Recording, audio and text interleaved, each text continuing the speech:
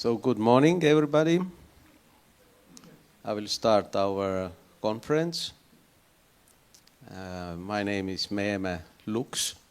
I'm a dentist, father, sixth child. So I opened this our conference with a little speech, if you allow me.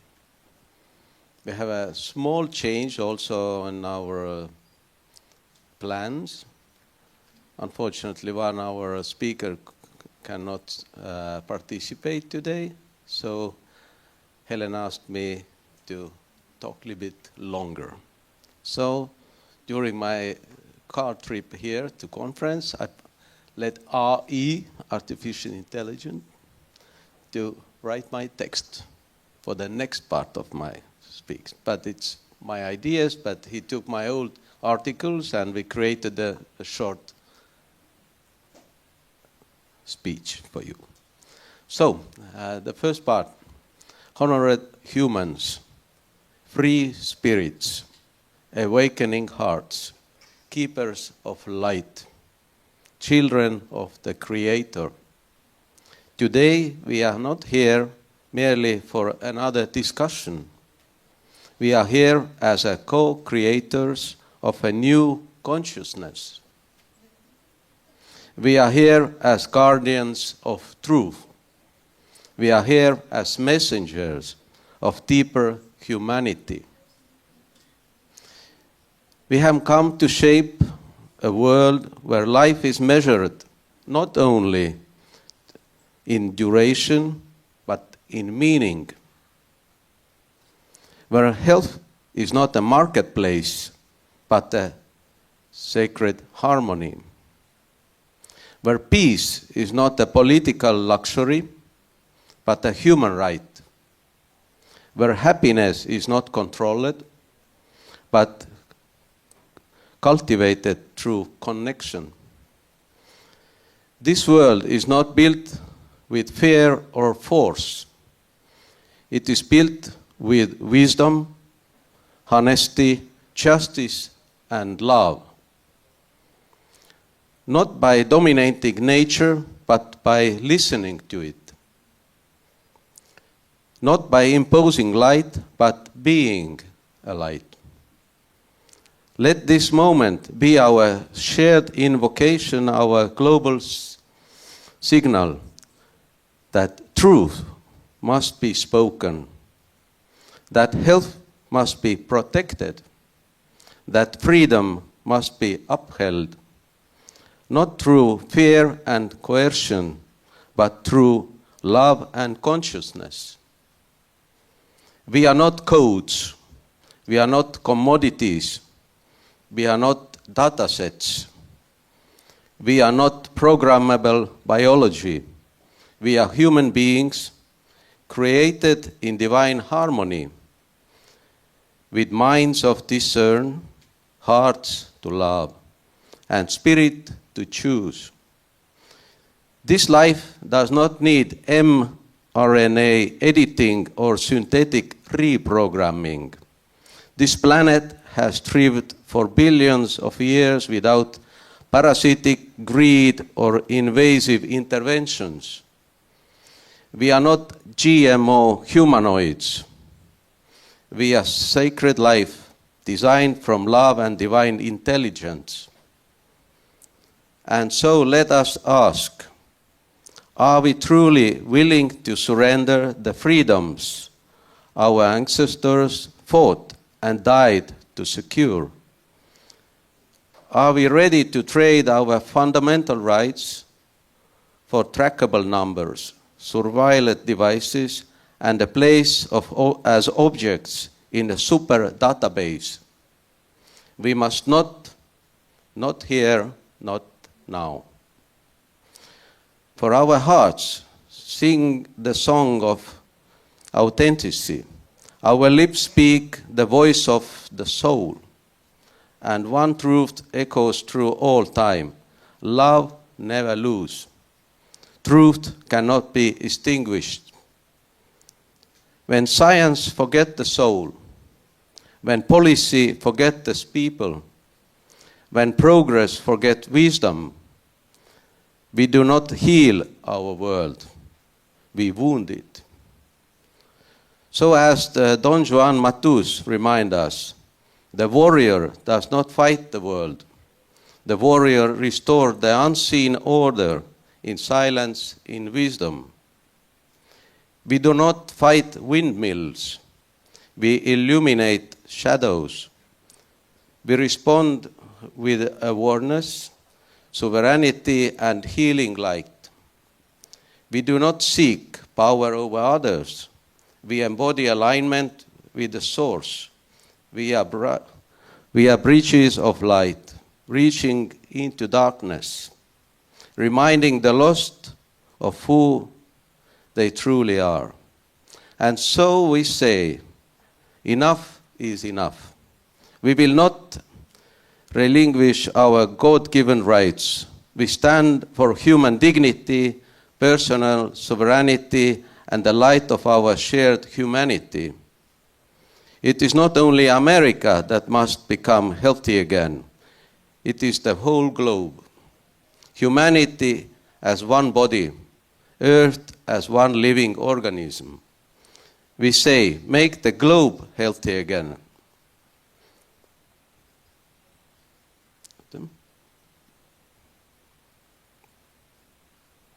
Health is not a privilege for the wealthy people. Health is not the product of patents. Health is our bright right, the root of life itself. We envision a full-longevity planet where medicine serves wisdom, not profit, where food heals instead of poisons, where children grow in joy, not in fear, where every human heart shines with dignity. This is not utopia, it is the natural order,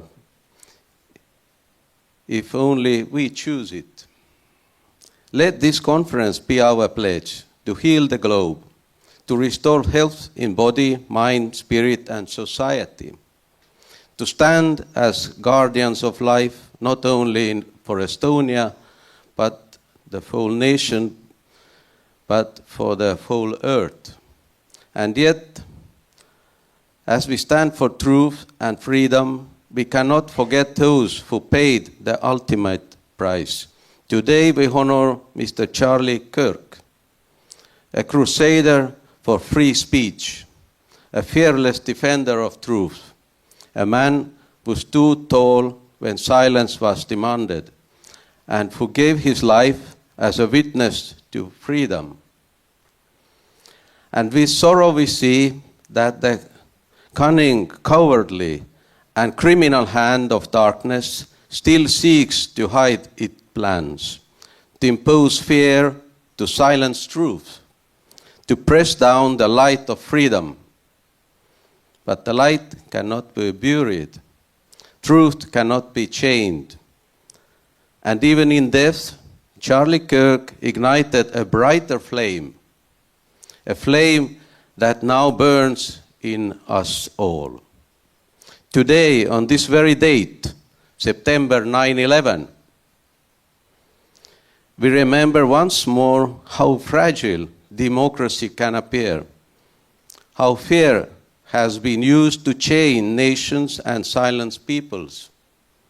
And yet today, in honoring Charlie Kirk, we declare that 9/11 is no longer just a mark of tragedy, but a sign of awakening, a reminder that freedom must be never surrendered, that the voice of truth must never be silenced.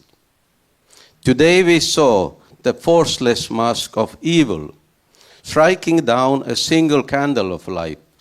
Yet in that act, millions of torches were lit, a great awakening of light, a rising power of truth within us all. Let us therefore hold our light. Let us stand and be as beacons on the stormy sea. Let us carry the fire of freedom and dignity for every soul, for every nation, for the generations to come. Charlie Kirk lives in this mission. He lives in our courage.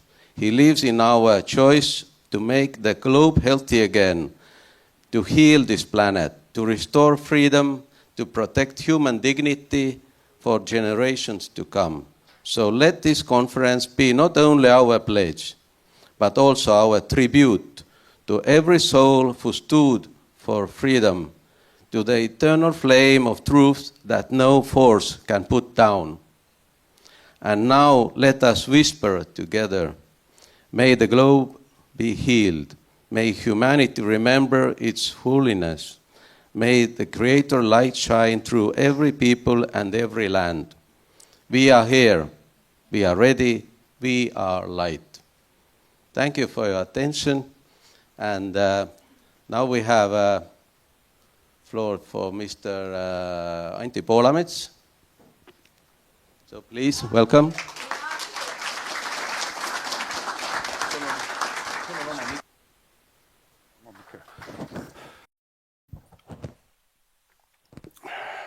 Dear conference participants, I would like to make my presentation in Estonian, so maybe somebody helps with translation. So you can take, yes, your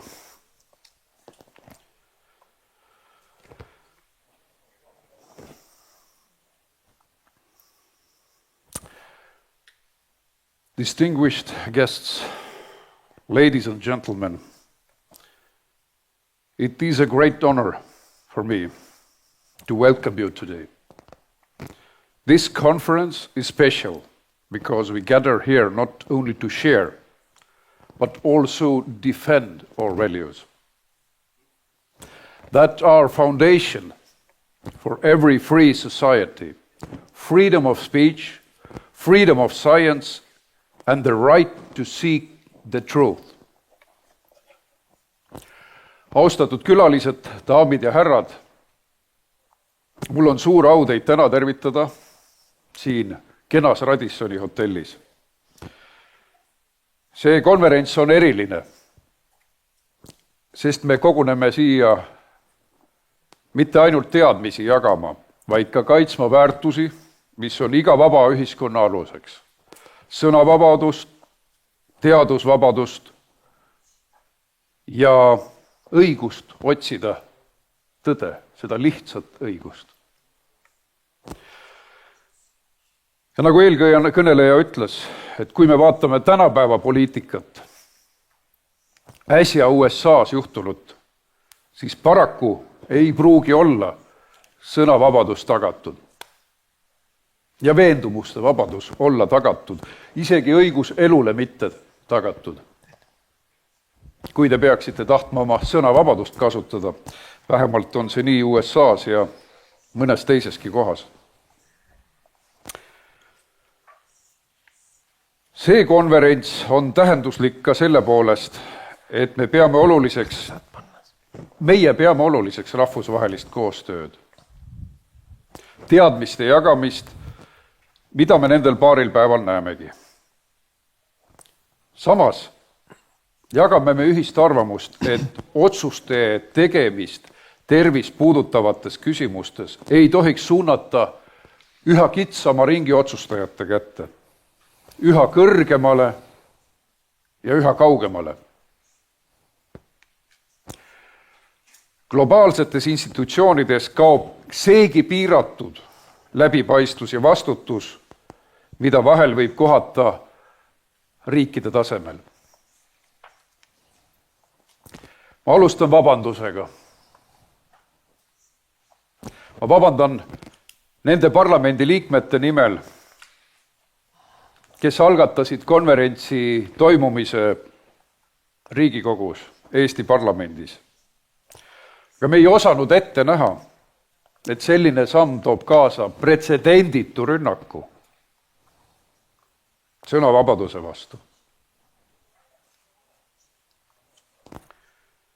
Kui rünnakuid juhtinud sotsiaalminister Karmen Joller ei suutnud konverentsi täielikult ära keelata seati ähvardustega ja tingimuste seadmisega kahtluse alla meie võimalus pidada konverentsi 2-päevase programmina, mis oli meie eesmärk, et jagada võimalikult palju informatsiooni, kui meile tulevad nii võimekad ettekandjad üsna kaugelt.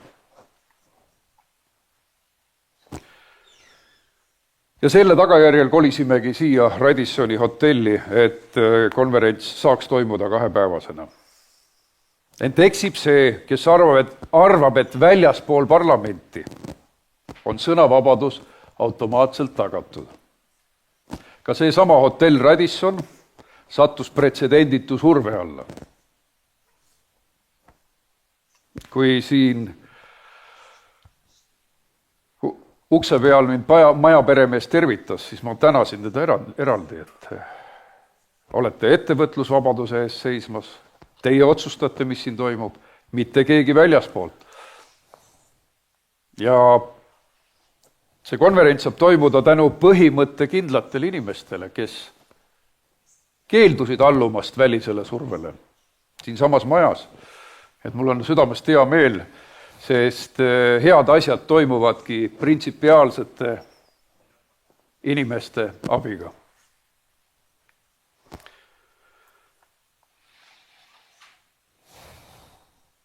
Teisalt, ma tänan ka kõiki neid, kes konverentsi ründasid, sedasama sotsiaalminister Karmen Jollerit ennast, kellega ma eile rääkisin Riigikogu hoones, küsisin, kas ta ikka kutse kätte sai, ütles jah, sai. Ja küsisin, et aga siis tulete ka või? Ta ütles, et ma küsisin, aga kui te julgete keelata konverentsi, kas te äkki julgete tulla ikkagi? Ja lõpuks tuli see vastus siis Riigikogu saalis, kuna eile oli ka tema umbusaldusavaldus ja mul oli võimalus temalt 2 küsimust küsida nii Eesti-USA suhete rikkumise teemal kui ka siis seda, et miks ta konverentsile ei tule. Ta ütles, et ma tean niigi, mida nad räägivad, ma tean juba neid narratiive. Et see oli tema vastus. Tegelikult sümboliseerib kõik see COVID-i aja järelllainetust. Seda keelamise, kirgliku keelamise ja käteväänamise tungi. Aga nende keelajate jõud on juba ammu nõrgenenud. Et pigem on olukord minu meelest optimistlik.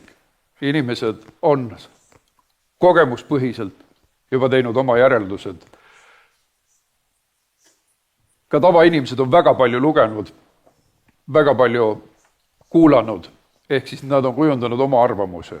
Ja kogemuse põhiselt oleme me juba suure kogemuse võrra rikkam ja meid ei saa lihtsalt ära keelata, ära tühistada. Mida näitab ka selle hotelli omanike ja tegevjuhtide julgus öelda, et ei, meie lubame siin sõnavabadust, teadusvabadust, ettevõtlusvabadust. Ja eriline tänu USA terviseministrile, kes oli valmis meid tervitama videosilla kaudu, vaatamata ülimalt tihedale graafikule, see oli meile suur au.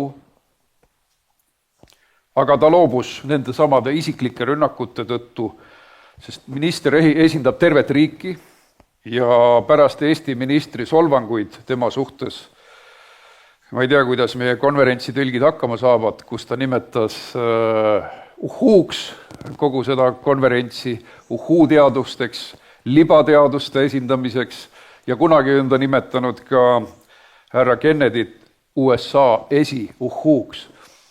Nii et tõlkile raske ülesanne seletada, mida see tähendab. Tegelikult tuleb keelamise asemel kuulata. Meie hindame arvamuste paljusust ja diskussiooni väga kõrgelt. Ja me oleksime igal ajal nõus ka proua sotsiaalministriga siin väitlema tundide kaupa. Kahjuks meile seda võimalust ei ole. Ja 2 päeva me arendamegi teemasid siin väga asjatundlike inimeste seltskonnas. Nüüd Ma tahan jagada mõningaid tähelepanekuid globaalse tervisejuhtimise teemal. Kas see on läbi kukkunud või oli ta edukas? Kas peaks minema edasi WHO pandeemialeppega, veel rohkem tsentraliseerima kõike või vastupidi, andma riikidele võimu tagasi? Suveräänsed riigid on nagu laevade veekindlad sektsioonid. Kui laev saab kuidagi kahjustada, siis ta jupub.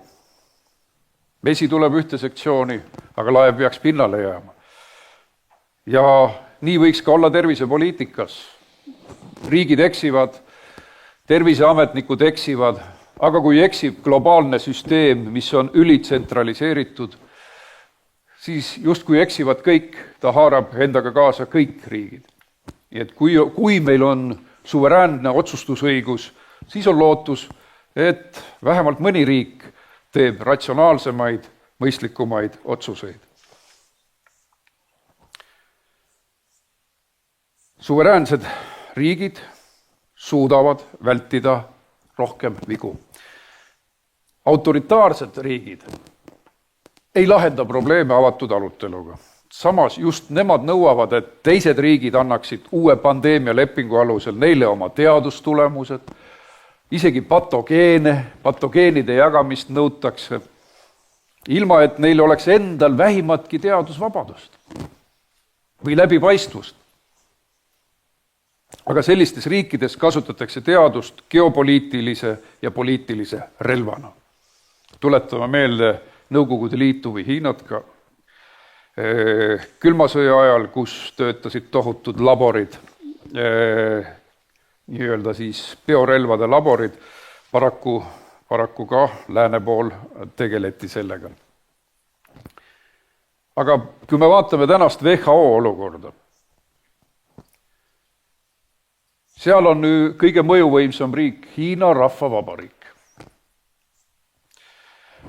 Kas tõesti peaksime siis usaldama rahvusvahelise tervise juhtimise sisuliselt Hiina Rahvavabariigi kätte, kus on üheparteisüsteem, kus Uiguurias on ülerahvastatud poliitvangide laagrid sunnitööl tegemas, kus Tiibetis rikutakse iga päev inimõigusi, kus infot ei jagata, kui me vaatame pandeemiat, ikka on kõik küsimused üleval, mis toimus Wuhanis, mis seal üldse toimub. Ja kas me tõesti peaksime oma töö tulemusi jagama siis kommunistliku Hiina peasekretäri seltsimees Xiga? Kas meil on usaldus tema vastu? Minul ei ole. Hiina manipuleeris algusest peale nii välismaailma kui oma inimeste ees COVIDi teemaga. Aga paraku ei jäänud ju puutumata lääneriigid. Pikema analüüsita mindi kohe jõumeetmete peale, liikumiskeeldude peale, sundvaktsineerimise, maskikohustuste peale. Piisas vaid ühest ümber lükatud väitest ja kohe asendati see uue valega. Näiteks kõigepealt vaktsiin takistab nakatumist. Siis, kui see põrus läbi, öeldi, et vaktsiin tagab kerge põdemise. Kui see põdes läbi, siis ei olnud nagu midagi rohkem öelda. Aga vaktsineerige ikka. Ehk siis meile müüdi kaupa, mis ei toiminud, miljardite eest ja tahetakse edasi müüa. Hirmu õhkkonna loomisega piirati teaduslikku arutelu ja vaba debatti. Kritiseerijaid rünnati viisil, mis meenutab Hiina kultuurirevolutsiooni, häbimärgistamine, teadlaste häbimärgistamine, kellel oli oma arvamus või peavoolust erinev arvamus. Ja selle konverentsi keelamise katse on ju selle sama Hiina kultuurirevolutsiooni tüüpi käitumise näide. COVIDi ajal loodud digitaalne passisüsteem muutus paari kuuga düstoopiast reaalsuseks. See oli ju ulmefilmi stsenaarium, et lähed baari, palun üks õlu ja siis vaadatakse sinu sotsiaalse krediidisüsteemi. Te olete tööle hiljaks jäänud, selge, te ei saa baari. Umbes nii see läks ja tohutu kiirusega muutus ulmefilmi stsenaarium reaalsuseks. Aga need absurdsed näited olid ju igapäevased. Minu abikaasa, kes istub siin, sai kohvikusse, kuigi ta ei olnud vaktsineerinud, istus laste kõrval kohvikus, lapsed tohtisid süüa, tema ei tohtinud. Et niimoodi kaitsti kõrvuti istudes siis inimeste tervist. Selline sürrealistlik loogika. Samal ajal teenisid ravimifirmad miljardilisi kasumeid. Pfizer on varasematel aastatel vahele jäänud võltsravimite turustamisega ja maksnud USA-s miljardilisi trahve. Suurim trahv oli $2,3 miljardit. Võltsravimite müügi eest, tõendatult. Igaüks võib lugeda USA justiitsministeeriumi leheküljel, kuidas nad petsid USA sõjaväge, oma riiki ja oma rahvast. Kõige rohkem said kannatada USA kaitseväelased nende võltsravimite müügiga. Kas see peaks meid nüüd veenma, et need firmad on muutunud kristallseks ausaks? Ei usu. Mina neile ei delegeeriks uut võimu juurde. Ma ei delegeeriks. Sest miljardilised kasumid on nii magusad, et need kaaluvad ka 2 miljardilise trahvi üle. See on nende küüniline kalkulatsioon. Teenid 15 miljardit, võib-olla maksad 1 miljardi trahvideks. Aga kas kasum on olemas? On. Me nägime kõige kõrgemal tasemel, kuidas Euroopa Komisjoni president Ursula von der Leyen varjas teavet Pfizeri miljardihangete kohta. Pfizer Gate'is avastatud varjatud suhted ning von der Leyeni keeldumine ravimigigantidega peetud personaalsete läbirääkimiste avalikustamiseks, olgu kinnituseks, et palju kiidetud tervisealane rahvusvaheline koostöö ei pidanud vastu esimestki tuleproovi ning 900 miljoni doosi vaktsiini hankimine uppus kontrollimatusse ja korruptiivsusesse. 35 miljardi eurone tehing osutus läbipaistmatuks ja ka õiguslik järelevalve kukkus läbi. Küsiti von der Leyenilt SMS-e, mida ta oli Pfizeri tegevjuhiga vahetanud. Kus need on?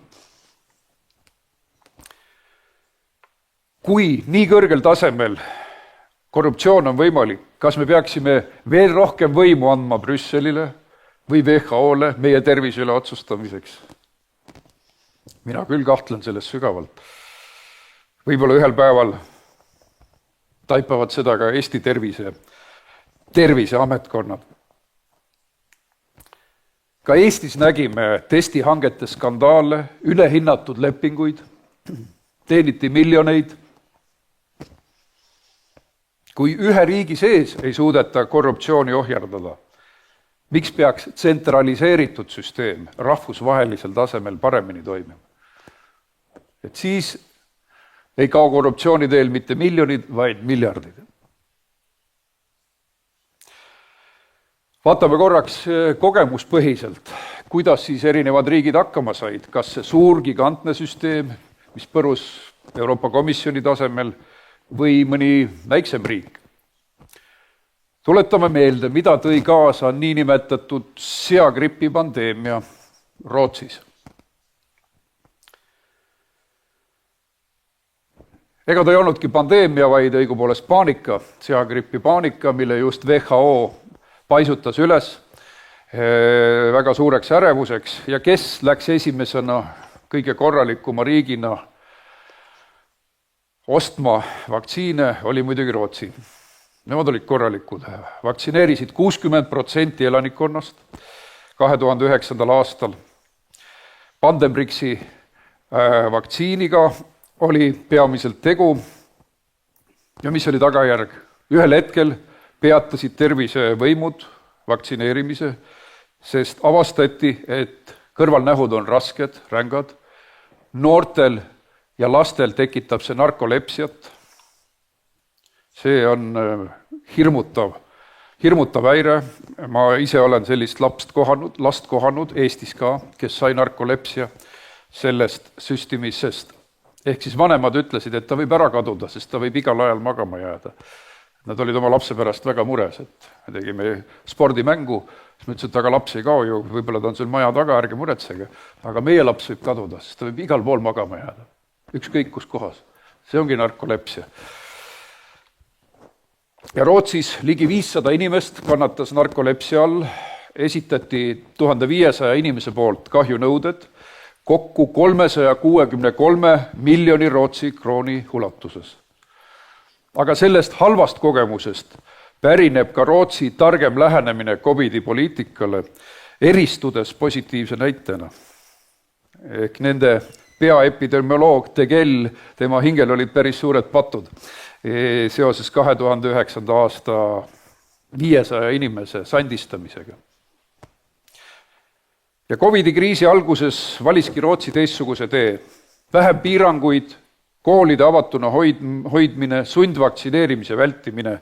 Tulemused olid paremad kui enamikul teistel riikidel. Majandus, haridus ja inimeste vaimne tervis said vähem kahjustada. Siiski andis ka Rootsi järk-järgult keelamisideoloogiale järele. Ja täna me kuuleme selle kohta väga huvitavaid tähelepanekuid meie Rootsi kolleegilt. Sellegipoolest Rootsi näitas, et rahvuslik suveräänsus loeb. Ei ole nii, et WHO ütleb, sulgege kõik, et majandus kokku kuivaks ja tulemus on ikkagi nullilähedane. Ehk siis üks lahendus kõigile ei tööta.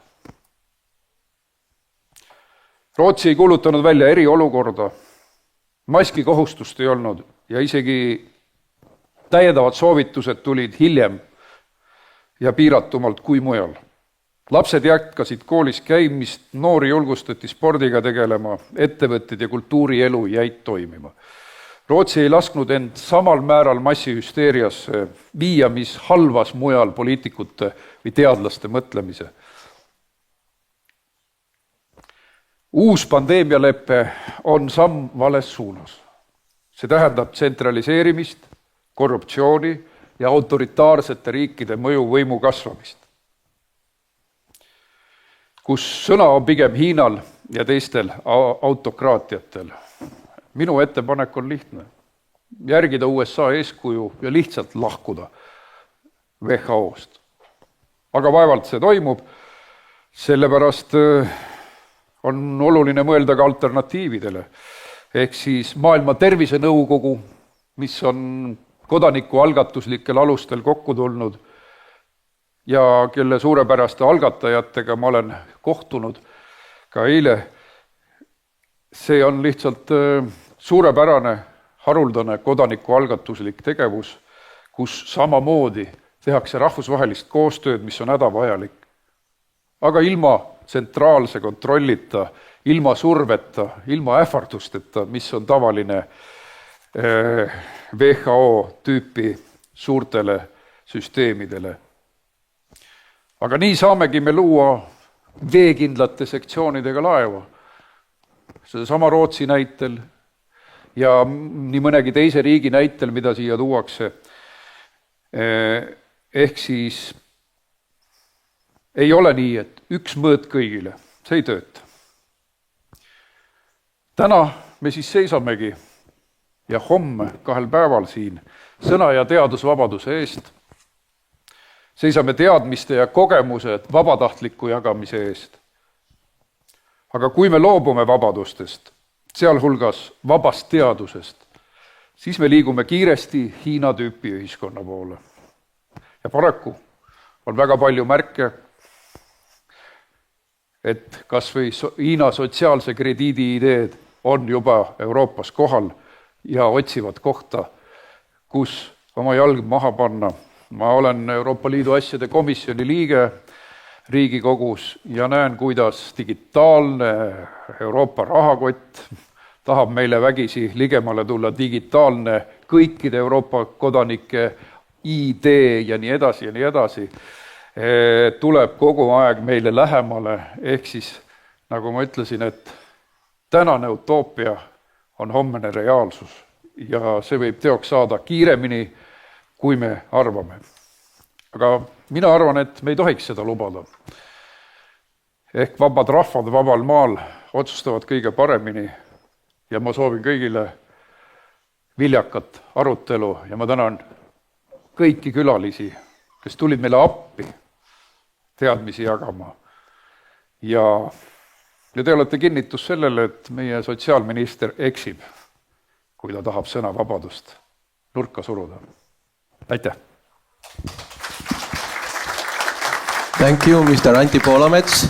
And our next speaker is Mr. Martin Helme. So please welcome Mr. Helme, head of Estonian Conservative Party. So floor is yours. Aitäh! Ja ma esimesed mõned sõnad räägin eesti keeles, sest et eesti keel on lihtsalt nii ilus. Meie külalised ka kuuleks, missugune nende võõrustajate keel on. Mul ka hea meel, et kõik siin olla saavad ja tulnud on ja mul on hea meel, et me siia kolisime sellesse ruumi. Minu meelest see, mis Eesti sisepoliitikas on ja meedias loomulikult, ärme unusta, ei ole võimalik piisavalt palju põlastada peavoolumeediat. See on olnud lihtsalt häbiväärne. Aga ma oma ülejäänud juttu räägin inglise keeles, sest et see läheb ka ülekandesse ja siis on lihtsam kõigil. So I want to greet everyone who is here. I'm very grateful for you being here. I'm very grateful for being offered the floor. And I too want to start with the current events.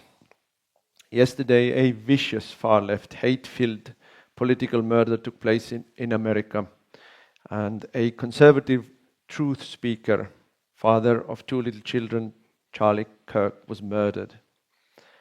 He was murdered for standing up against the official lie, for not going along, for exposing the agenda of the globalists. He was unafraid and very spirited in his mission to stop the evil madness that is destroying our families, our nations, and our Western civilization. The news, it resonates with me. I bumped into him in Budapest at this year's CPAC Hungary. And what we are doing here today is very similar to what he was doing. The very prescient old saying by Edmund Burke that all that is necessary for the triumph of evil is that good men do nothing is exactly what drives us all here. And we know that speaking the truth is the most powerful weapon against the triumph of evil. And the hideous murder of Charlie Kirk reminds us that there is a real risk, a heavy personal price to pay for not staying silent.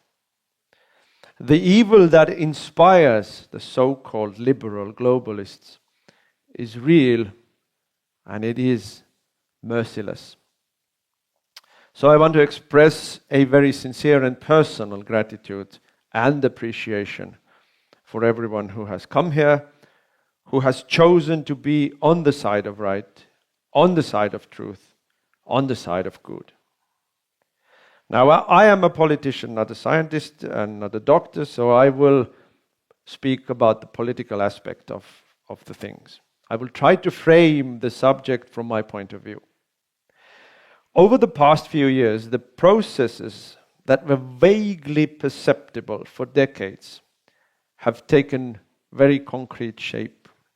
What seemed boisterous UN-peddled fantasies or ridiculous far-left academic drivel have been actually enforced with speed and ruthlessness that even the most paranoid of us, like myself, would not have realized, would not have believed. It turns out that the more loudly and aggressively something was declared to be a conspiracy theory, the more accurate it was.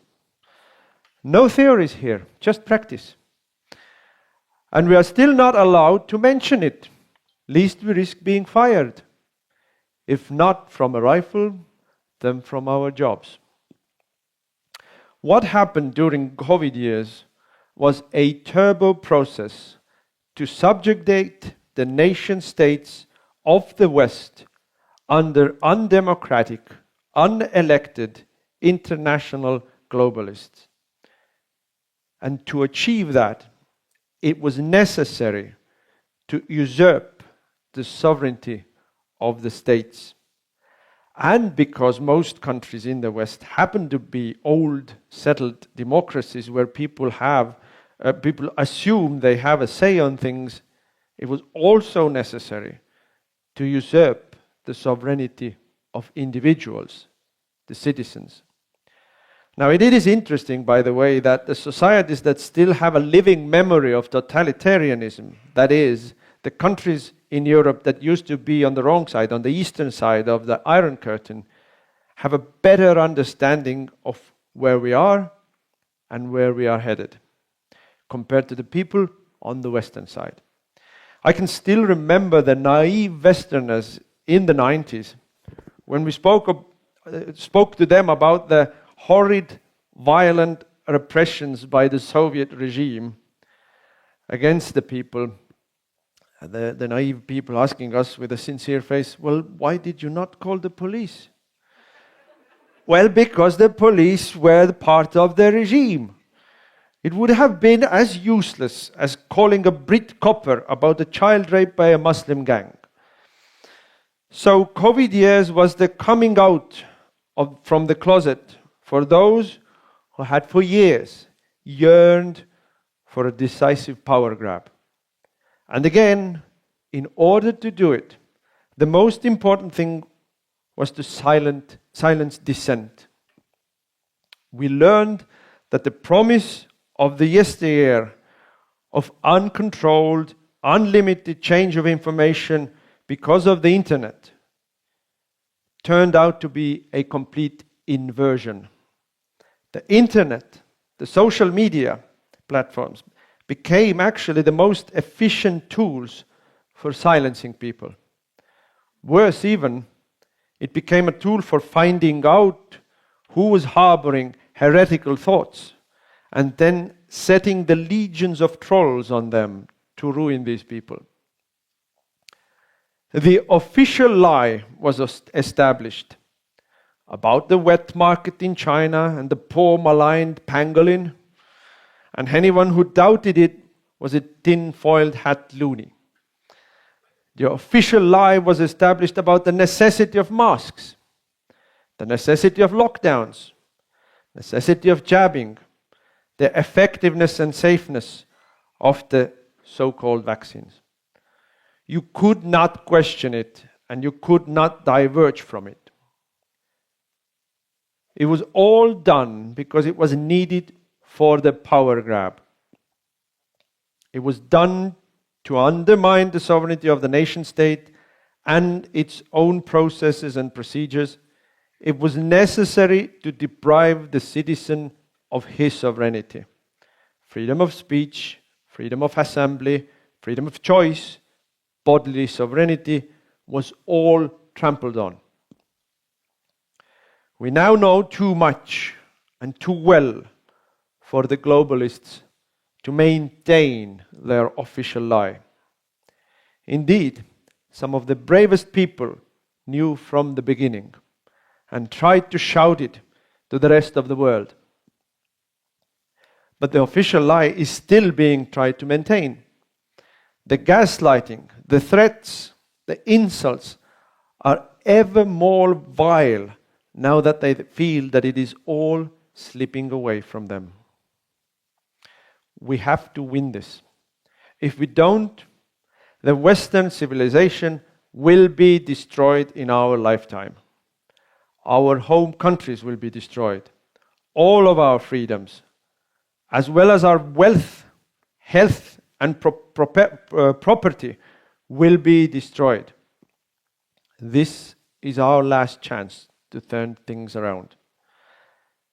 This is why I admire Trump and his cabinet so much. They know what the stakes are, and they are doing an amazing job against all odds. I salute them, truly I do. So, let's not ever get tired of telling the truth and standing up against the evil. Let's fight for our freedoms, for our countries, for our way of life. And you see, we are winning. Despite the depressing news of the day, we are winning. You can smell it in the air. We are winning. Thank you all for that.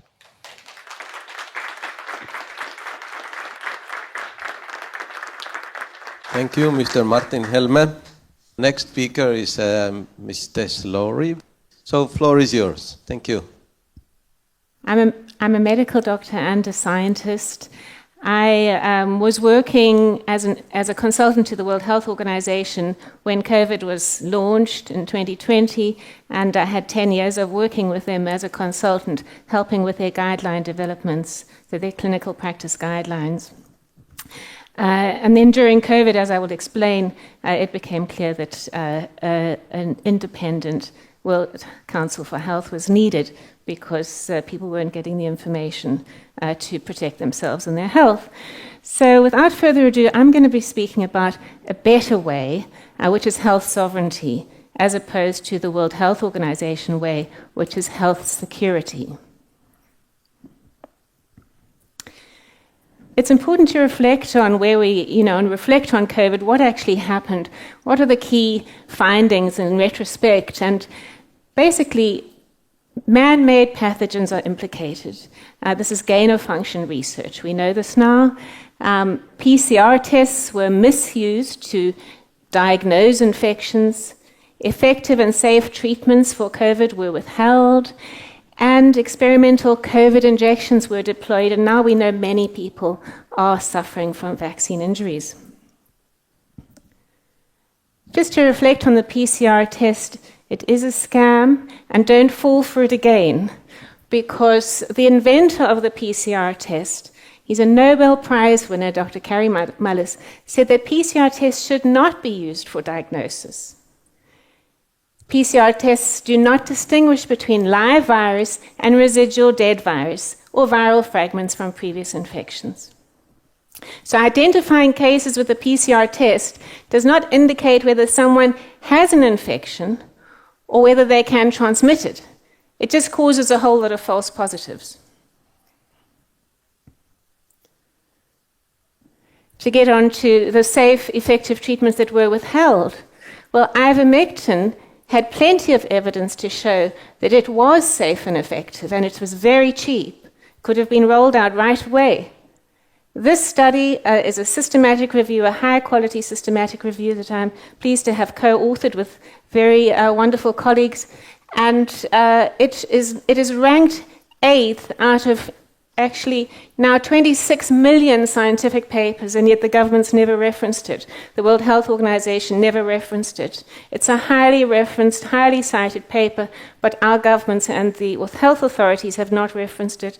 And it showed that ivermectin would have made a big difference to especially deaths during the so-called pandemic. What wasn't safe and effective were the COVID vaccines.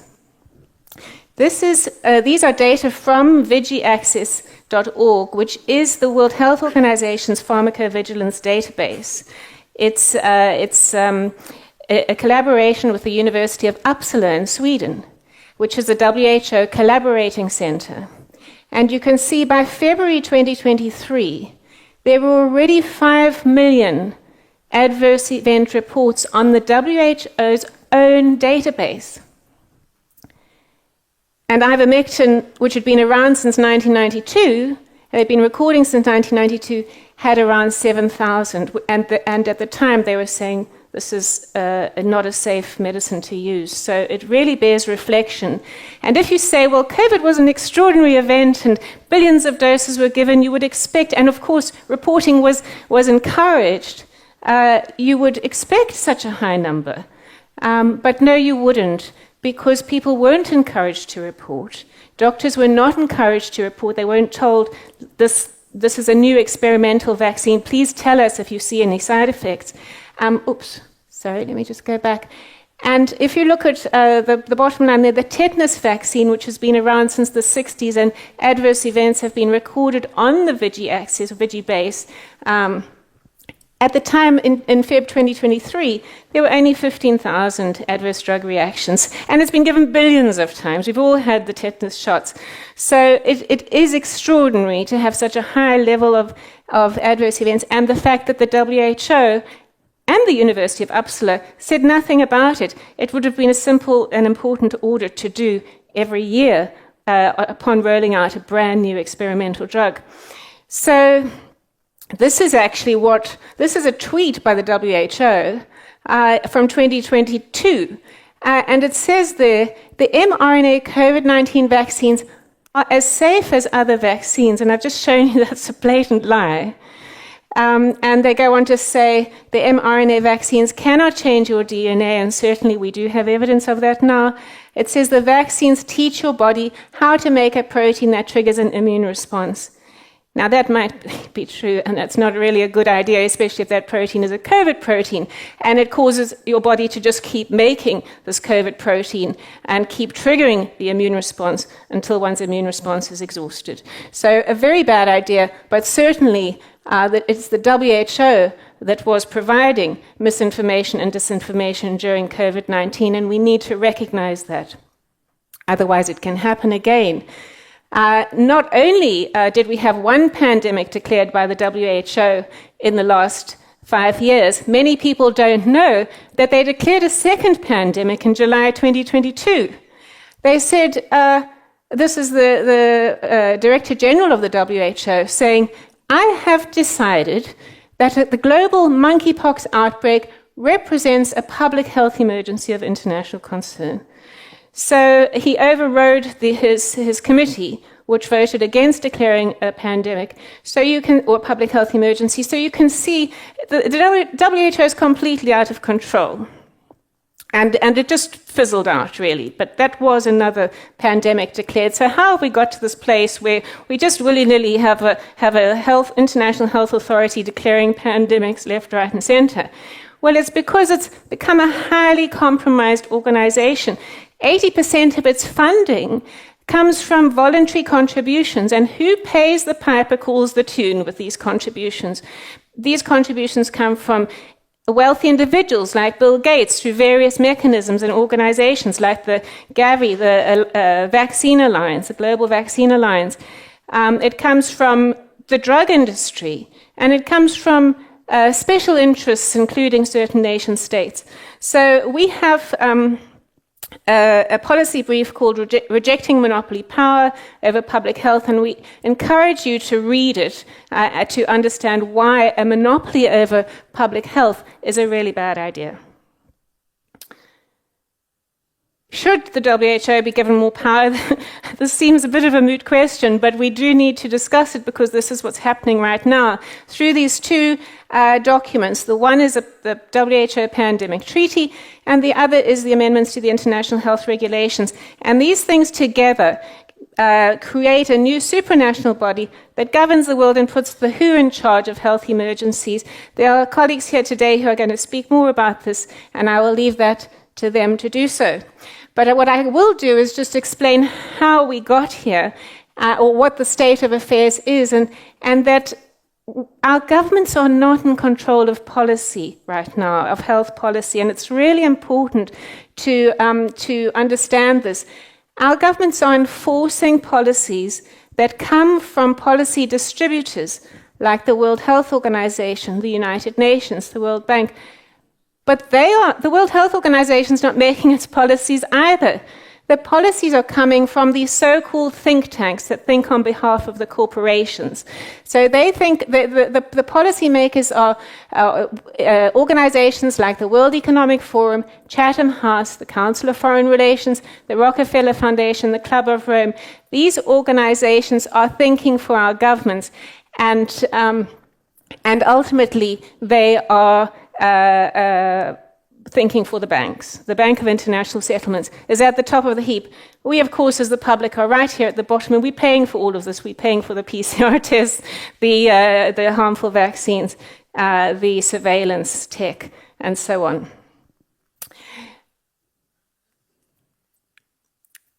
Klaus Schwab he founded the World Economic Forum, and I think what he has said over the years is quite significant. One memorable phrase he used was saying that they'd penetrated the government cabinets. So, they very proudly acknowledge that they have extensive influence in governments around the world, and this has been a concerted effort over the years.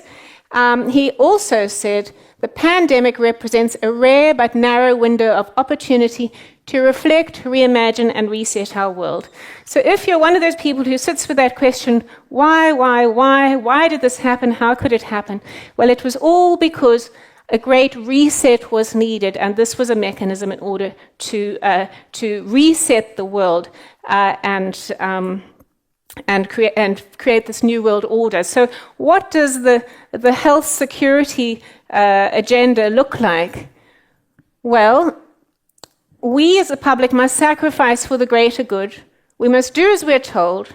We are like livestock. We have been referenced as hackable animals. Banks and billionaires know best. We need to be monitored and surveilled.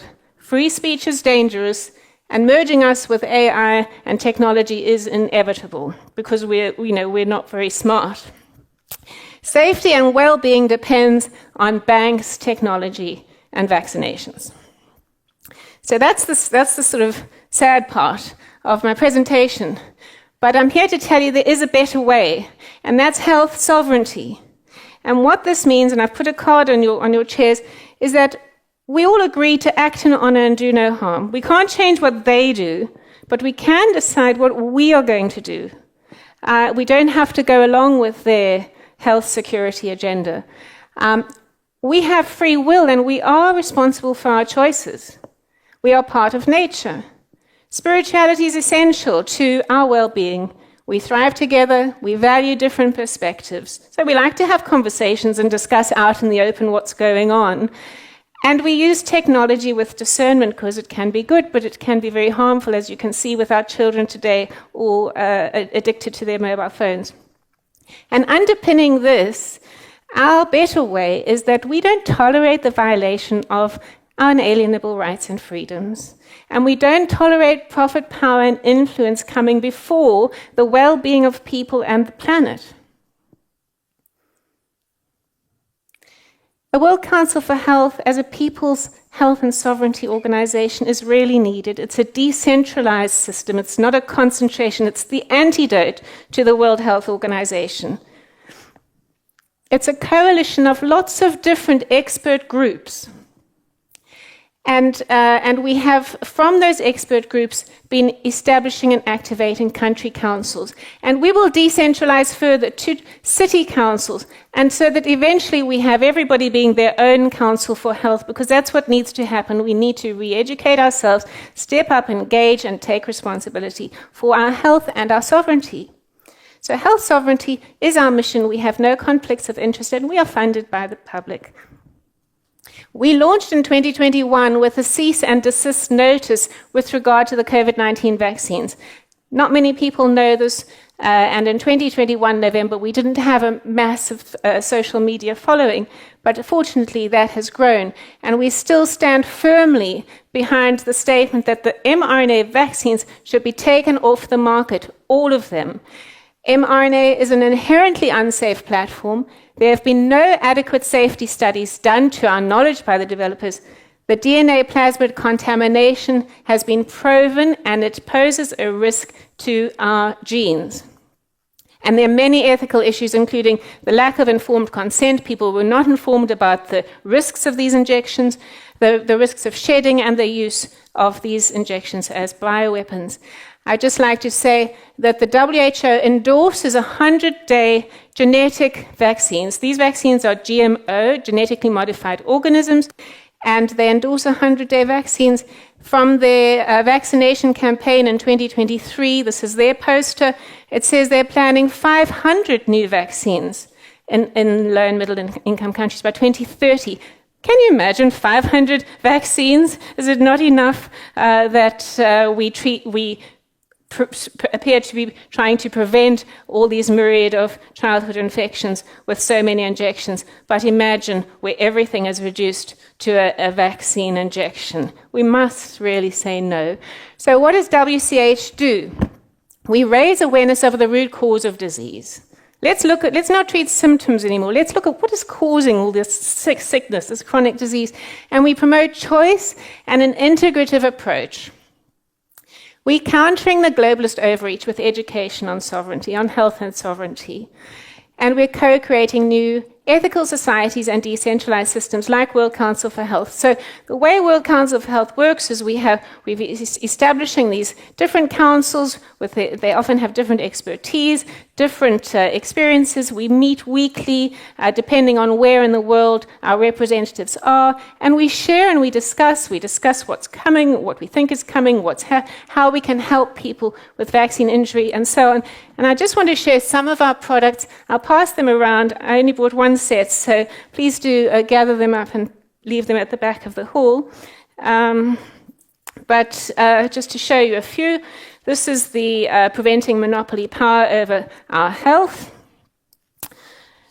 This is a 2022 summary, a pharmacovigilance report of the COVID-19 vaccine adverse events, which showed clearly that there was more than enough evidence to stop the vaccines right there and then.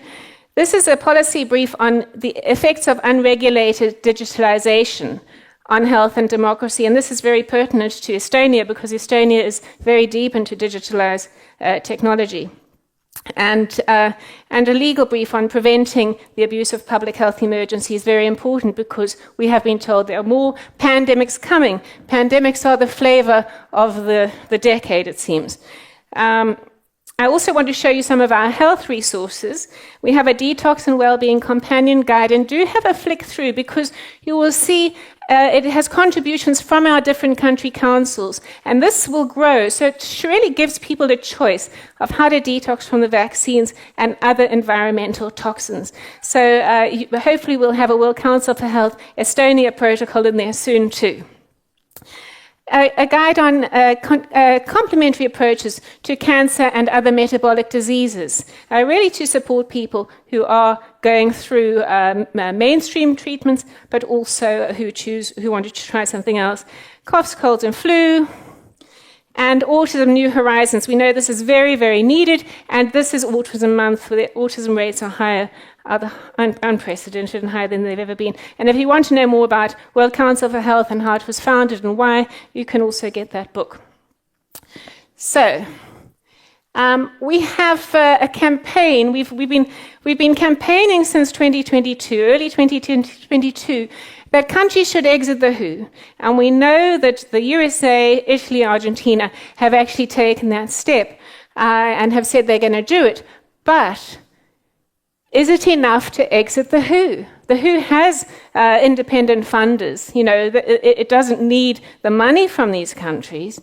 And it has 266 active collaborating centers in Europe alone. So it has about 800 collaborating centers around the world, and another kind of, including a center called GORN, which is the Global Outbreak Alert Response Network. And that's got 310 centers that are just dedicated to outbreaks. So is it enough to exit the WHO? Where is WHO in Europe? Okay, so this graph shows you the blue, the light blue is the discontinued WHO collaborating centers. So these can be universities, government departments, military institutions, and so on. And many of those were active in relation to COVID. And I hope that you will be interested in finding out more about those as you reflect on what happened with COVID, particularly in Europe. And then there are active WHO country councils. So they are sort of 4-year terms, and so the active ones are running now, and it's worth investigating those active ones to see what they could be planning, what are these collaborations they're doing over the next few years. And then there's the pink is active WHO country cooperation strategy.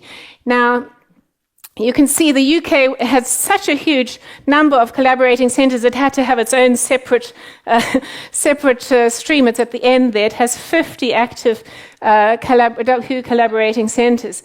So, it really seems like the UK, other countries like Switzerland and France, have a huge influence on the WHO outputs. But just to speak about Estonia, Estonia doesn't have WHO collaborating centres or global outbreak and response network centres, but it does have an active WHO country cooperation strategy. And this agreement with the WHO to help provide their digitalized health systems. So this is certainly something we would like those interested politicians to take up, and please read the World Council for Health's policy brief to find out how seriously this impacts national and individual sovereignty. And another relationship that Estonia has with the WHO is in this country collaboration strategy is a strategic priority 4, which is emergency preparedness. So they certainly are informing the emergency preparedness of Estonia, and this runs in this document, which you can get up until 2030. So, if the WHO is telling Estonia what to do about emergency preparedness, it's important to know who is telling the WHO what to do. Just an example of a collaborating centre is this one in the United Kingdom, which runs, you can see it expires in 2028, and this is actually a military location. It's a special pathogens laboratory, and you'll be hearing more about the pathogen access and benefit system that's part of the new pandemic treaty and negotiations. So I just want to point out that this base has and stores and investigates things like anthrax, hemorrhagic fever viruses, pox viruses, rickettsia, which is like Lyme disease, tick-borne fevers, the plague, a whole range of hazardous pathogens, and you have to start wondering, well, what came first? Is it the fact that all these pathogens are being stored and played with and fiddled with and modified, etc., and then we got the pandemics? Or did the pandemics come first? And I think we probably think we know the answer to that. But I also just want to highlight here that the second term of reference is to support WHO in the early diagnosis, rapid identification, and characterization of high-risk pathogens, keeping the results confidential. So this one really needs to reflect, does confidential arrangements with collaborating centres from different countries that impact Estonia, for example, in WHO policy, does that have an impact on the sovereignty of an individual country? And I would argue that it does. You can search to see these collaborating centres using this link. You may or may not know that the UK is currently undergoing a pandemic simulation. It began on September 7th, and it runs until the end of November. Those who remember Event 201 in 2019 might feel a little bit concerned about this, because the Event 201 preceded the COVID pandemic by 3 or 4 months. So the objective of the UK pandemic simulation, which is called Exercise Pegasus, is to simulate a realistic pandemic scenario, in addition to objectives about exercising decision-making processes, about controlling the pandemic. It's about exploring the impact of inequalities. Now, one of the inequalities that happened with the COVID pandemic is that a whole lot of people were coerced or persuaded or made to fear or trust and take experimental COVID vaccines, and others didn't. So one has to suspect that could be the inequalities they're looking at is how they can mandate or encourage more people to take the experimental vaccines which are being developed. The other point I've highlighted here is to test the strategic response to disinformation and misinformation. So, this is about censorship and controlling the narrative. And as I showed earlier, those responsible for the misinformation and disinformation during COVID were the health authorities. They told us the vaccines were safe and effective, and they lied. A safe, effective vaccine or any drug cannot be made in a few months or 100 days. It takes years to prove safety, at least 10 years. So it's impossible to make a safe and effective vaccine, and this is very concerning. So, to emphasize what World Council for Health does is we promote integrative health and choice. So we are really working with the public to say, look, you've got to take back control of your health.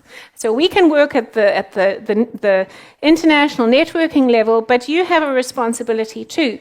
And you've got to step away from fear when there's, the fear-mongering begins again, and you have to take control of your health and exercise choice. You have choices. We have a health systems reform brief for those who are able to inform policy at country level, and this really focuses on removing the root cause of disease, preventing monopoly, combating corporate corruption, respecting personal autonomy, promoting personal responsibility and choice, and changing medical education. It needs to be reformed to include natural options to health, and not just big pharma's options. I want to just highlight we have a World Council of Health Nursing and Midwifery for those nurses and midwives who would like a change to a more holistic and caring perspective, and the World Council of Health Veterinary Health on the way. So when I talk about sovereignty, individual sovereignty, what are we actually saying? What does sovereignty mean? It means self-control. It means self-governance. It means stepping away from fear. And it means knowing right from wrong. We all know right from wrong, but the various, we forget along the way, or we tell ourselves, we override our intuition and our conscience many times. So it's about acting on our conscience. Once you know right from wrong, you have to act. Otherwise, you become terribly unhappy. Once you act, you feel much better. It's about making informed decisions, your own decisions. It's about living in harmony with nature, not, building ugly office blocks or being in ugly office buildings, or, it's about really us creating beautiful things and living in harmony with nature and being our own land and our own territory and defending it. So at World Council for Health, we use a hand-heart to indicate our individual sovereignty, standing up for ourselves, standing up for our rights, and standing up for our freedoms and our sovereignty. It's really vital that we take a stand. And I'm sure you will agree that it's very disarming and uplifting, actually, to have a hand-heart. You can also use it to say thanks, goodbye, sorry, whatever. But, it's a much more, it's a very uplifting and liberating symbol that can be, I would hope, disarming in also situations of potential conflict. So we do encourage that. I think we are getting to the end, but just I have a colleague, wonderful colleague, Shabnam Palesa Mohammed, who's going to tell you more about how we're being pushed and led towards a one world government with standing authority being given to the UN. So I have hopefully a video to play just to sum up everything. There we go. Stands at a crossroads. We have a choice between freedom and fear, ignorance or truth. The Great Reset? We need a great reset. Or the Great Free Set? The World Council for Health has emerged with a comprehensive vision. We aggregate holistic, unbiased health advice from international sources, free from the shackles of vested interests. We have united over 230 unique organizations spanning 55 countries. Powering the international health sovereignty movement, we have activated 33 autonomous country councils representing voices around the world. and enabling people to make the best informed choices. We see the big picture. We have a long-term vision. We implement a broad strategy that respects individuality, ethics, and life on Earth. We're powering international opinion, and we are being heard. Welcome to a new era of enlightened health discourse, empowered by science and shared wisdom. Co-create a healthy, free, and sovereign world with us, the World Council for Health. A better way for a better world.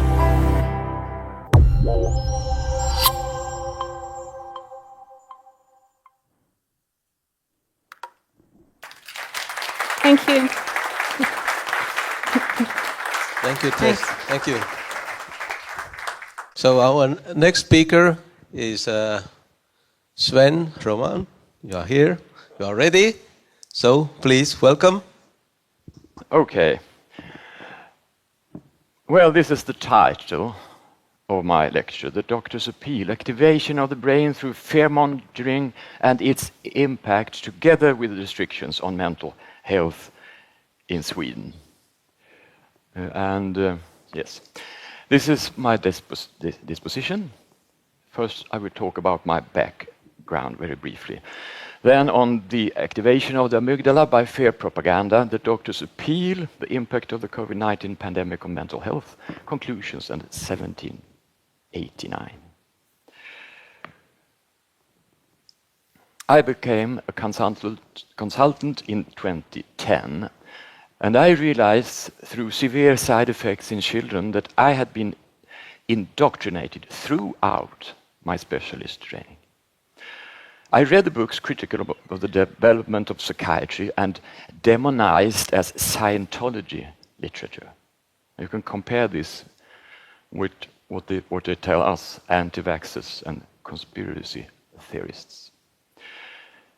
Big Pharma has gained enormous power over us doctors since the early 90s, especially as psychiatrists. And we have a severe over-psychiatrization and over-medicalization.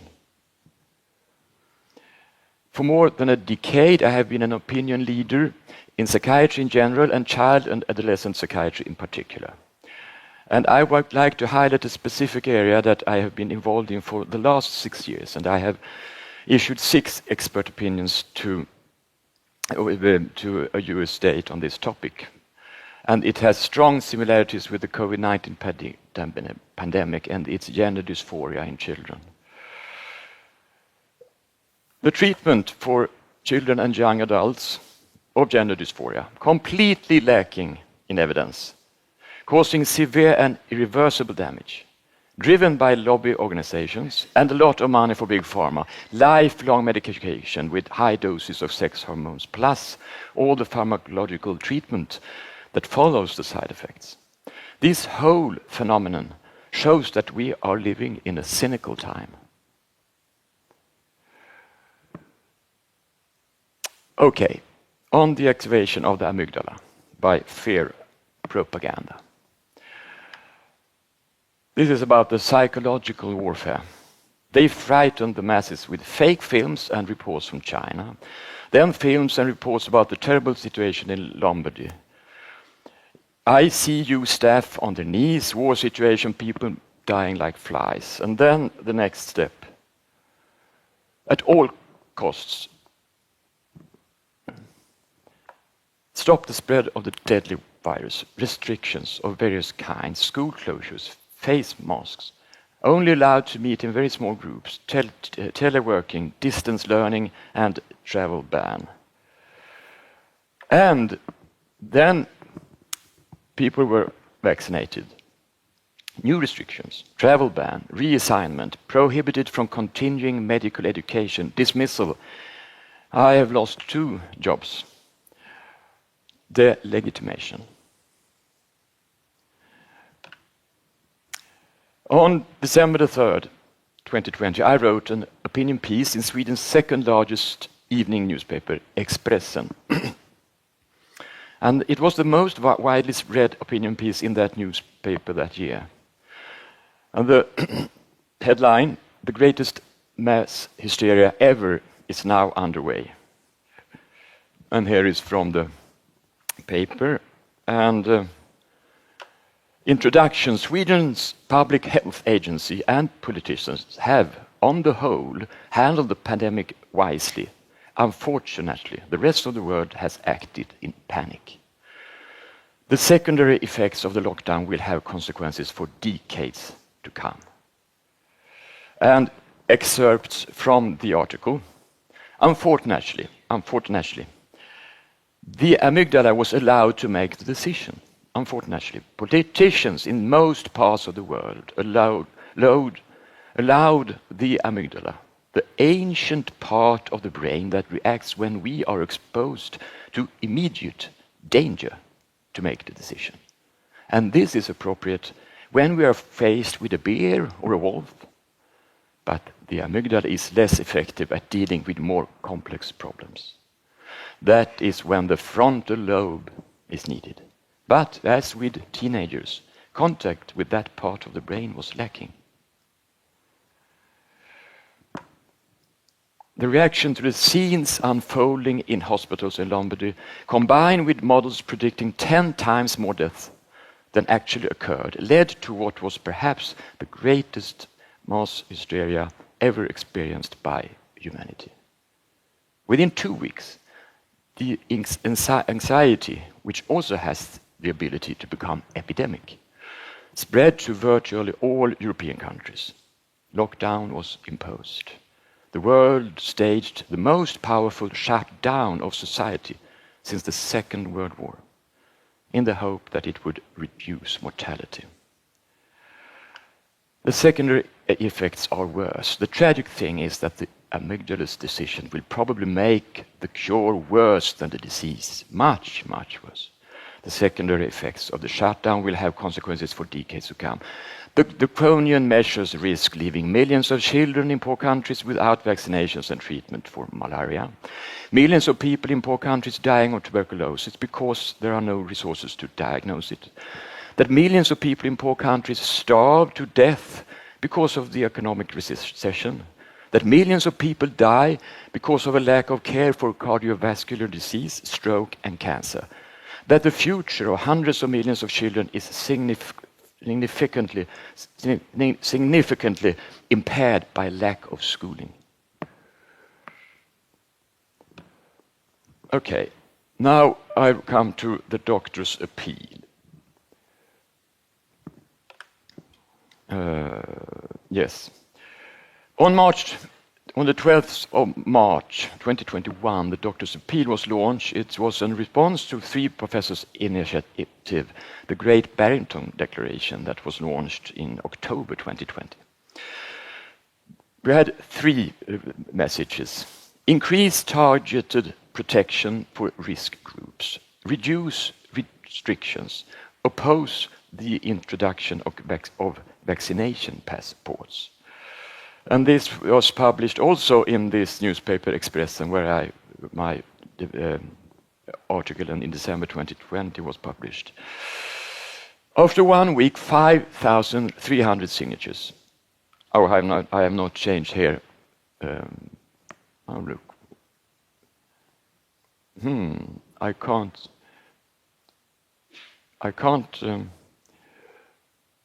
Okay.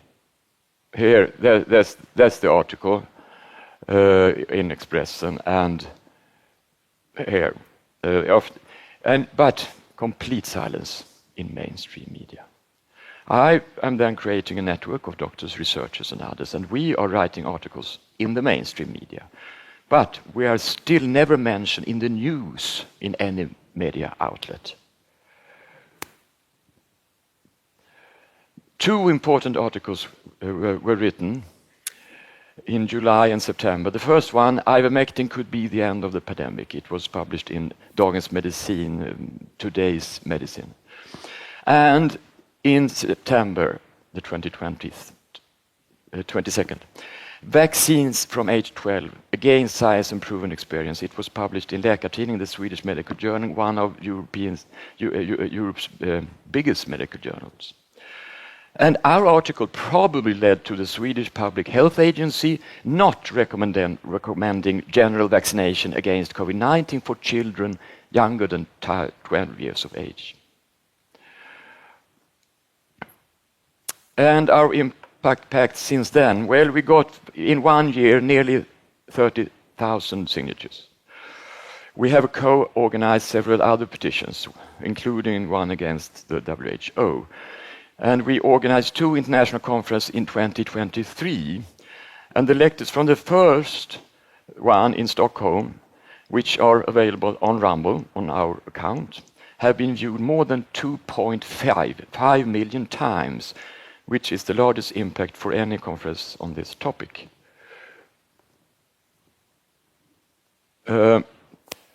And since then, well, for the past 5 months, we have had an unprecedented impact on social media. That's quite interesting.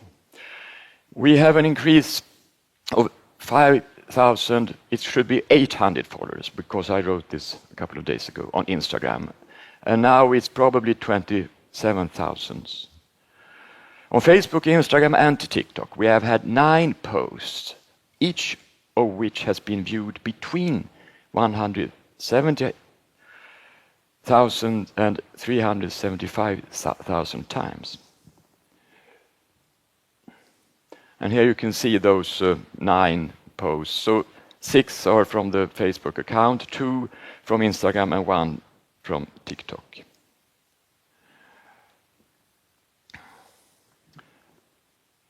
And now I come to my special area, the impact on mental health. And I will try to describe the effects of the restrictions and the more or less widespread social isolation on mental health in Sweden. And since Sweden was an exception and did not impose a lockdown, the negative effects are likely to be much worse in countries with lockdowns. It's difficult to prove the impact of each individual measure, and in general, it is extremely complex what caused what during this pandemic. So what I present is, just like the diagnosis in psychiatry, more or less well-supported hypothesis.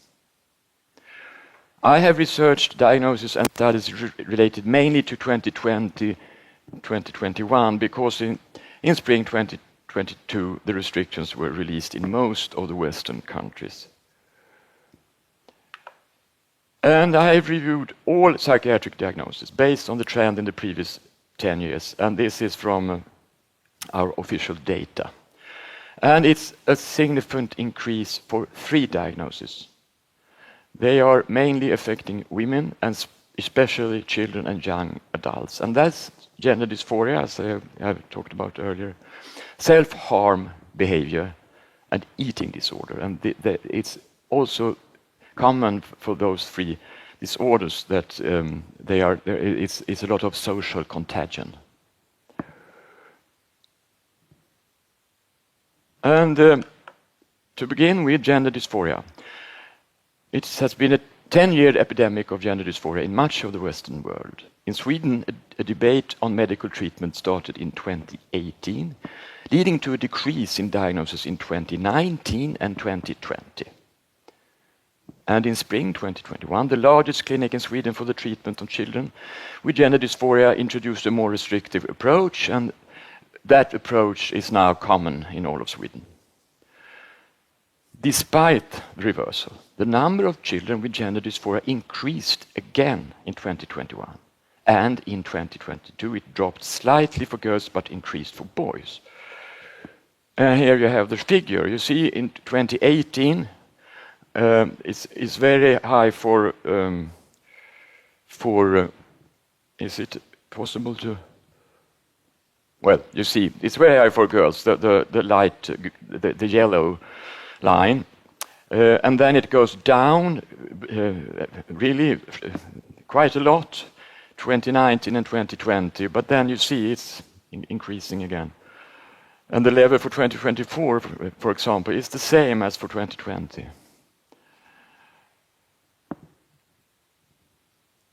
Okay, why might the increase be due to the restrictions? a very, very high percentage of children with gender dysphoria have autism. According to studies, 20 to 50%. My own experience from the 40 children I have met is that 2 out of 3 have autism or autism-like conditions. And with autism, social interaction is difficult, and the restrictions increased the isolation for these children. And even before the pandemic, children with autism were more likely than other children to have almost all of their social life online.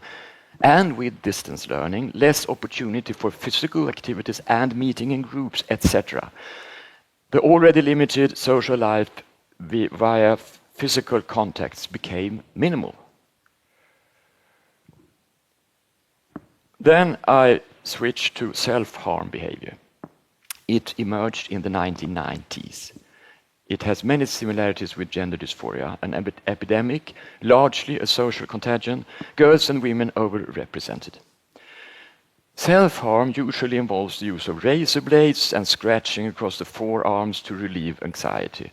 The pain from the physical injury reduces the anxiety or makes it less noticeable. The majority of these patients have emotionally unstable personality syndrome. Initially, when we met those patients in the 90s, they were heavily monitored because of the elevated suicide risk, but this triggered self-harm. So we have gradually learned a professional and collaborative approach. Take the person's problem very seriously. They are not manipulating anyone. Try to jointly find the triggers for the anxiety. Try to get the patient to use techniques to break an anxiety attack. And they all involve doing or thinking about things that have the opposite effect, that bring calm.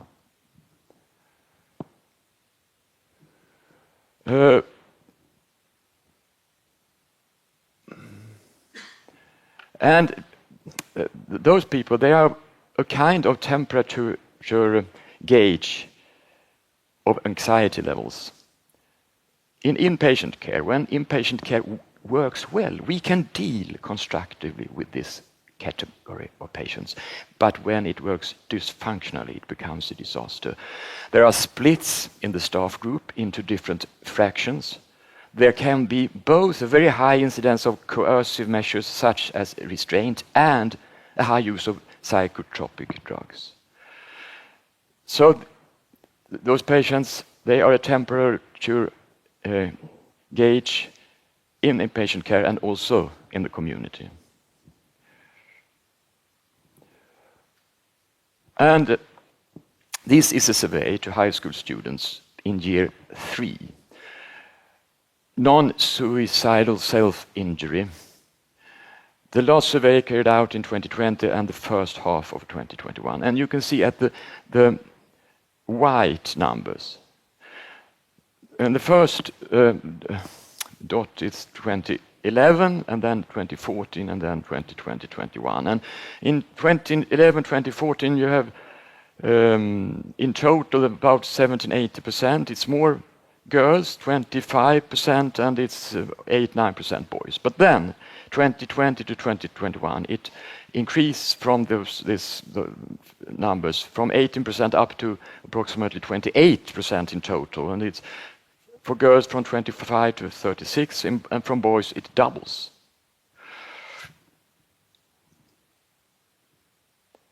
And especially interesting if you break it down to every half year. So the first half of 2020, the COVID pandemic came to Sweden in the beginning of March, and it was distance learning for young children from about 16 years old. First half there, then it was 24%. The second half 27%, and almost 31%. The first half of 2021. Isn't it self-harm behavior that the whole world has been engaging in for the last decades, and that has accelerated with the pandemic measures?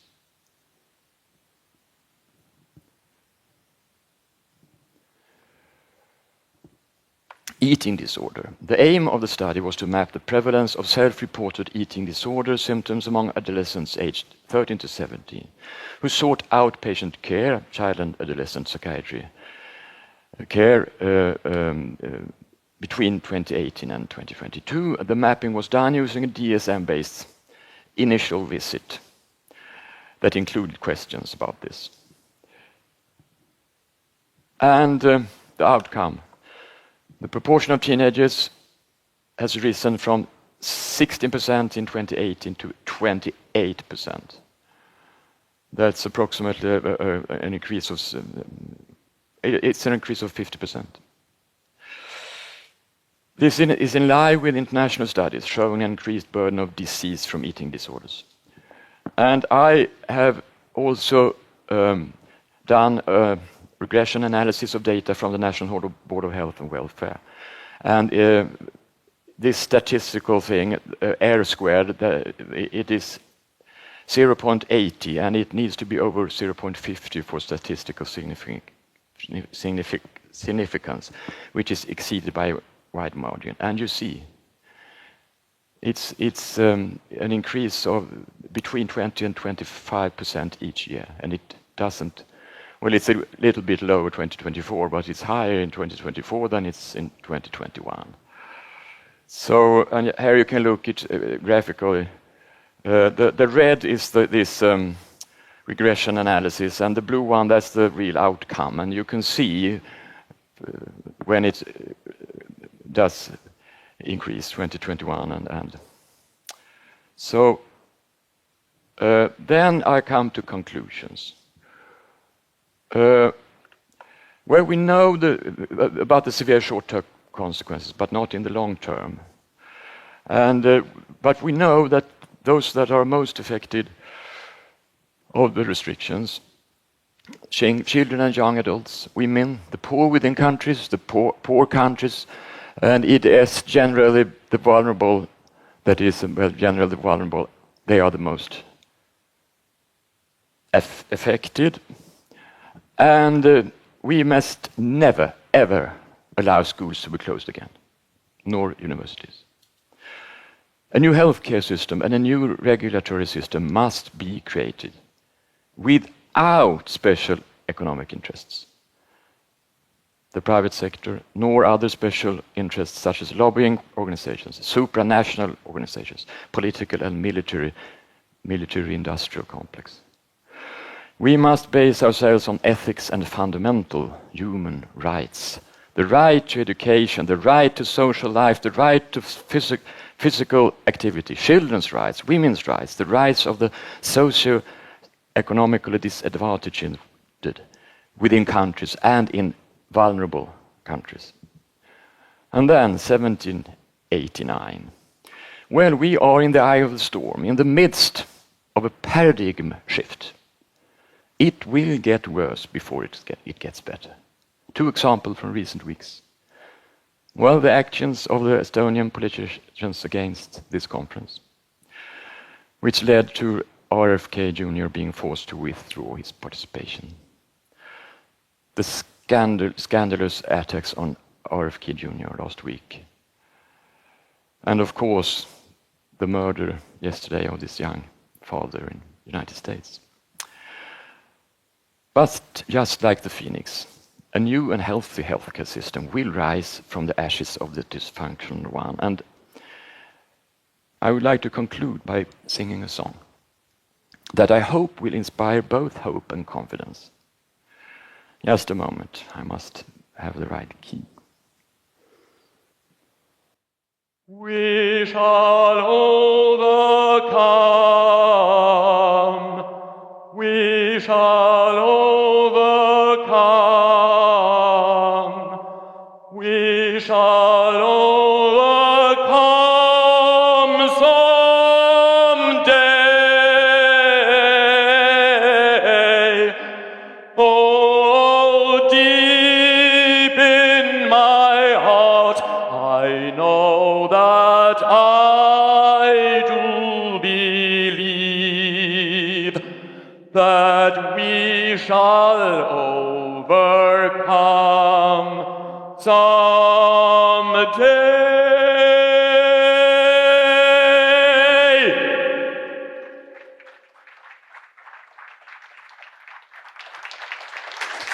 Thank you, Sven, for your presentation. Thank you for a great talk. And our next speaker is Jan Rungbe. You are ready. Thank you. Welcome.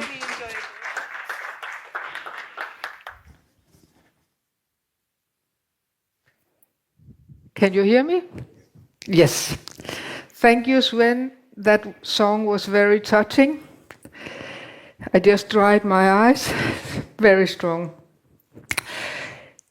First of all, I wish to thank World Council for Health Estonia for organizing this very important, great and needed conference. I'm very grateful to have this opportunity to share my knowledge. I'm a medical doctor from Denmark. My specialty is ear, nose and throat diseases. I have been a surgeon and a senior consultant in mostly private hospitals. I'm also educated in how to do clinical trials and read research. In the North Group, we are a coalition of scientists, doctors, lawyers, and other professionals, today representing 27 countries around the world. I am one of the founders, together with Sven and Jonathan Giltorp and others, to found the North Group. I'm also one of the founders of World Council for Health Scandinavia. We gather around a common concern about the actual and potential harms posed by the modified mRNA products. And today's subject, the possible effects of mRNA COVID-19 vaccines on fertility, is one of our major concerns.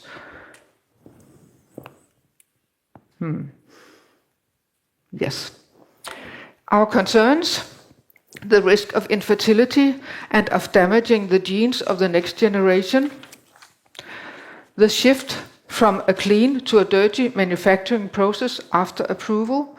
For those of you who may not know, Process 1 refers to Pfizer's basic clinical trials in humans that led to approval, while Process 2 was the large-scale commercial product called Comirnaty, introduced after approval.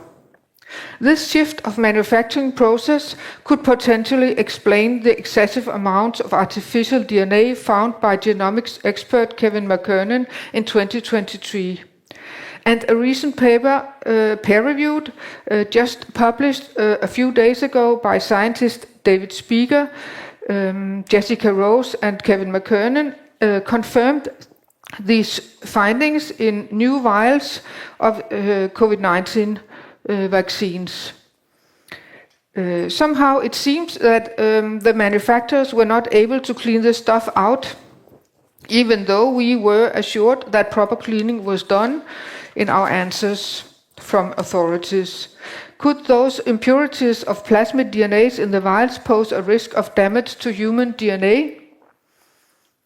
Especially when the SV40 promoter enhancer usually used in gene therapy was involved? Well, it seems so. The biodistribution and risk of lipid nanoparticles combined with the artificial DNA and the SV40 snippet was a very worrying cocktail.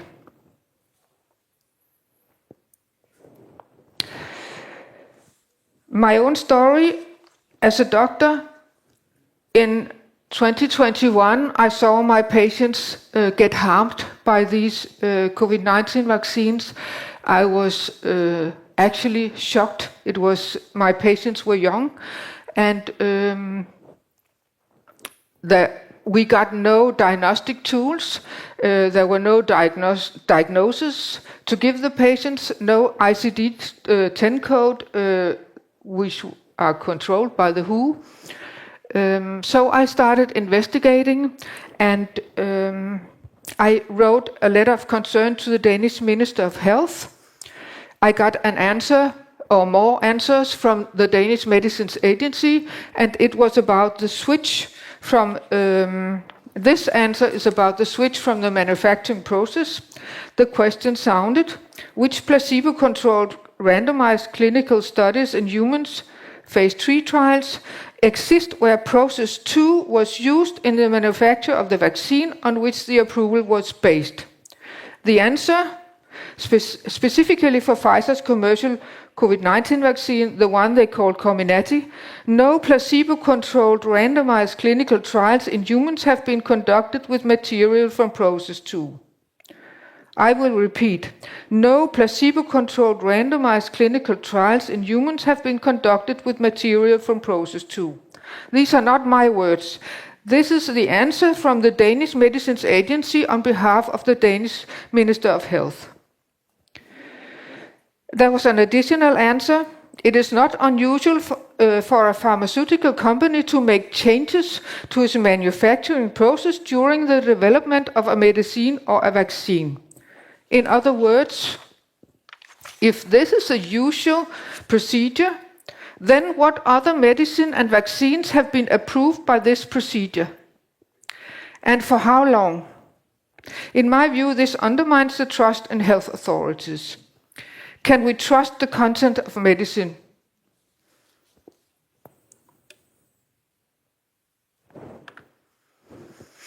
I also asked questions concerning the SV40 snippet.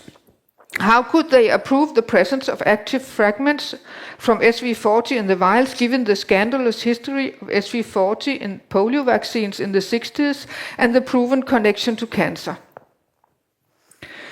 I got answers. It is correct that the DNA plasmid used in Pfizer's vaccine contains a very small fragment of an SV40 virus. There's a significant difference between a small fragment of a virus and the whole virus. Okay. It is unlikely that the SV40 fragment used in Pfizer's plasmid can behave in any way like the full SV40 virus. And therefore these fragments of SV40 pose no risk of developing cancer, nor can they insert or alter the human genome. The problem here is, and the fact is, that these SV40 fragments are normally used in gene therapy. It is used in cancer therapy, when genomic changes are wanted. Don't authorities know this? And another answer, it is correct that it was not specified in the application that the DNA plasmid contained small pieces of SV40 sequences. They admitted it. This has subsequently been clarified in follow-up questions from EMA to Pfizer. Their answer. So, if the SV40 snippet was not specified in the application, should this omission not have consequences for Pfizer? That was my question. I got no answer to that. And could you please provide me with these communications between EMA and Pfizer? Answer, they had no such communication. So how come they cannot document these clarifying answers from EMA to Pfizer?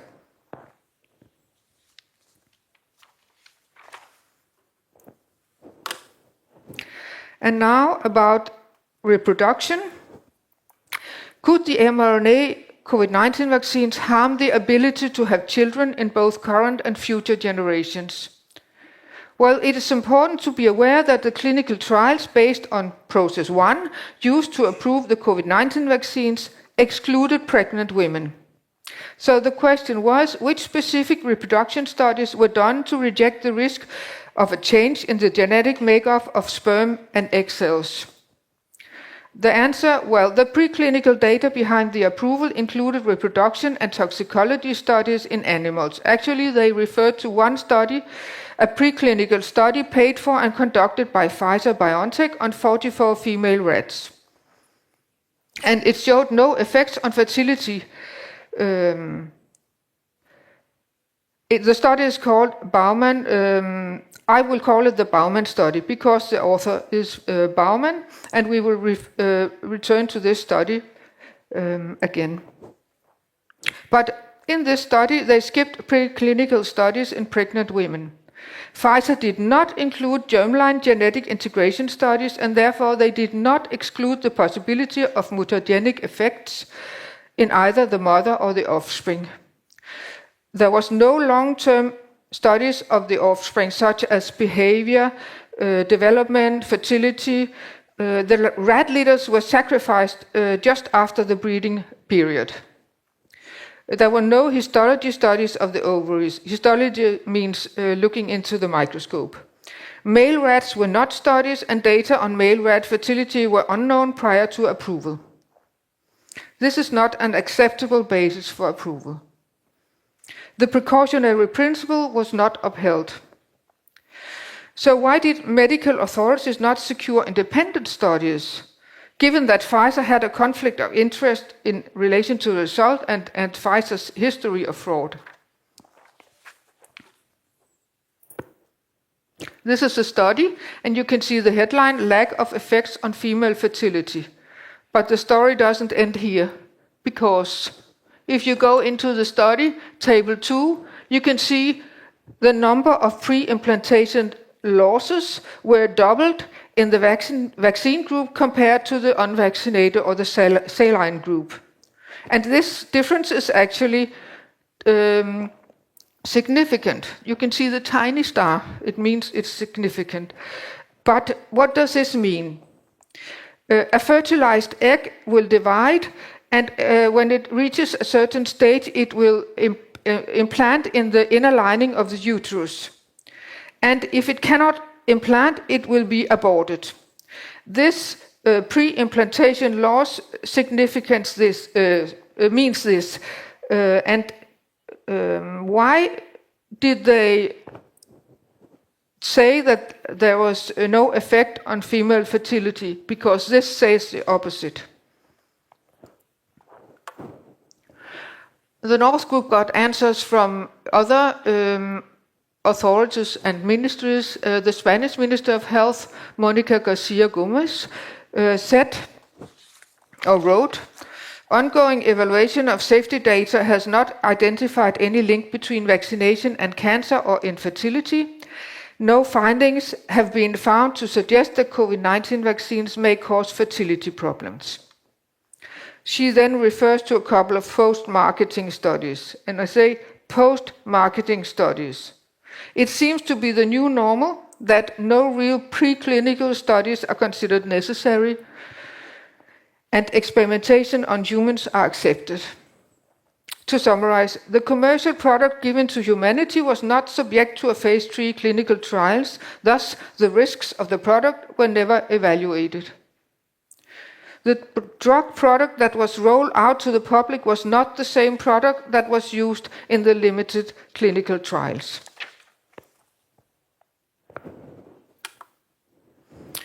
The North Group wrote an open letter to professionals working in reproductive health. The letter was written in a friendly and respectful tone. Hannah Parika is a former IVF specialist, and she had help from professional colleagues. Had they experienced any safety signals concerning egg maturity, quality, sperm quality, miscarriages, stillbirths, pregnancy complications, and more? We had a few answers. I will come to them later. Hannah Parika did some observation in the IVF lab. She noticed a lack of regulatory guidelines concerning the mRNA COVID-19 products.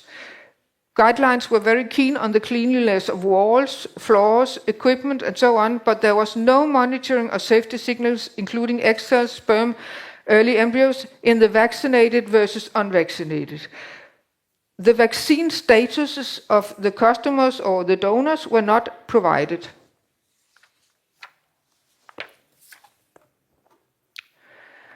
Europe is facing a historic decline in fertility of approximately 15%. If you look at the shift from 21 to 22, you can see a steep decline approximately 9 months after the young population got the COVID-19 vaccines. And after that, you can see a decreasing trend. This is actually an awful lot of babies that were never born. A recent study by Manik et al. have identified a considerable decrease of approximately 33% live births in the group of COVID-19 vaccinated women compared to unvaccinated women. In the age group 18 to 45, data are from the Czech Republic.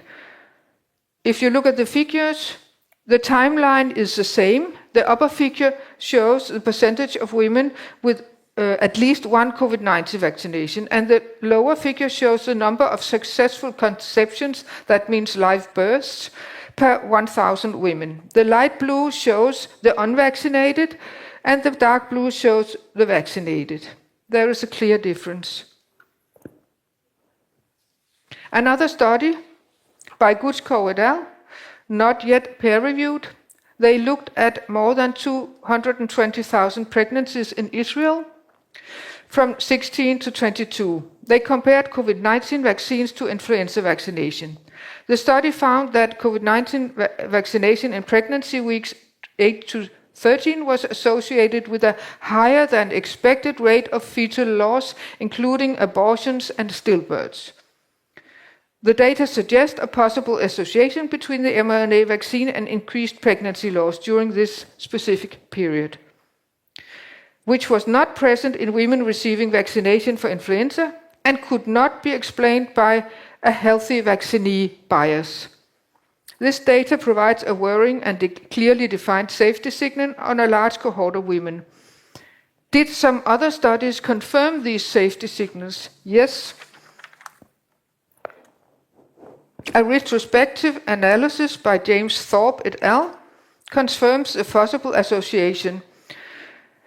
This study is based on VAERS from 1990 to 2022, and they compared COVID-19 vaccination with influenza and other vaccines while looking at the adverse events during pregnancy. And they identified 37 safety signals for pregnancy-related adverse events following COVID-19 vaccination, such as miscarriages, fetal injury, premature birth, pregnancy, and neonatal complications. Results shows extreme and highly significant elevated risks for all 37 adverse events, far exceeding the CDC FDA thresholds for safety concerns. So the study questions the transparency of safety monitoring, and the authors warrants a halt to COVID-19 vaccination during pregnancy. Many countries, including Denmark, still advise pregnant women to take this vaccine. And this is another rat study by Karaman et al. They examined the effects of different COVID-19 vaccines on ovarian histology and egg reserves in female rats. That means this time they looked under the microscope.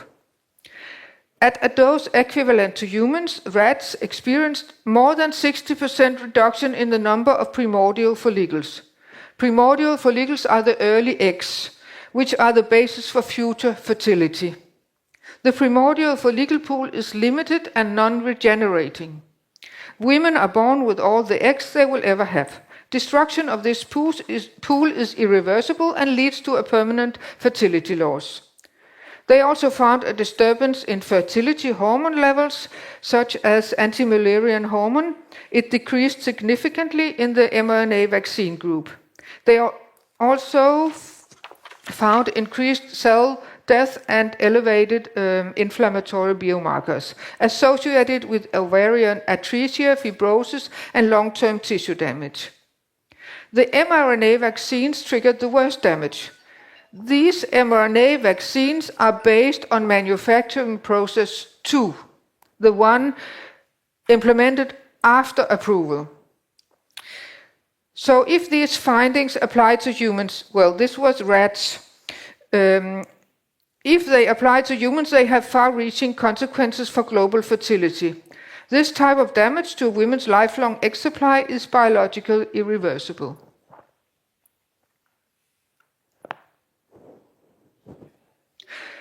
Then a study about antibodies to phospholipids associated with miscarriages. A study from 24 by Hisano et al. Showed that antibody concentration against phosphatidylethanolamine, let's say PE, after COVID-19 vaccination was significantly elevated compared to pre-vaccination levels. These antibodies to PE are one of the most common antibodies to phospholipids detected in women with recurrent miscarriages within the first 10 weeks of pregnancy. Could this be a direct effect from the lipid nanoparticles? It should be scrutinized, or it should have been scrutinized before approval. PE antibodies may affect cell division during embryogenesis and the function of the outer layer, the trophoblast of the developing embryo. And what does this mean? The trophoblast, the outer layer of the embryo, is responsible for the fertilized eggs when it has divided to implant in the inner lining of the uterus. So if it's damaged, the fertilized egg or the embryo will be aborted. So early spontaneous abortions may be regarded as menstrual irregularities and go under the radar.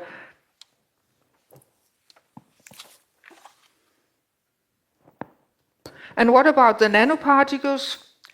Santa Cruz Marquez et al. Means colleagues, did a review article spanning 120 scientific papers. They concluded that certain types of nanoparticles affect pre- and postnatal formation of the egg pool, both in vitro and in vivo. Vitro means in the lab, and vivo means in living organisms. Many studies have been conducted on experimental animals showing that nanoparticles can damage the development of egg cells. The size, the shape, the surface, combination and charge of the nanoparticles have an impact on different stages of egg maturation. As shown in this illustration, the balls and sticks represent the nanoparticles in different shapes, and they affect the different stages of maturation in the ovary.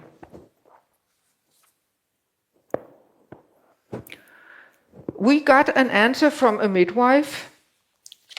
She told us that increased maternal blood loss during childbirth had increased, yes, and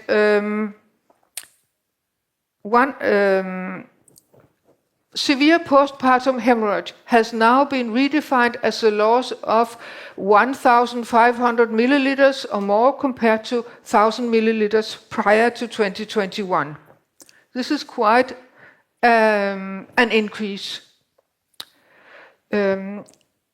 Increased maternal blood loss during childbirth have negative consequences for the couple and for the recovery of the mother. It complicates the breastfeeding. The breastfeeding is important for the bonding between mother and child.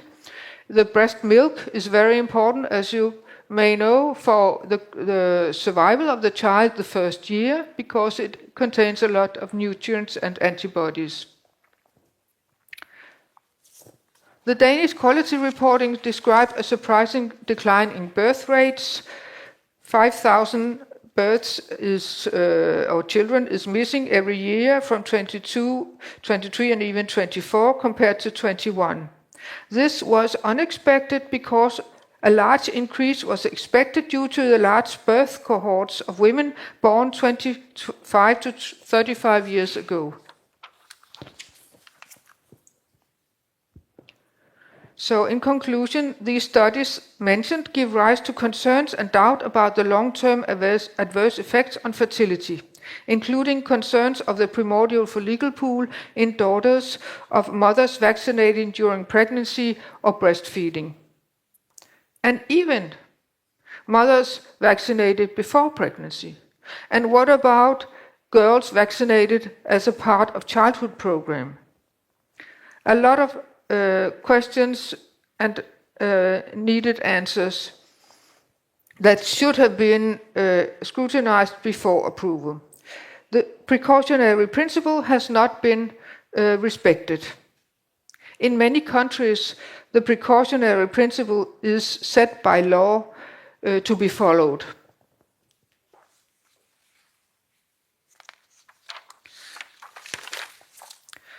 Therefore, the North Group calls for an immediate halt to the use of modified mRNA vaccines and a product recall, an independent and transparent investigation into their approval and use, scientific evidence that documents that there is absolutely no risk of damage to human DNA. Thank you for listening. Thank you, Sean. Our next speaker is Mr. Varro Vooglaid. So please, feel free.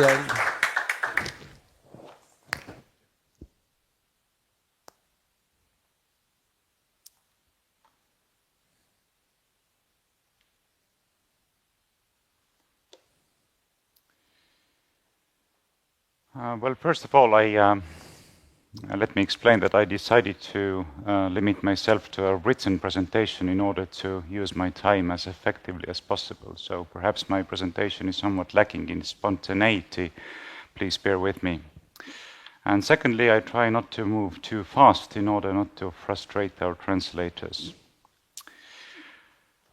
Ladies and gentlemen, allow me also to begin by expressing my gratitude to the organizers, to my fellow speakers, to this hotel as a conference venue, and to all of you who are present here today, because it is thanks to your effort and courage that this important event is taking place. Despite the obstacles, despite the pressure, and despite the attempts to silence, ridicule, and marginalize us. We may have been pressured out of the Parliament building, but the discussion itself has not been stopped, and that's the most important thing. The very fact that so much effort is made to avoid or to suppress debate is perhaps the clearest possible evidence that such debate is urgently necessary. When people are unwilling to engage openly, it is most likely because their position cannot withstand honest scrutiny. So all of this is quite informative. But let me now turn to the subject of my presentation. As the title indicates, the importance of vaccination freedom in the system of fundamental rights, I will speak about vaccination freedom and its importance within the system of fundamental rights, based on my experience from legal battles against COVID vaccination mandates. But before addressing that directly, I must begin with a broader observation. For decades, those who hold political power in Western societies have called themselves liberals. They claim to defend the ideal of a free society. Yet in practice, we have witnessed the opposite, a steady narrowing of the scope of fundamental rights and freedoms. This narrowing does not affect only one or two rights. It affects the entire spectrum. Freedom of speech, freedom of conscience, freedom of religion, privacy and family life, parental rights, freedom of association, the secrecy of communication, the right to self-defense, meaning gun rights, freedom of enterprise, the right to private property, the freedom of movement, the right to health and life. One by one, step by step, all these freedoms are being restricted, as if constitutional rights no longer had real significance. At the same time, democratic rights have been and are being hollowed out.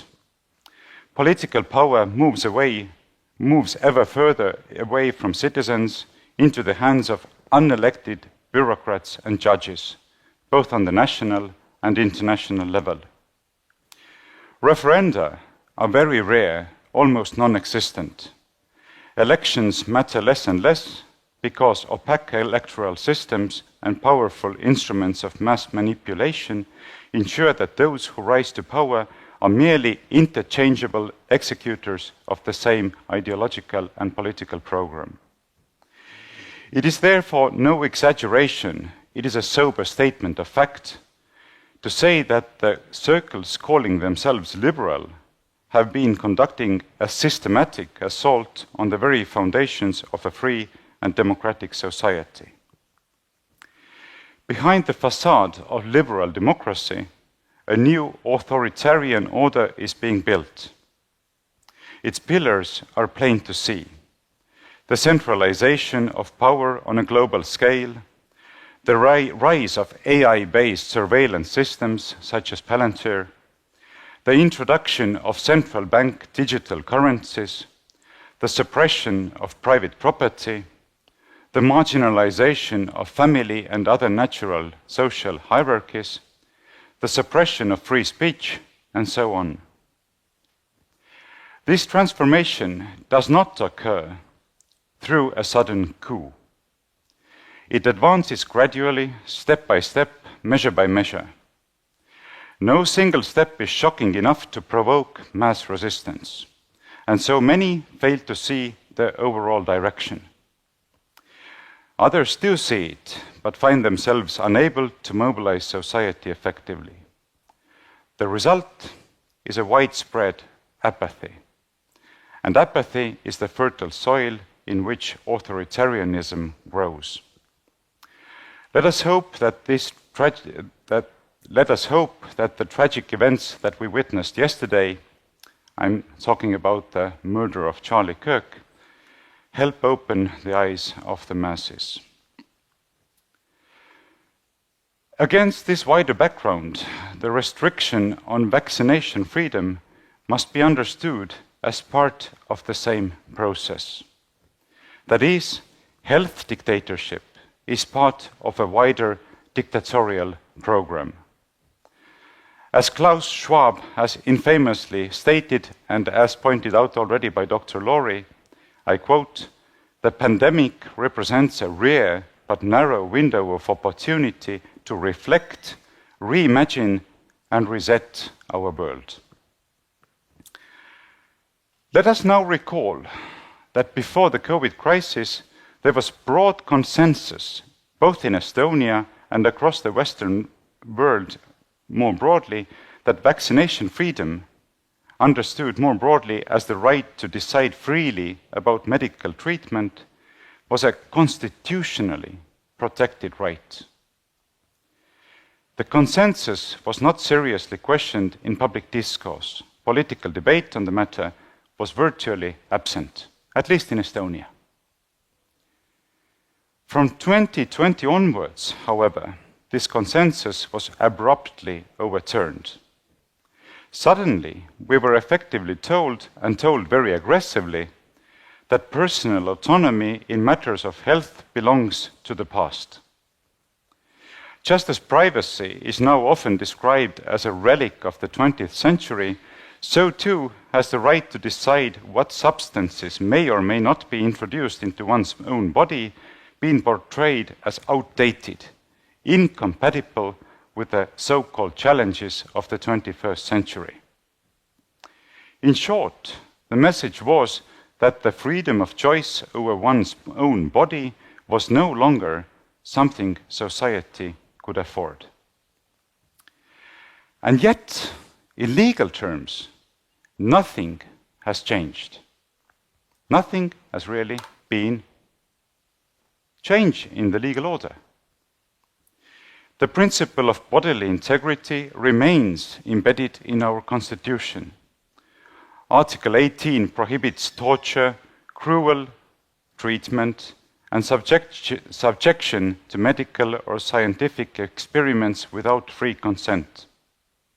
Other provisions of the Constitution reinforce the same principle: the right to health, the right to private and family life, the right to self-determination, freedom of thought and belief, the right to human dignity, personal liberty, and the right to life. Vaccination freedom is inseparably linked with all of these rights.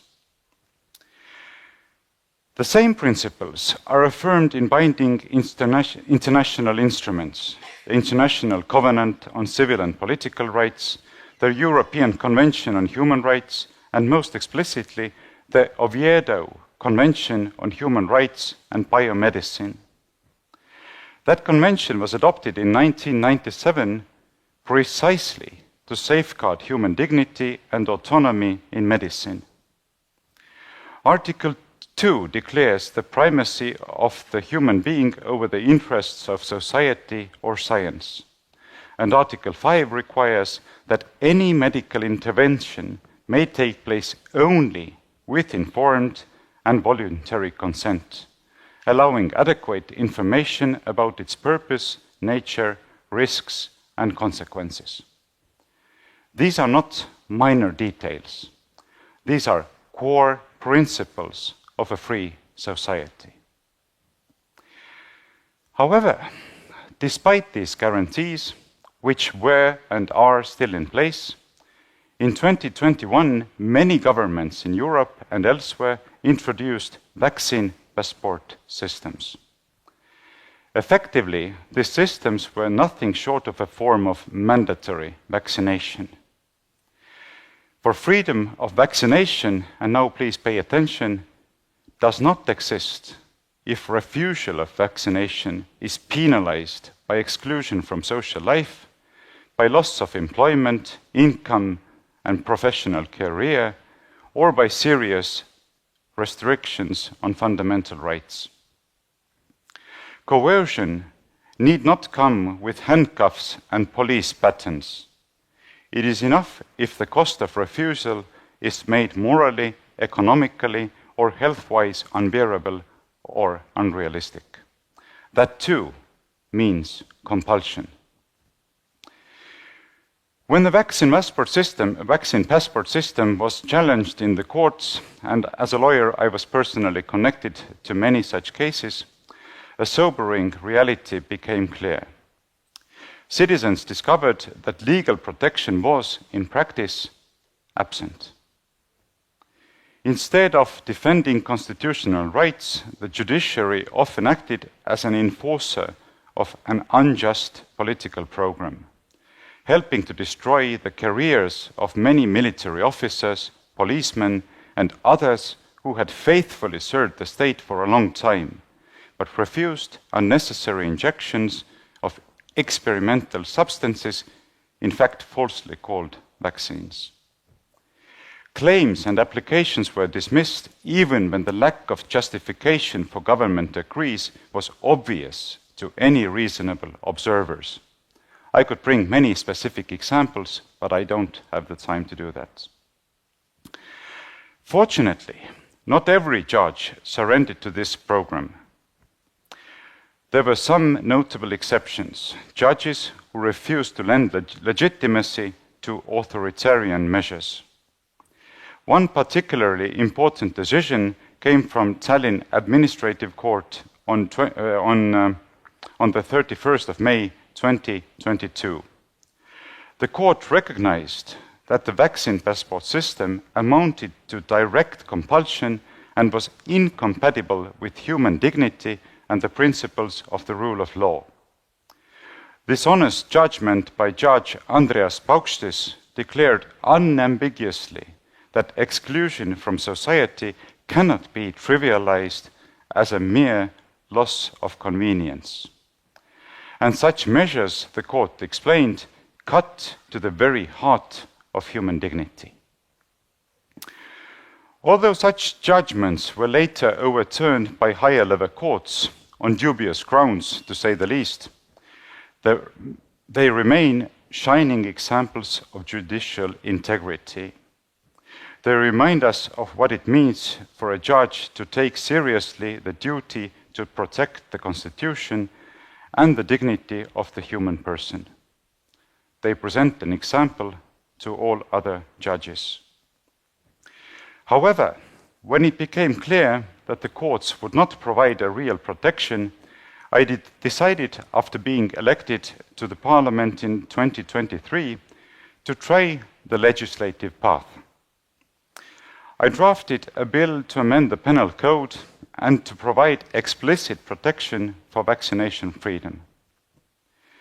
I will not go into the details of the proposed legislation because I don't have the time to do that, but in essence, the proposal was clear: to criminalize the administration of medications without informed consent, as well as coercion or pressure to undergo treatment, including vaccination.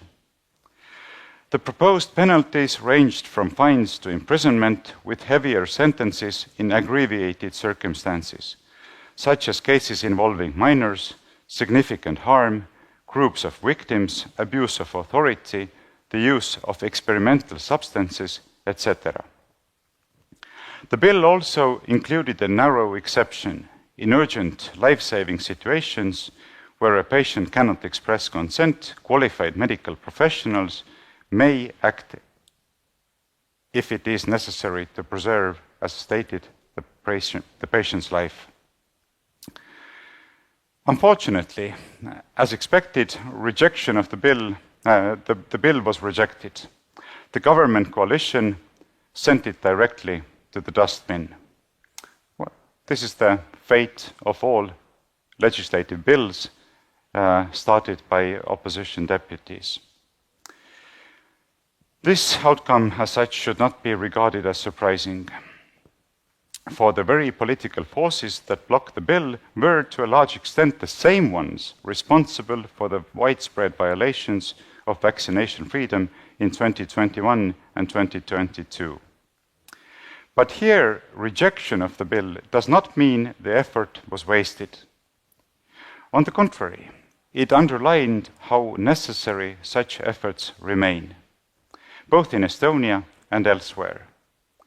For protecting bodily integrity from the intrusions of governments, international organizations, and corporations is not optional. It is the most basic duty of any state that claims to respect human dignity. If we abandon this principle, we open the door to even deeper intrusions. What begins with compulsory injections may expand to demands for biotechnological implants, chips placed in our bodies in the name of health or security. The same noble-sounding slogans will be used again and again. And if the principle of free consent has already been eroded, our ability to resist will be gravely weakened. What follows is a dictatorial system of servitude on an unforeseen scale. Ladies and gentlemen, allow me to conclude.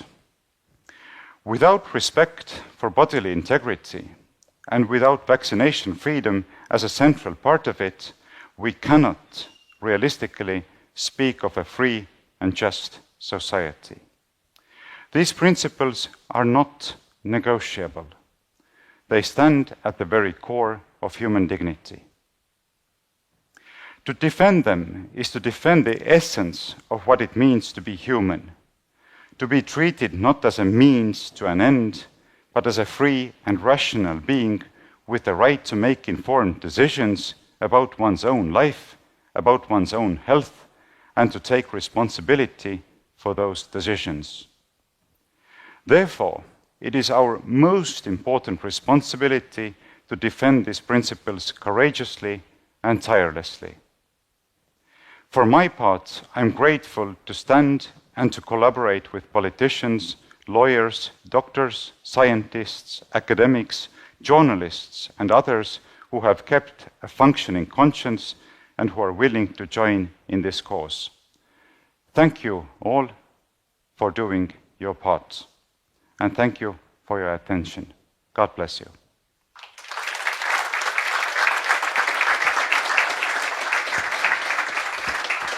Thank you, Mr. Vooglaid.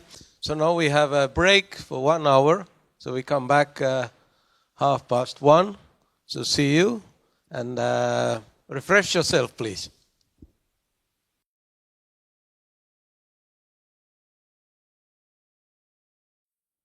Thank you for coming to our second part of the conference.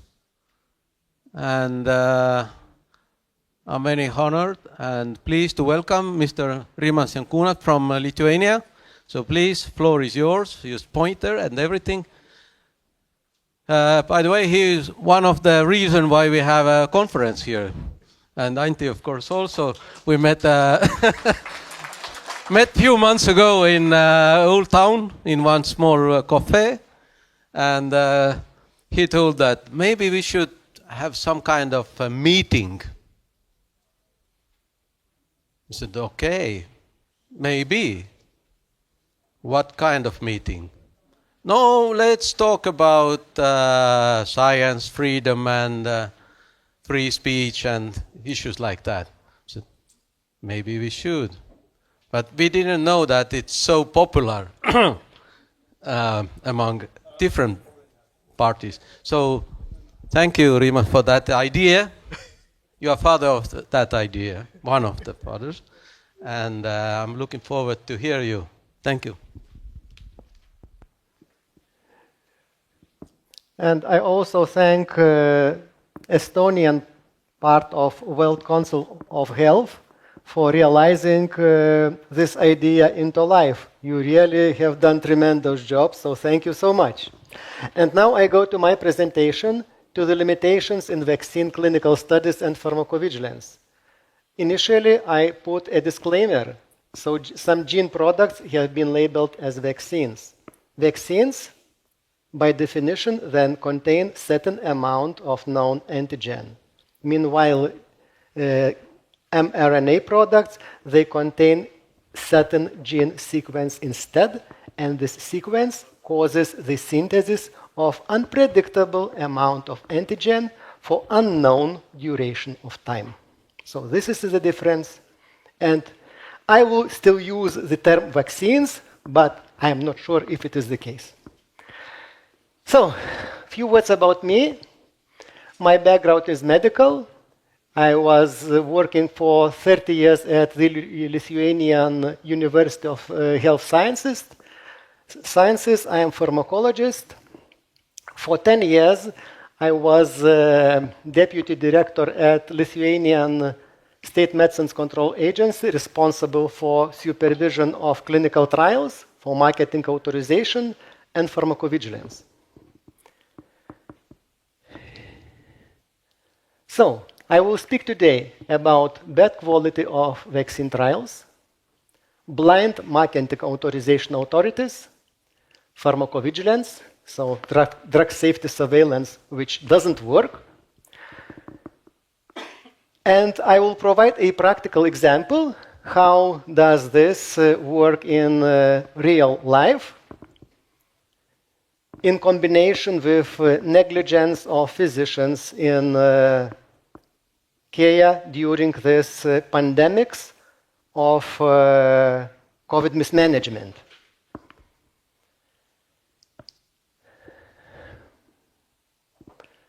So, what can I say about vaccine trials? It was inappropriate stratification. I will clarify later. Short blinded phase. They are not designed to detect rare or delayed adverse drug reactions. They are underpowered at critical safety endpoints. And efficacy endpoints were commercial, rather public health. I would say that this is a key table on efficacy. You may check. It appears in the summary of product characteristics approved by European Commission, and we go back to stratification. So, what kind of scientist can make such a stratum? For COVID-19 trial, they put into one group people from 16 to 64 years with totally different risk of disease and complications. People which are completely healthy with those with a lot of concomitant diseases. Next, we have a look at most important stratum, 75 years and older. People who are most likely to benefit from these products, Which percentage of subjects are here? 4. What? You take healthy people and then extrapolate data for those with cardiovascular diseases, cancer, etc., etc.? Next. Do you see any way individuals with, once again, cardiovascular disorders, cancer, immunological disorders, presumably that those were risk groups? No, we have no clinical data. We do not know how does it work in those people in comparison with healthy ones. Then, look at this number. This is subject years, so time of follow-up, and this is number of subjects. If you divide this 6,000 to 20,000, then you get that duration of surveillance was on average 3 to 4 months. So short time surveillance of the initial so-called wild type virus. Now I realize that it is not wild type, but it was called wild type, so original strain.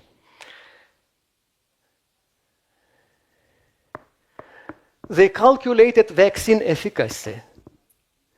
It is, how did they get? They protected about 800 people of those 20,000 who were included. And they got this 91%. This is so-called relative risk reduction. But absolute risk reduction, so real number of people who benefited from intervention, it is 2, 1, 3% depending on vaccine and depending on age group. But they do not show the absolute risk reduction, violating the guideline of the European Medicines Agency.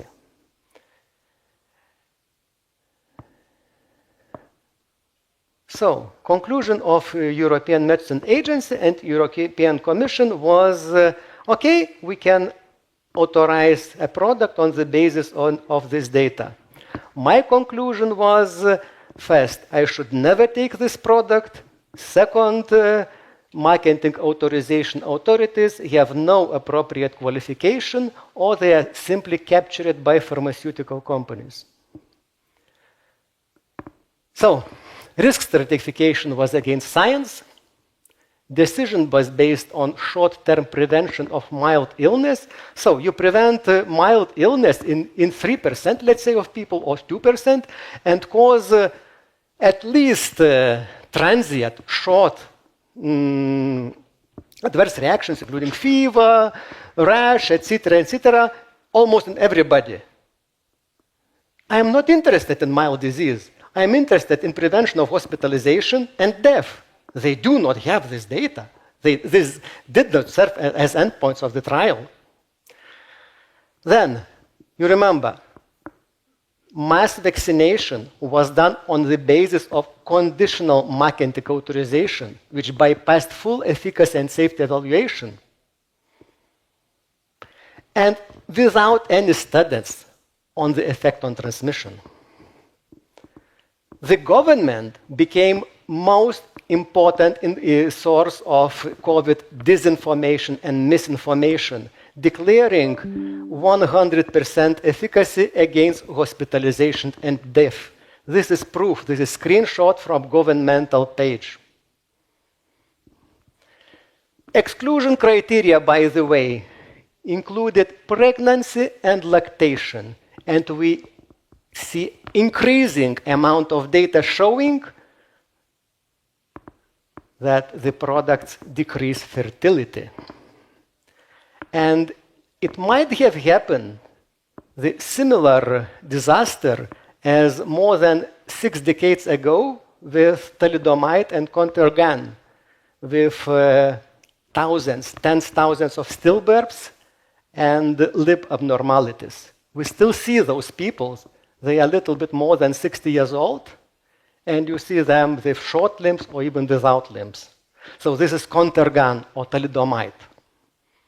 And now they decided to bypass pregnancy's evaluation in pregnancy and breastfeeding. They should have done this because of good clinical practice. They cannot include pregnant and breastfeeding women, but they done even worse. Instead of experiment of a few thousands of women, they have done experiment on billions and billions. It is much worse. Next disaster was a study of Comirnaty, so Pfizer so-called vaccine in adolescents, without any data on randomized controlled trials on preventing severe disease and death, without data on long-term safety, with a short control phase and small sample size, approximately 1,000 in vaccine group and 1,000 in control group.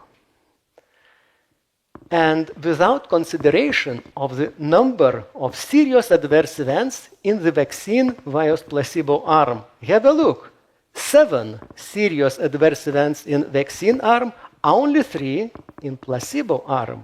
Life-threatening, 2 in vaccine arm, 0 in placebo arm.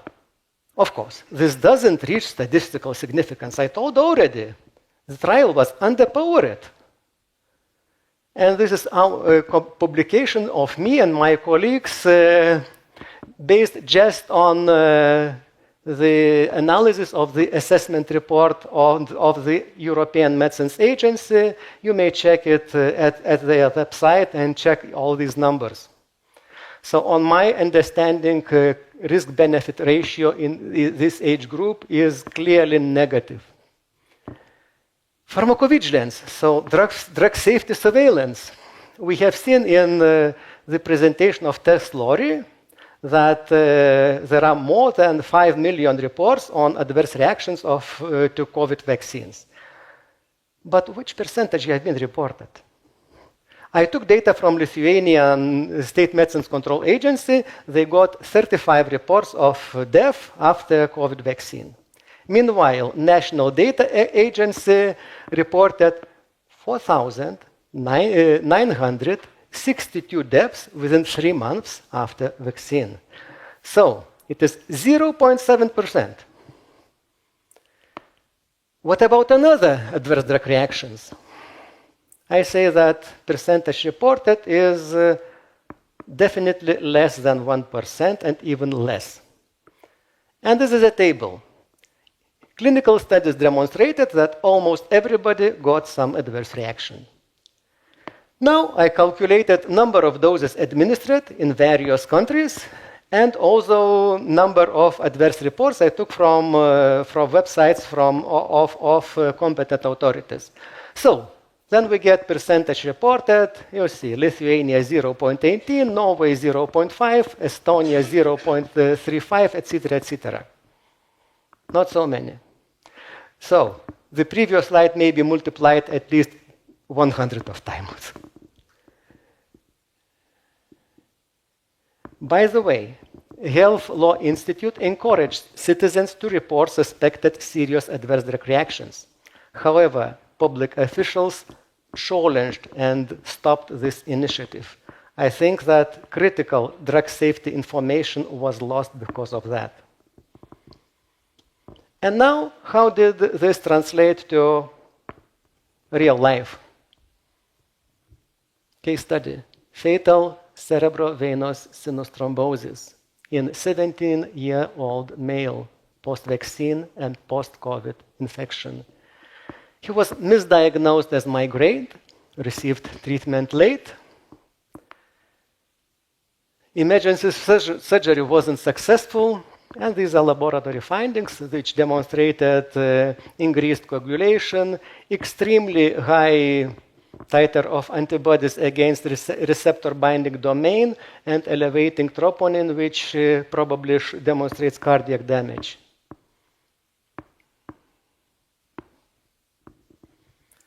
Let's try to follow the criteria of WHO, which most of us do not like, but actually they produced a lot of, I would say, valuable papers.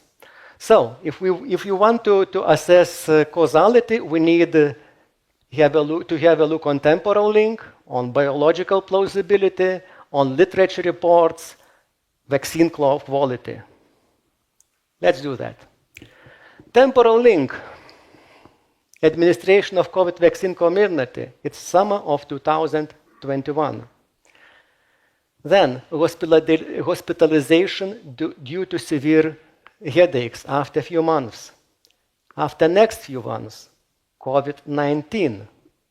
Mild, only mild illness, and after next 3 weeks, cerebral venous sinus thrombosis and death. Biological plausibility. S protein, spike protein, it triggers autoimmune reactions against the affected cells, leading to cellular damage. Indeed, there is genetic sequence within lipid nanoparticles, so it may go theoretically into every cell, and then any cell affected expresses S protein on its surface. So this serves as the basis for immune protection, but the same mechanism is responsible for cellular damage. Why? Because the immune system attacks these cells. Once again, this produces immunity, but also this damages the tissue. And consequences depend on the amount of cells damaged and of tissue damaged. Then, S protein may trigger inflammatory cascades, and it induces the formation of fibrin and fibrinogen resistant to fibrinolysis. So it cannot be dissolved by clotting system, by fibrinolysis. Literature reports, they are multiple. And I am really surprised by the doctors who say, no, this is not possible because this was not reported in the literature. Literature reports appear later. Well, but how did these investigators reported that? If they consider this is not possible, they would never report. Look at ultravigilance. Hundreds of reports of cerebral venous thrombosis and cerebral venous sinus thrombosis following mRNA vaccination.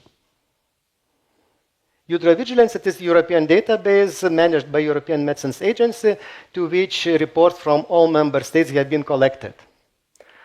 So once again, I think ultravigilance lost a lot of reports because of activities of some Lithuanian public officials, which made great damage to public health, on my opinion. And then, vaccine quality. Maybe it was counterfeit product. You know, more than 10 years ago, European Commission adopted delegated regulation on falsified medicinal products. It was intended to prevent the entry into the legal supply chain of falsified medicinal products. Look what our health minister, famous Dulkys, has done. He made exemption for COVID-19 products. Safety features were not required from December 2020 till at least mid of 2022. So nobody who received so-called COVID vaccine may be sure that he or she received true vaccine. I do not consider process 1, process 2. I simply speak about counterfeit medicinal products.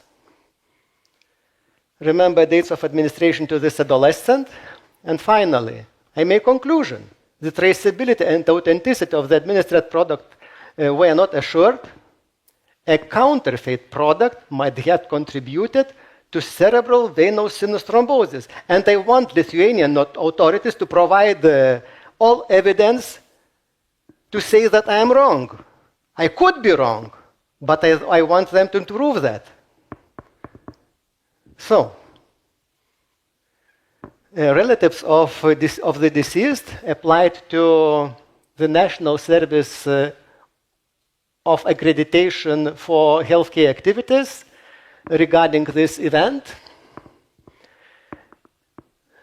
they failed to acknowledge the necessity for probabilistic, not binary analysis for adverse drug reaction. So, binary means it caused or it didn't, but it is not possible in most cases. In most cases, you say it is likely, it is probably, it is possible, it is unlikely, but to say yes or no, it is possible very, very seldom. Then, healthcare professionals failed to report the fatal case of thrombosis to State Medicines Control Agency. And neither Lithuanian authority, it is a shame, neither of them until now applied the WHO criteria for the causality analysis of any death following COVID-19 vaccination. Final remarks. I am sure that long-term efficacy and safety endpoints are required in vaccine trials. This is valid for all vaccines because in most cases you will find that they investigate only immunological response. I am not interested in that. I am interested in how do they protect us against severe disease, against death, and what is the impact of another health parameters. Mandatory review of all fatal and life-threatening events occurring after vaccination should be considered, and independent access to COVID-19 statistics should be ensured. Clinical recommendation. Exclusion of serious pathology should have priority in emergency settings because they misdiagnosed stroke with migraine. Clinicians should be educated on the potential of serious unexpected adverse drug reactions. Unexpected means not appearing in drug label, including the summary of product characteristics. And finally, I would like to thank for your attention and to thank all courageous people in Lithuania, Estonia, and all over the world who decided to speak out for the sake of medicine, health, and human rights. Thanks once again. Thank you, Rimas. Thank you for the wonderful lecture. And our next speaker is Meike Terhorst. So welcome, please. Thank you so much for giving me the opportunity to speak today. My name is Meike Terhorst. I'm a lawyer from the Netherlands, Alkmaar. My presentation is about how MPs can stop the WHO power grab. And I think what we're looking at is a corporate takeover. So not just an international organization. There are two legal instruments for the global control. The International Health Regulations of 2005. This document concerns health threats. And then we have the Pandemic Agreement, which was agreed this year, about future pandemics. And this means two legal instruments basically dealing with the same issues, but with different legal wording. So this means total confusion, and I think this is completely intentional. The International Health Regulations, they were concluded in 2005.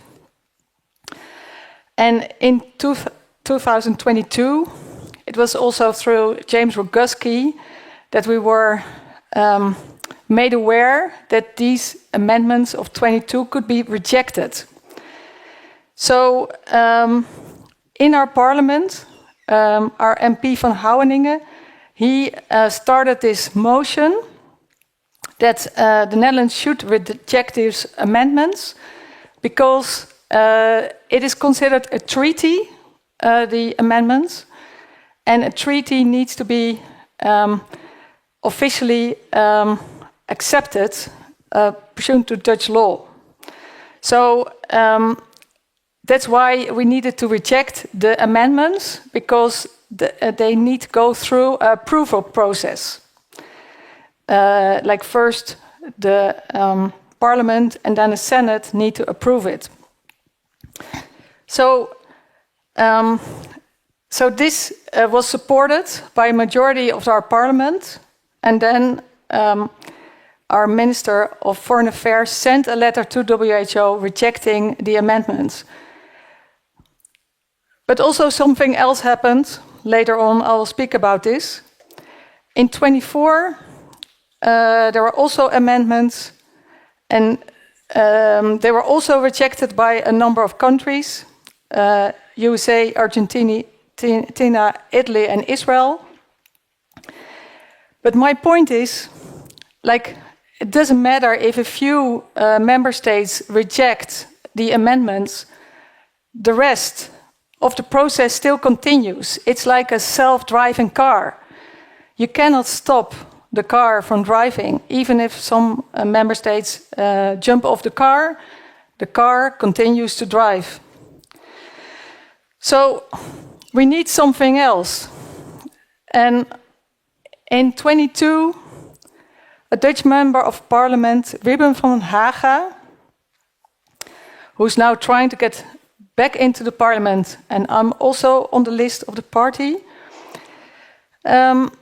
he challenged the WHO amendment procedure in 22 because there was no vote. So what was happening at the WHO, it was just some backroom talk and no actual voting took place.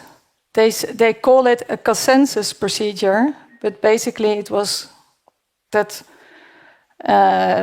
the person presiding over the meeting said like, oh, is there anybody who want to say no? And nobody dared to go against the group. So then it was agreed. Of course, this is not acceptable, and it's also not valid on the basis of the constitution of the WHO itself. So Mr. Van Haga sent a letter to Dr. Tedros challenging that it was valid, the amendment itself. So basically it's very easy to stop these amendments because it's always done in the same way. There's never a real vote. And this letter was sent by registered mail. Philip Kruse, who's also been speaking here in Tallinn before, he sent a letter. We heard nothing back, not even confirmation of receipt, nothing. It just fell into a black hole.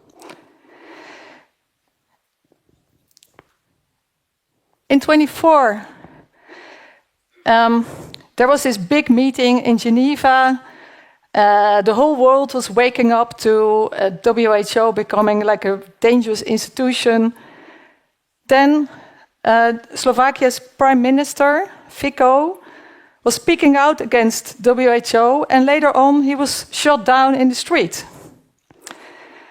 Well, he survived this shooting, fortunately, but the Prime Minister of Iran was shot down with the helicopter, and he did not survive this. So anybody speaking out may encounter serious problems or even not survive it. With Admiral, who's present here, we were at WHO headquarters in Geneva, and we were trying to present a letter to Dr. Tedros in person. This letter will be, you can see it later on in the presentation, but Wim van Haga, we got a big taxi bus, and so we could go into the premises of the headquarters, because we said like, yeah, we're the Dutch delegation, and then we could just drive through. So it was quite hilarious. And then we made this photo in front of the WHO. We have this statue of a probably African girl being vaccinated. So it's a bit colonial. So we made this photo to kind of protest about this. And then we asked somebody to take the photo. And just out of curiosity, we said like, oh, are you here today for the IHR negotiations? And he said like, yes, I'm part of the Indian delegation. And so we asked like, how's it going? So like, well, we got a one-way ticket and we can only go back if we say yes to everything that they propose. So we were quite shocked to hear this. And as a lawyer, I was also very pleased because the next day was the big lawyers' press meeting. Reggie was also there in Shabnam. And so we could present to the world that this is not a fair game. Like, if you can pressure the delegations to say yes to everything, this is unfair pressure, and this is not legal. You can only you can only agree on things if it's out of free will. So when you're forced into accepting things, it's not legal, it's void. And so I think that all the agreements that are put under this kind of pressure to let delegates to say yes to this are null and void, or at least you can argue that in court. Okay, the pandemic agreement was signed this year, or agreed between brackets. USA did not show up. There were abstentions from Poland, Israel, Iran, Slovakia, and Russia. But still, the show goes on. Like the self-driving car continues to drive. And quite surprising, it turned out that the majority of the agreement was not agreed yet. So the PEPs agreement, Reggie will tell more about this later on, still needed to be agreed. So basically it was also a fake deal. Next week, from this September 15 till 19, they continue to negotiate between brackets. And so it's basically a kind of a scam, in my opinion. So this PEPs agreement is a legal framework for access to pathogen samples. It sounds quite normal. But what they're talking about is that they are building bioweapons and we have to pay for it. And then they build this bioweapon so they can produce vaccines. And we also have to pay for it. And this all takes place behind closed doors and everything is secret. My question is, isn't this contrary to the 1972 Biological Weapon Convention? And I think the simple answer is yes. And of course, it can never be legal to kill people. So this is also not valid from a legal point of view. My question is, why was WHO never subject to serious legal review on how it handled the COVID-19 pandemic? I did some research, and it turned out the WHO helped to build the Wuhan lab, where the gain-of-function research was taking place. WHO did it. It was really surprising. And you can find that article on my Substack page, so I hope you can look that up. There, WIF-1 was created, which is supposedly the bioweapon that was used. Jeremy Farrar, he organized a conference call of February 1st, 2020 with Fauci and Marion Koopmans and so on. There they tried to repress the lab leak theory. And Jeremy Farrar, he had a power of attorney to, on his own, represent WHO and also the Wellcome Trust. So, of course, this is very strange. Like you say that WHO is an international organization, but then just a single person can represent that organization without anybody having to agree or say about it? It's very, very weird. It's also in my article that Jeremy had this single, that he on his own could represent WHO. Also, the WHO set up the PCR test in 2020 of January. WHO helped to set up the worldwide lockdowns. WHO helped to block access to early treatment, HCQ and ivermectin.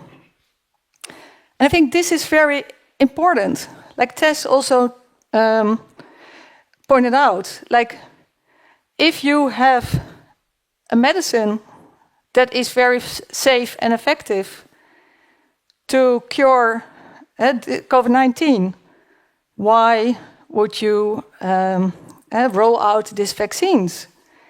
And on ivermectin, it was through a legal court case that I was involved with as a lawyer, representing a doctor under fire from our authorities.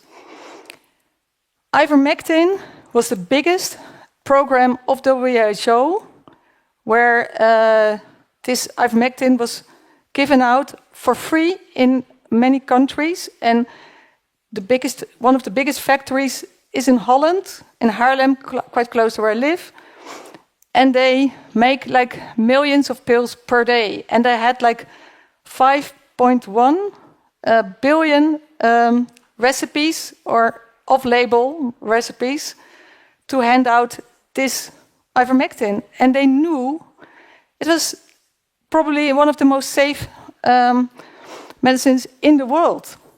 And this program ran until 2020, so it makes it very clear that WHO knew that it was effective. Also, there is a book, The War on Ivermectin. It's very interesting. In this book, it was pointed out that the efficacy was like 75%, so it was very effective against COVID-19. Still, they blocked it, which makes it sure like WHO is not about health. It's about power. Okay, and WHO promoted the worldwide vaccination on COVID-19 vaccines, causing death, heart attacks, cancer, and so on. We have the Pfizer report 531, which is very important proof that it was meant to kill people or injure them. And this is, of course, from a legal standpoint, not valid. It all was about the COVID-19 passport that WHO fabricated. And COVID-19 means Coronavirus ID 2019. This passport was not something just for the pandemic, because in 25 we had a European citizens vaccination card, a digital one, in 5 member states. It's based on the roadmap to the digital vaccination passport, which was started in 2018, also providing for censorship and mind control and financing everything. The ID 2020 program is started by the ID 2020 Alliance. This is the Bill and Melinda Gates is behind it. And some other founders, like the Rockefeller Foundation.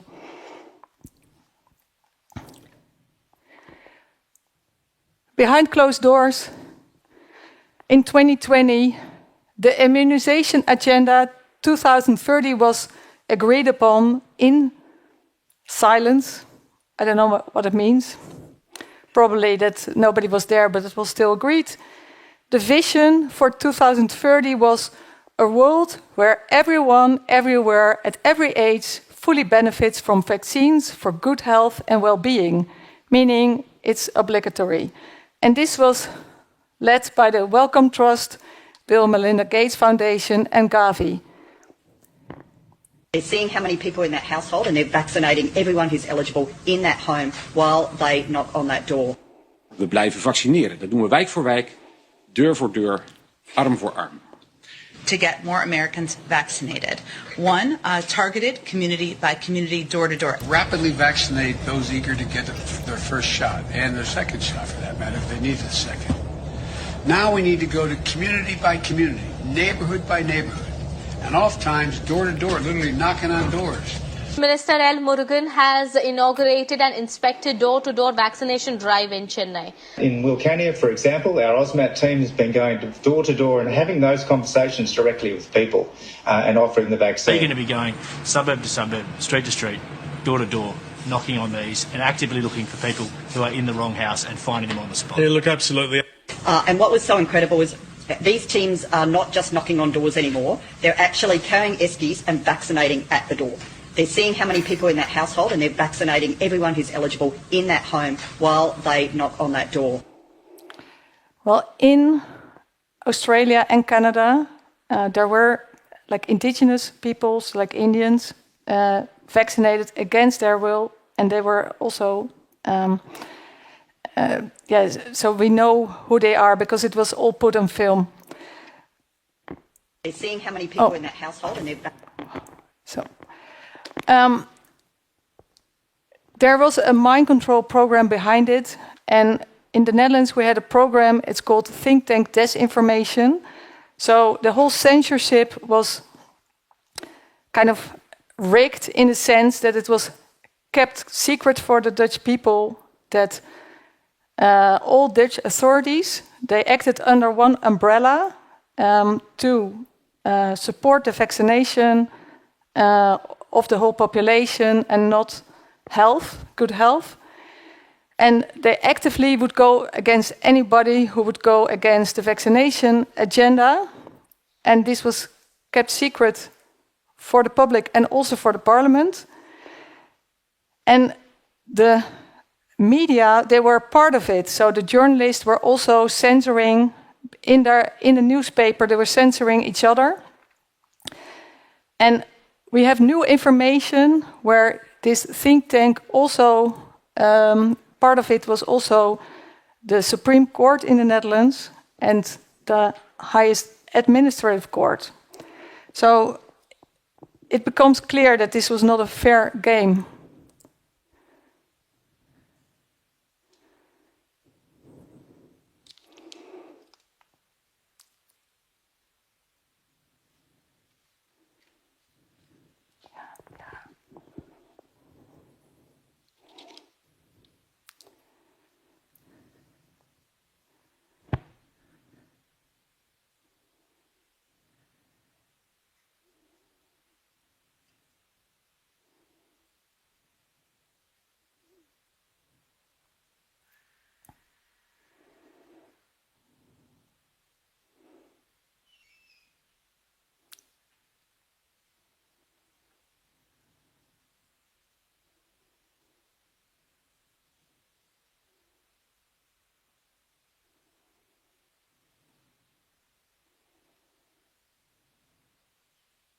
Aujourd'hui, au bout de ça, on parle de puces qu'on pourra s'implanter. Ce sera quand ça?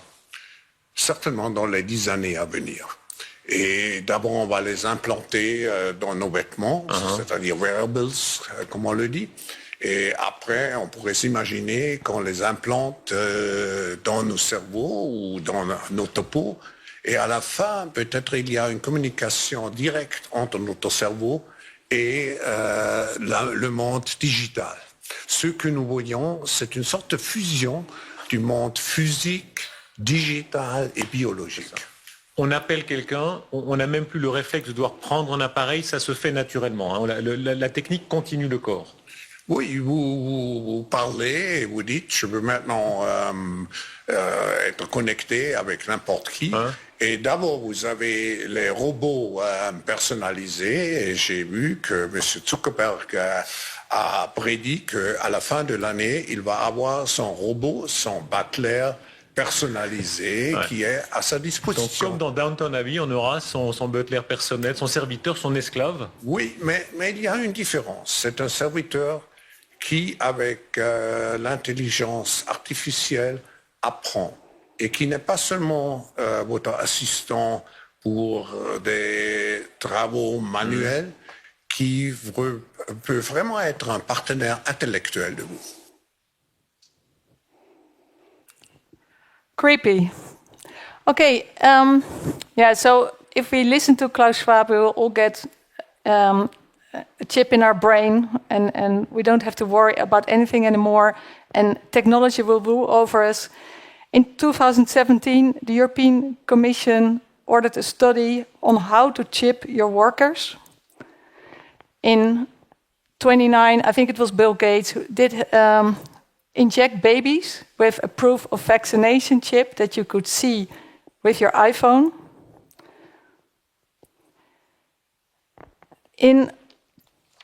It's very clear that behind this is like the European Union, WHO, UN, and that are independent treaty bodies with legislative and other powers that are not subject to any review. And behind this is a group of investors that has taken over the EU and parts of the Dutch government. And this I found out through the CETA agreement, which is a trade agreement between Canada and the EU. This agreement says that these investors, they have more power than anybody else because they can go against any law that harms their interest. And also they want to take over the entire state, health, education, university, public transport, etc. So this is their plan to take over everything that was used to be public. And how can we find back? We have to find back the MPs together with the doctors and the lawyers have to fight as a team. And we have to, as also Tess pointed out, claim our own right to our own body and say no to any chipping or stupid things like this. And ask for an investigation, ask for cartel oversight, never accept an exclusive digital ID or vaccination ID, and the MP should never allow this transfer of power from the national level to the international level. And this letter, this was sent by members of parliament to Tedros in 24. This was the letter that with Ruben van Hagen and Merel we tried to present to Tedros. I personally sent it to his email address. I never heard anything back. Total silence. But he got nervous about all these kind of things, and he said like he was regretting so much how there was so many powers going against WHO, and he felt so sorry for himself. Like we have to not feel sorry for Tedros. We have to feel sorry for all the people that got harmed. So we need to, stand up for the people who got vaccination injury, and help doctors and scientists that got cancelled and are still lost their jobs and lost everything. So we have to do something and not just talk. This was it. Thank you. Thank you, Meike, for your presentation. The next speaker is Ossi Tihonen from Finland. So, welcome. I'm sorry we are a little bit in a hurry, but I hope you manage on time. Thank you. I hope. My topic is Finland the most brainwashed country on earth? And a few words of myself. I have done other things than politics too. In 2018, I switched to the politics side. Before that, I was founder of a telemedicine company in 2002, and I had 25 doctors working for me. So I have done many things in my life already, other than politics. The one who got me activated in the politics was this climate change hoax. I have known for 30 years that it's a total lie. So in 2018, I decided that I had to do something for it because I had time and money, and I have said that I will be a millionaire in the politics. My value goes down to €1 million. So we founded the Freedom Alliance Party 3 years from this moment, and we got 1% votes in the last parliamentary elections, just 1%. And why is that? Most Finns don't even know that this kind of party exists. Mainstream media doesn't even bark on us. They don't want us to be recognized or even known. And you have a much better situation here in Estonia. You have a 10% EKRE in the parliament. In Finland, there's just one party in the parliament. There are different fractions, and they just change the actor. They're in the government, but the policies go on similar. Like there is said that we have a conservative parliament in Finland, but that doesn't apply. It's the same socialist, globalist government as the previous one. So there may be some other countries that are more brainwashed, like North Korea or something, but Finland is probably the second. I will state this later today. Can I have the second slide? We all know in somewhere in March 2020 or February there came a new deadly virus, and I too went to the grocery store and bought some supplies, and I thought, okay, this is it. But quite soon, in 4 weeks, I started to think that there's something very rotten in this, because my network brought me info that this is not true. I thought, why is that? But it comes from the climate change hoax.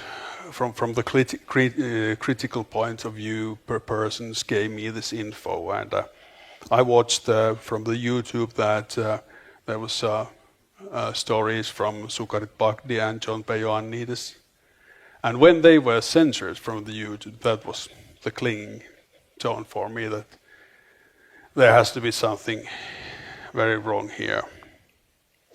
And I started to watch the statistics.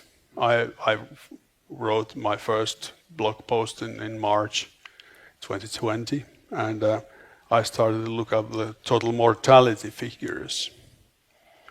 And there were a few very funny things according to the state of the events. Can I have the next slide? Oh, I have this. Finnish government even made the thorough assessment reports of the masks in May 2020, and it said quite clearly that masks doesn't work. It was done by a very prominent epidemiologist, former professor, and a quite large group of other scientists, and they said that, okay, they don't work. Media confused quite a lot of this, but in 6 months they turned it totally around. Everybody had to wear masks.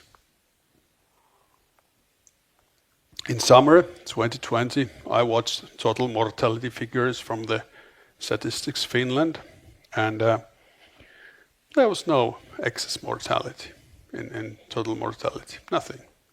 I thought, okay, when I show these figures, I have to convince some of the politicians and officials that there is nothing to be worried about. And I watched what happened in Sweden. I also watched Sweden's figures, and there was the same thing, nothing very special. And Anders Tegnell was in Sweden very informed about this thing. It turned later in Sweden too, but the mortality figures were there was no pandemia. There was even in Finnish social and healthcare ministry there was criteria what is pandemia. It was not even close there. And they still said that there's a pandemic. Total lie.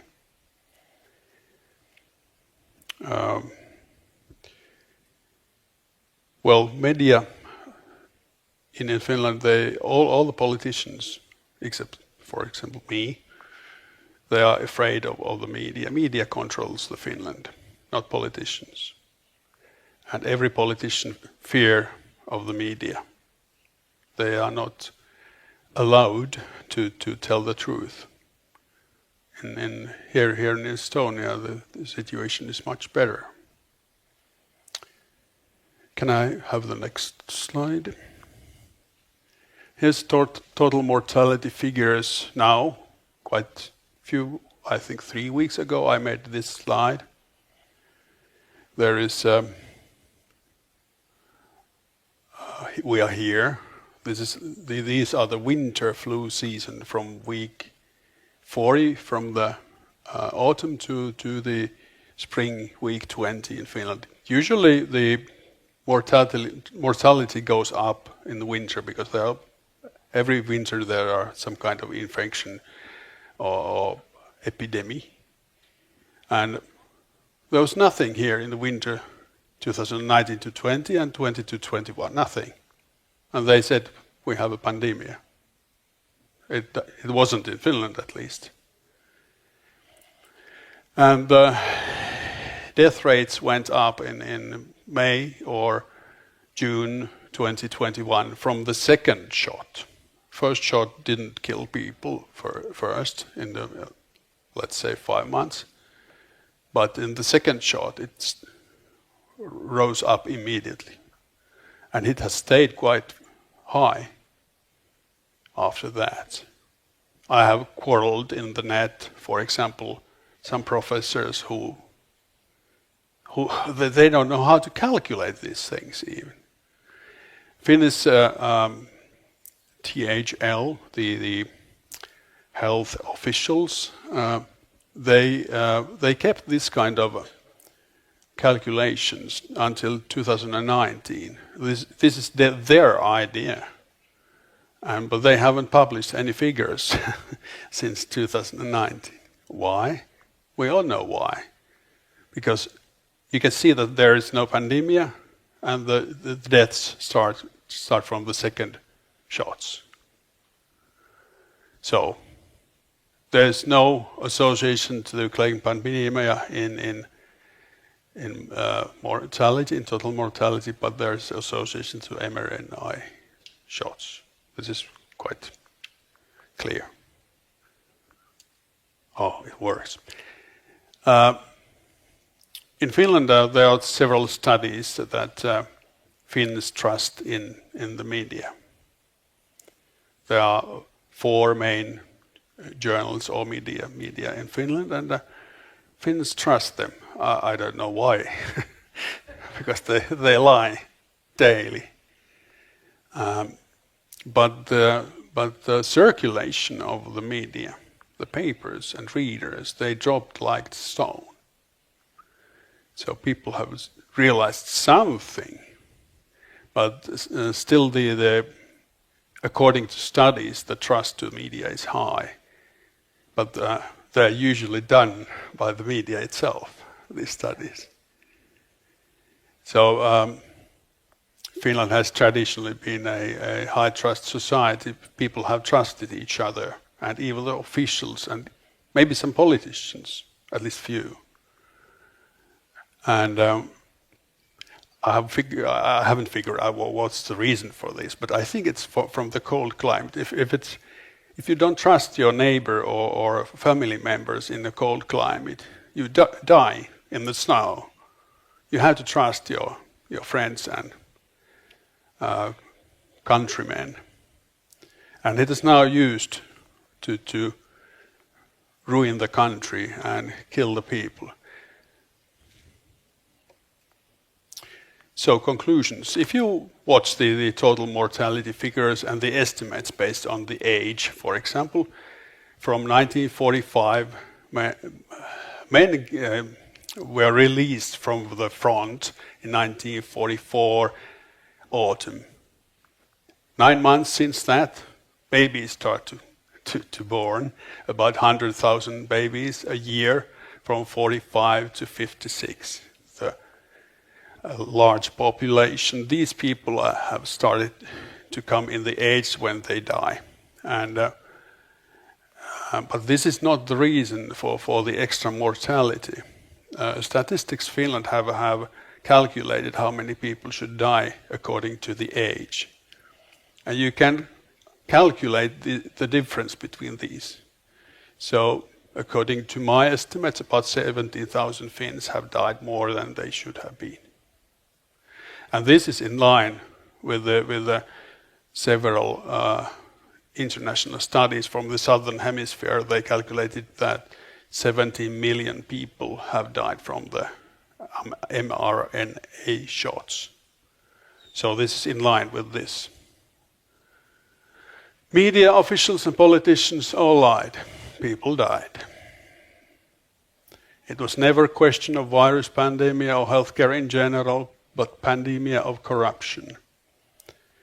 There's a thorough story in my blog with 122 references.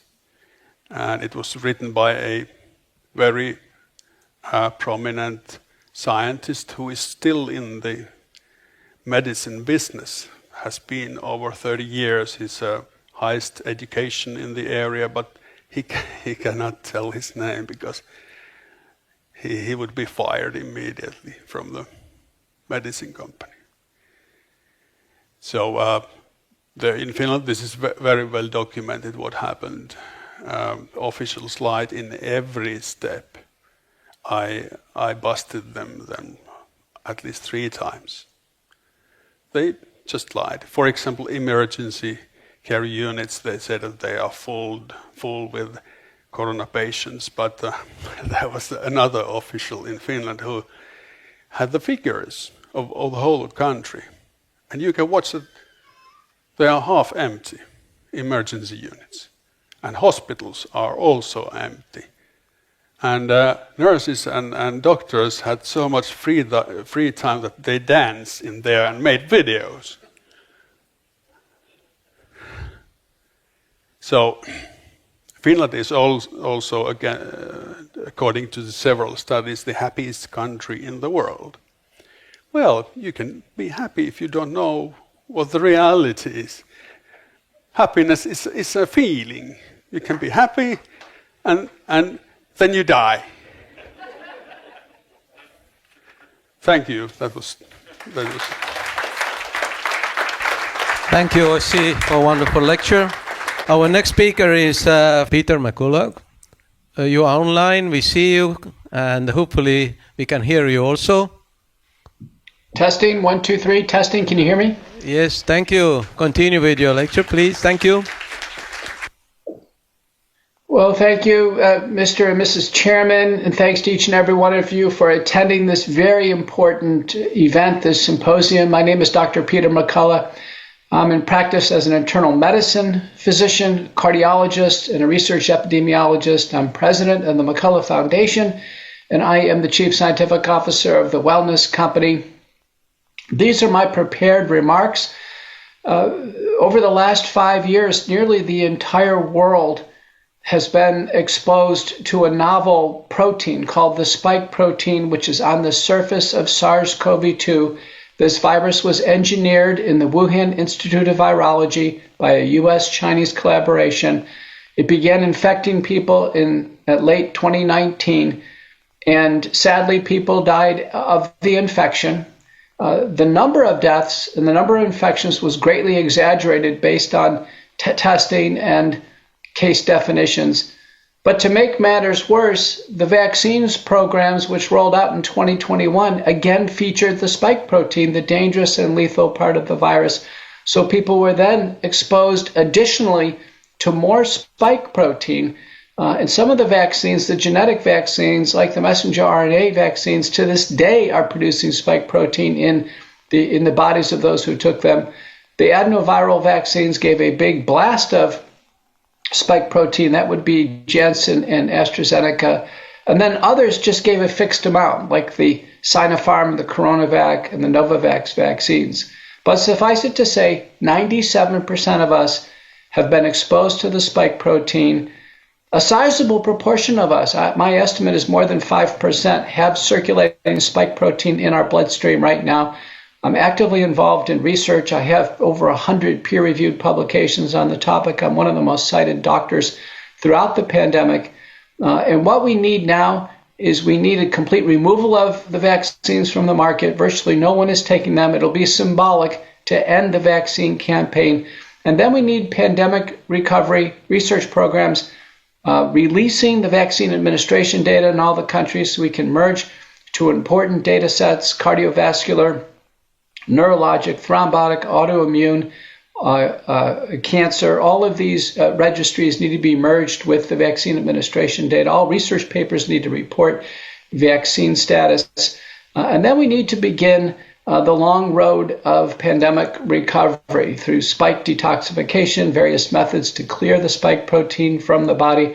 One of the most widely used methods is copyrighted in my name for accountability reasons, McCullough Protocol, based spike protein detoxification, the combination of nattokinase, bromelain, curcumin, and other substances. There may be other natural compounds or even medicinal compounds that help clear the spike protein from the body.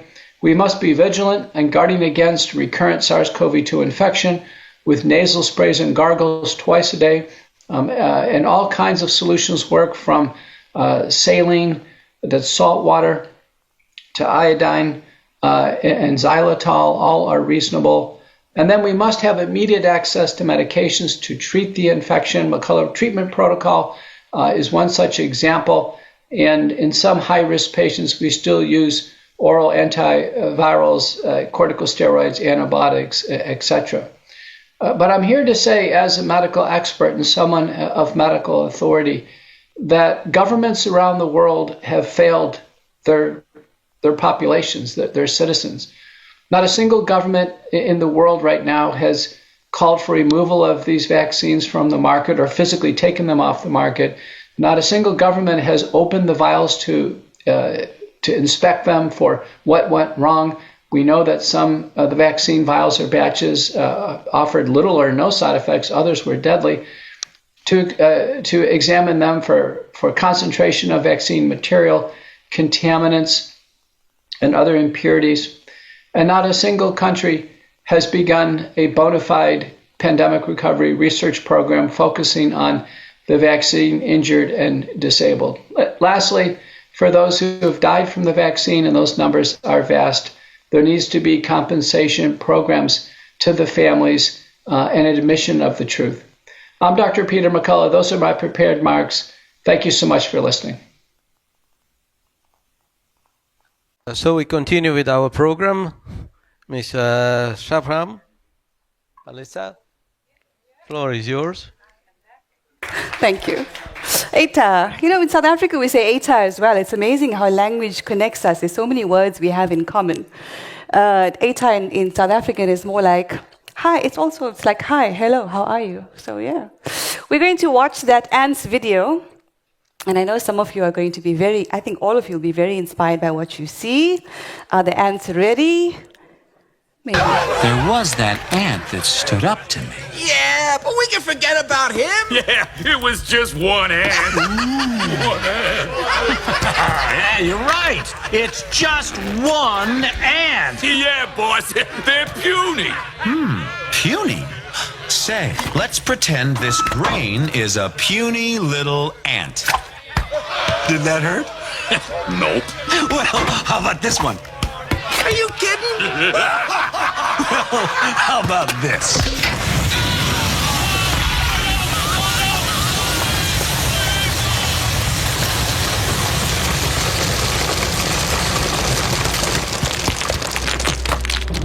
You let one ant stand up to us, then they all might stand up.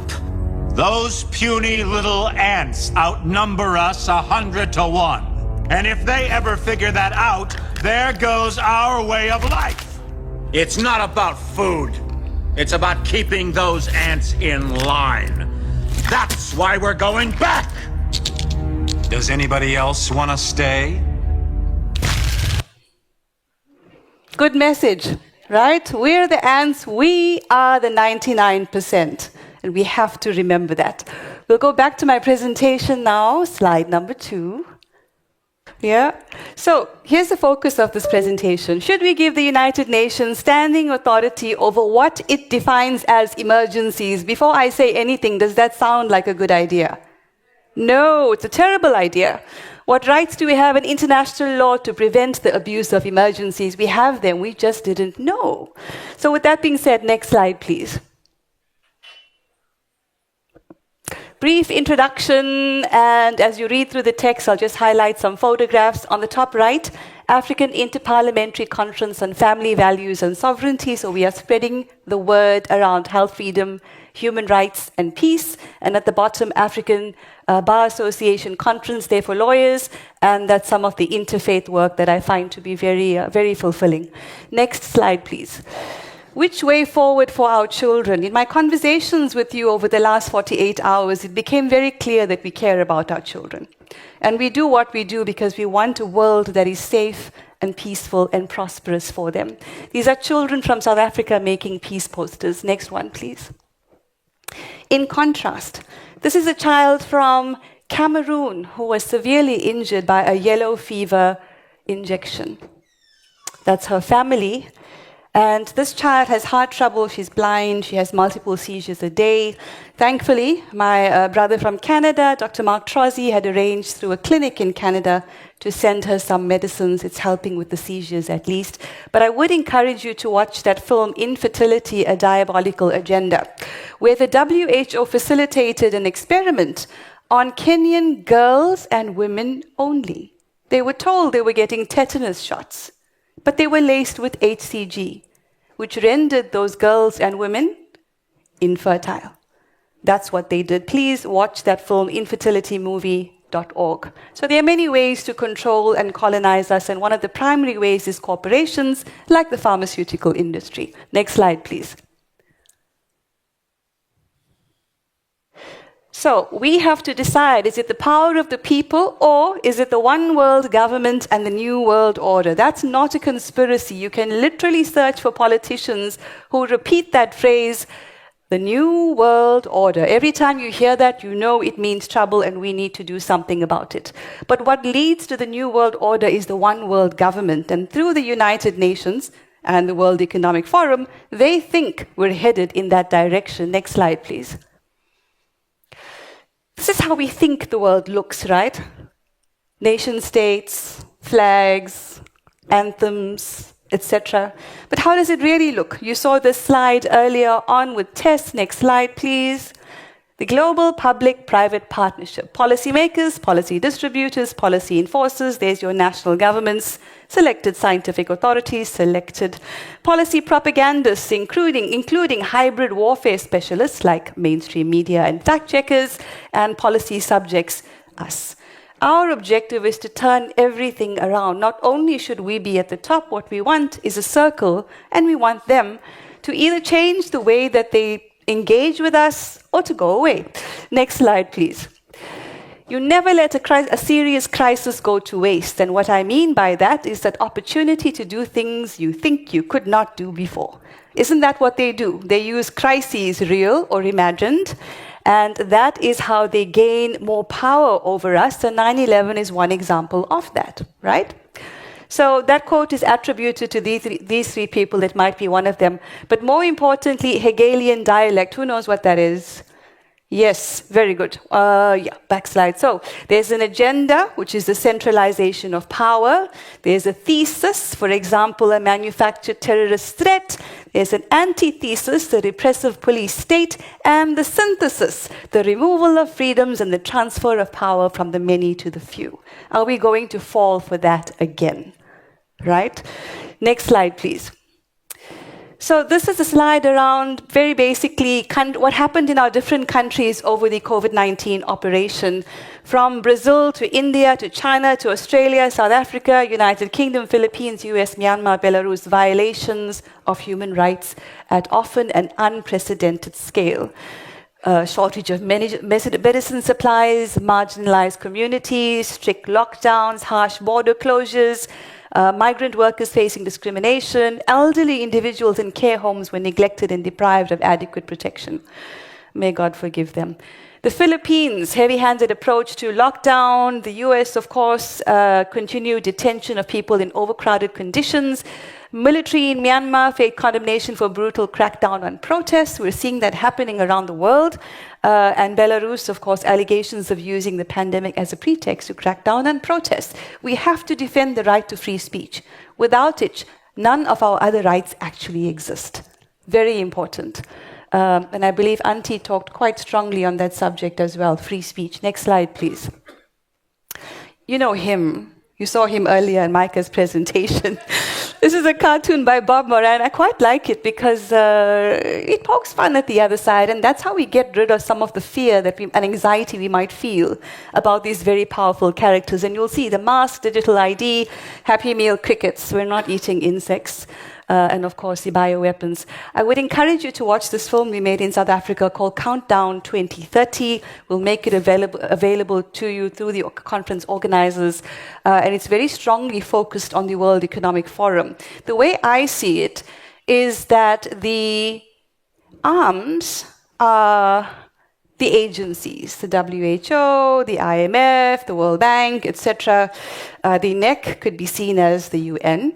The head could be seen as the World Economic Forum. And then there are strings even above that, behind the curtains. People and organizations we don't know the names of. Next slide, please.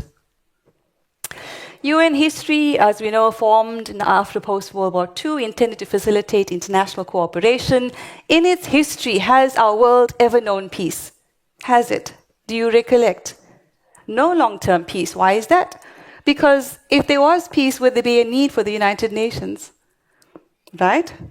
Security Council is a contradiction in terms. Of course, 2 layers, superior, inferior, doesn't work.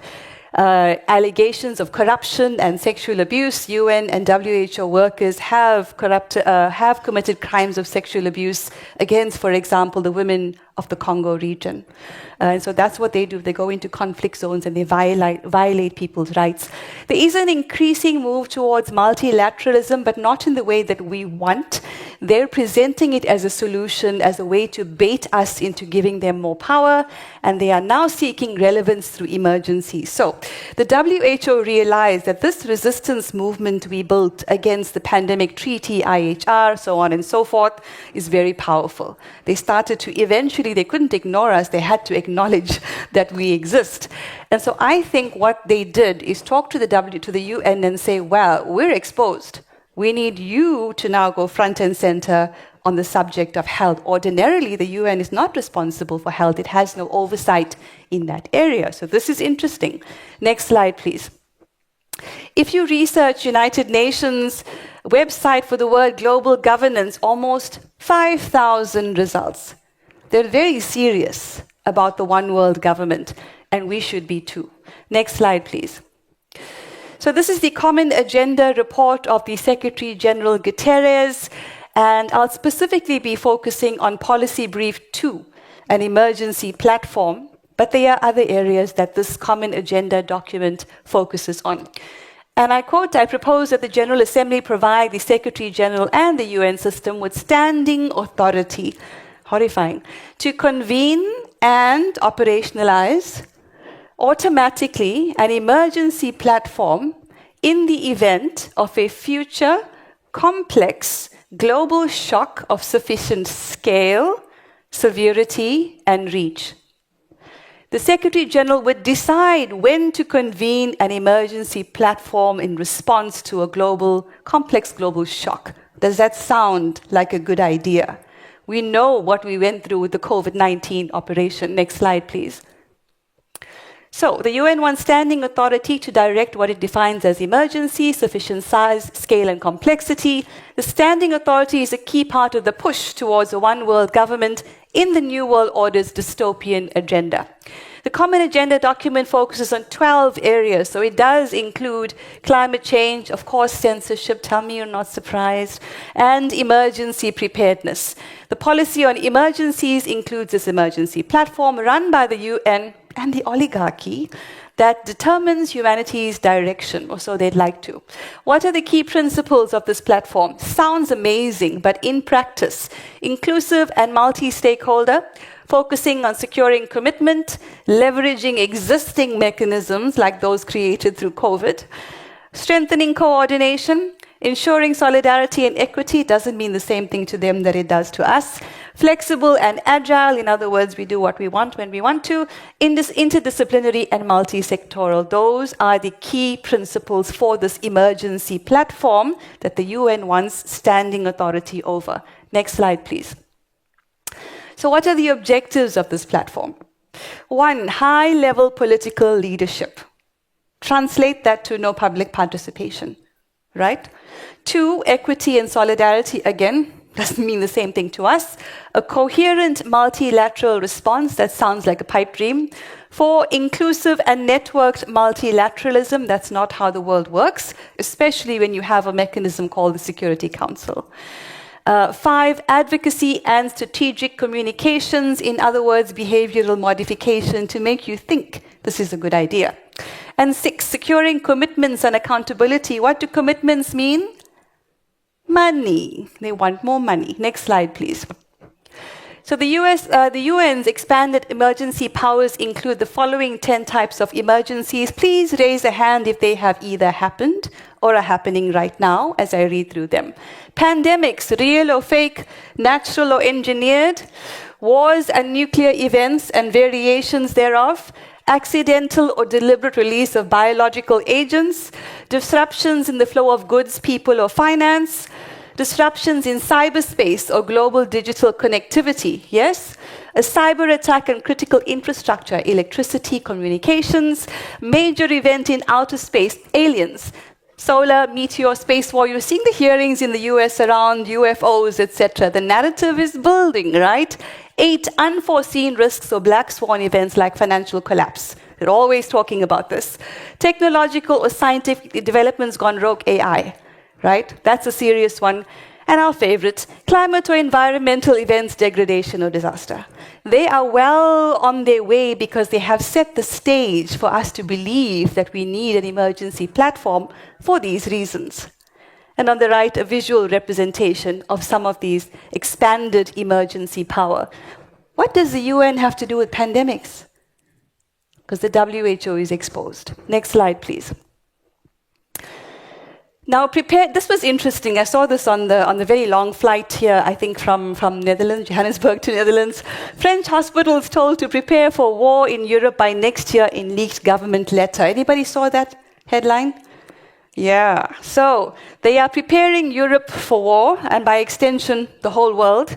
And so what I think, so the country's health minister has instructed hospitals to prepare for a major military engagement by March 2026. In the presentation I did for the National Citizens Inquiry in Canada, part of what I presented, it was around trauma, children's trauma through conflict, but an interesting research study showing that fewer and fewer Canadians are willing to go to war. And fight for who? Corporations? So there's progress in that regard, and certainly that powerful image on the right is one that we bear in mind. What we do for our children. And very often children help us realize what is right. Next slide, please. What are the risks of this emergency platform? I don't have enough time to go through them in detail, but I'll just read them out. Mission creep and scope expansion. So it starts here and it ends up there. You just need to, it's 2 weeks, we just need to lock down for 2 weeks. Remember that? To flatten the curve, and then it became 4 years. So mission creep and scope expansion. Today it's this, tomorrow it's everything. And I keep saying to politicians that I engage with, you're going to become irrelevant once this thing is in place. The erosion of national sovereignty, obviously, especially if someone wants to teach your country a lesson. Or you may have some natural resources that they want. All they would need to do is trigger an emergency, right? Very easy to do. And then say to the UN, exercise your standing authority over that country and tell it what to do. Unbalanced power and influence. Some countries have more power, influence, and resources than others. So if you're a smaller country with lesser influence, this is going to be a major challenge. Also, the creation of a two-tiered system. We have so many tiers, we can't even recognize them, but ultimately it means the UN and then the national governments and everything else built in between. It also bypasses and weakens existing system. You may have a system that's working in your country for emergencies. That would be completely ignored when power is handed over to this emergency platform. It's also a precedent for further centralization of power. They may cover those 10 areas, but believe me, there are many, many more.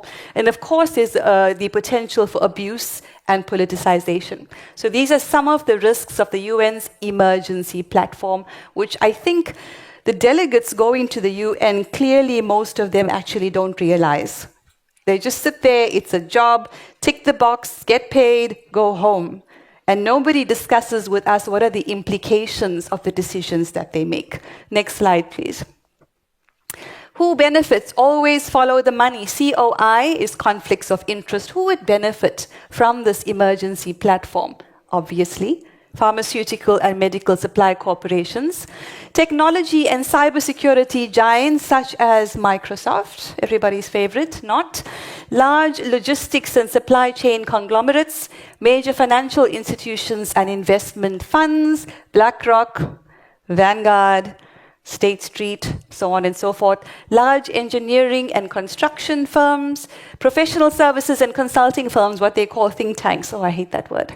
Professional services, yes, certain governments and geopolitical blocs. Again, some have more influence and power than others. Who would not profit and could lose?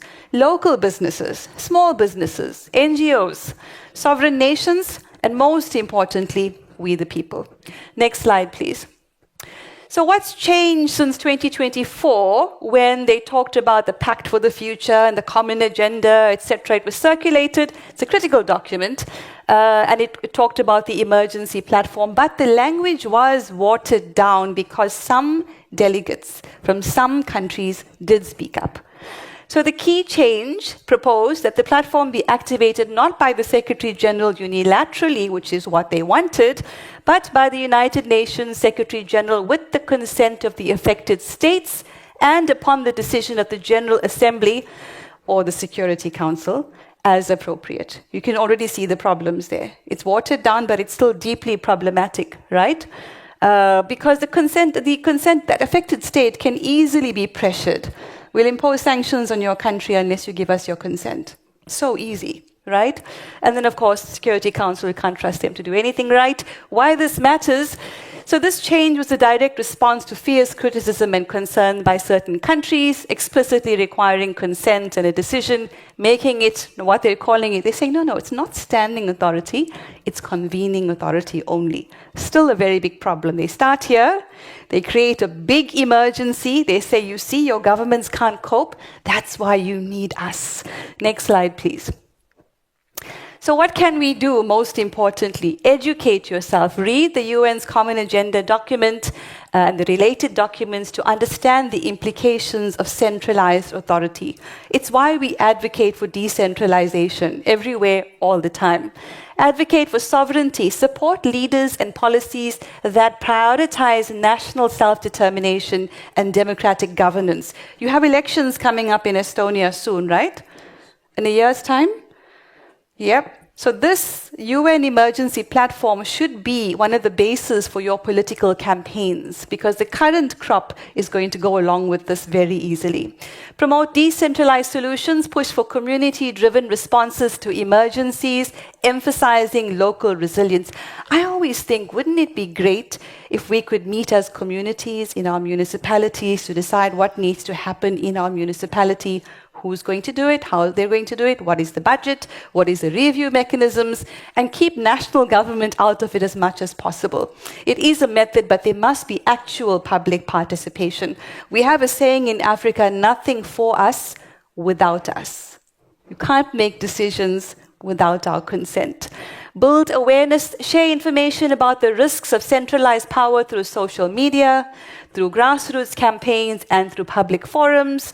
Social media, if you can get past the censorship, yes. Engage with civil society. So collaborate with NGOs and activist groups that resist globalist agendas. If ever there was a time for us to consolidate, to unite, and stand in solidarity, it is the next 5 years. So we have to build those connections all around the world, south to north and east to west. And of course, monitor developments. Stay informed about the implementation of these proposals and hold decision makers accountable. Who knows? Who is your representative to the United Nations? Does anyone know? No? See? That's the problem right there. Go and try and find their email addresses on the UN's website, contact number. Is it there? No. What are they afraid of? Right? Next slide, please. So this is a very important resource from World Council for Health. It's a legal brief called Preventing the Abuse of Public Health Emergencies. It also includes the lawful criteria to declare a state of emergency. This is international law, which our politicians and governments either didn't know about or ignored before they can even think about declaring a state of emergency.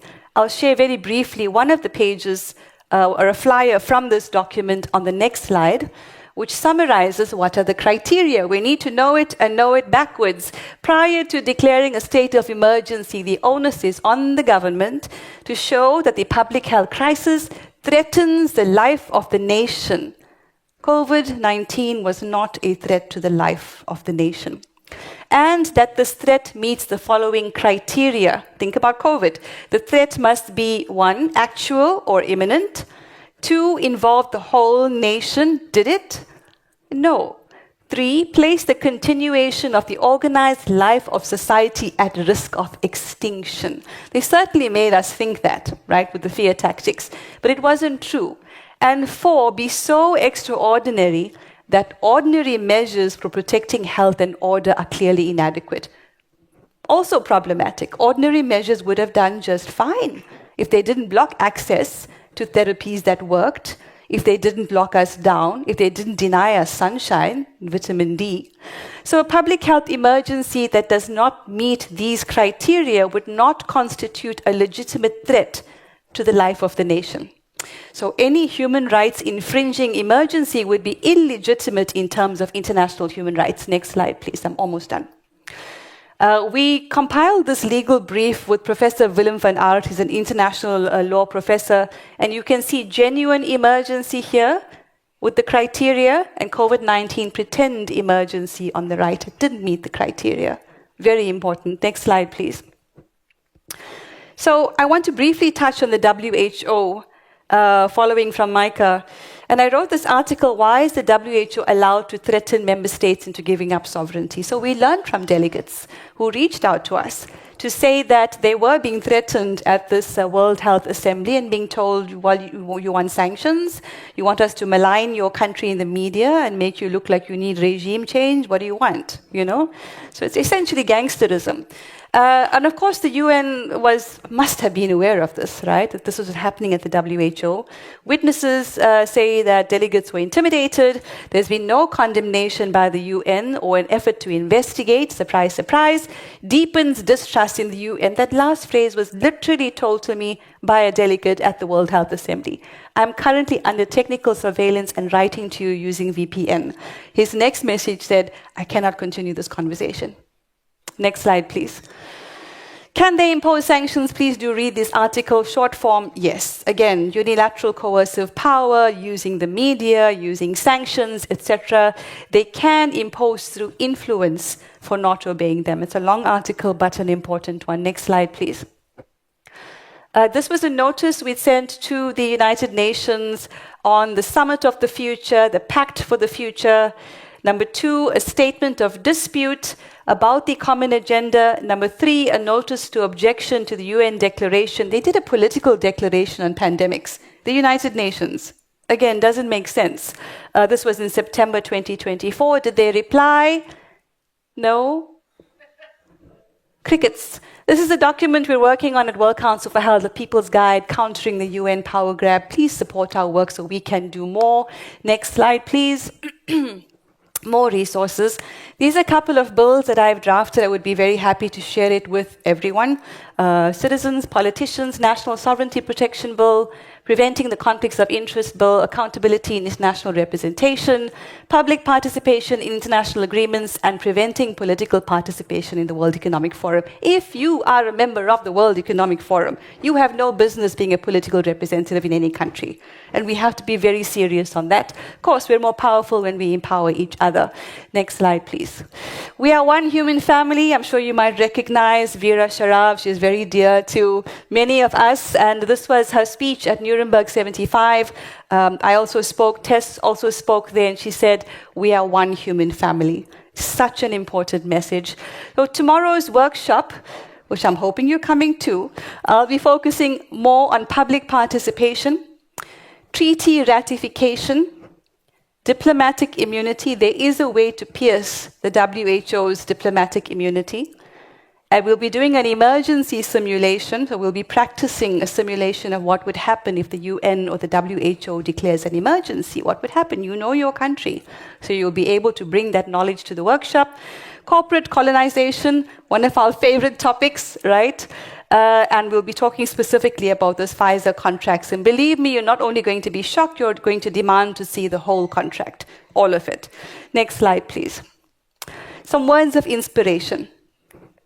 Our strategy should not only be to confront empire, but to lay siege to it, to deprive it of oxygen, to shame it, to mock it with our art, our music, our literature, our stubbornness, our joy, our brilliance, our sheer relentlessness, and our ability to tell our own stories.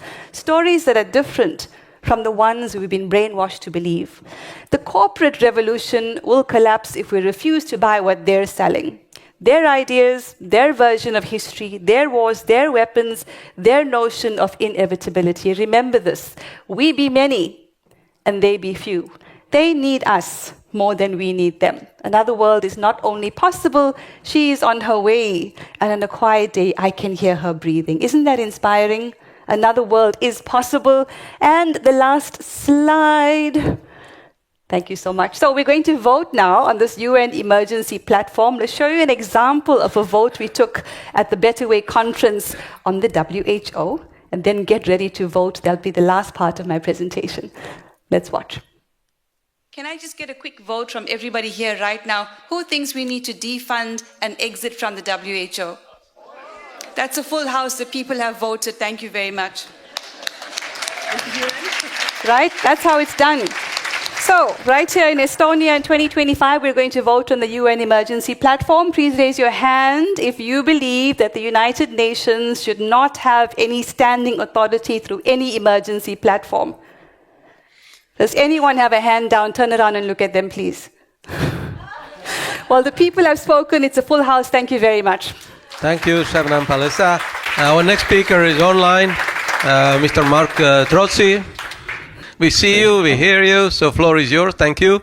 Oh, thank you very much. God bless you all. Hope you're having a wonderful time. I wish I could be there with you, and I'm so honored to be a part of this, and very honored to speak after none other than Shabnam Palesa Mohammed herself. And, you know, and Shabnam mentioned something in her speech which really segues well into what I'd like to talk about today. She said that COVID-19 in and of itself, you know, a weaponized virus, man-made, gain of function, plenty of patents to prove it, that it didn't present a threat to the survival of mankind. And I agree with her, and it did not qualify. It qualified as a crime, but I don't think it qualified as an international emergency. However, one of the main things that it was used to accomplish, which was to inject the majority of the population with a genetic experiment under the false pretense of a safe and effective vaccine, this does present a very serious risk to the survival of our species.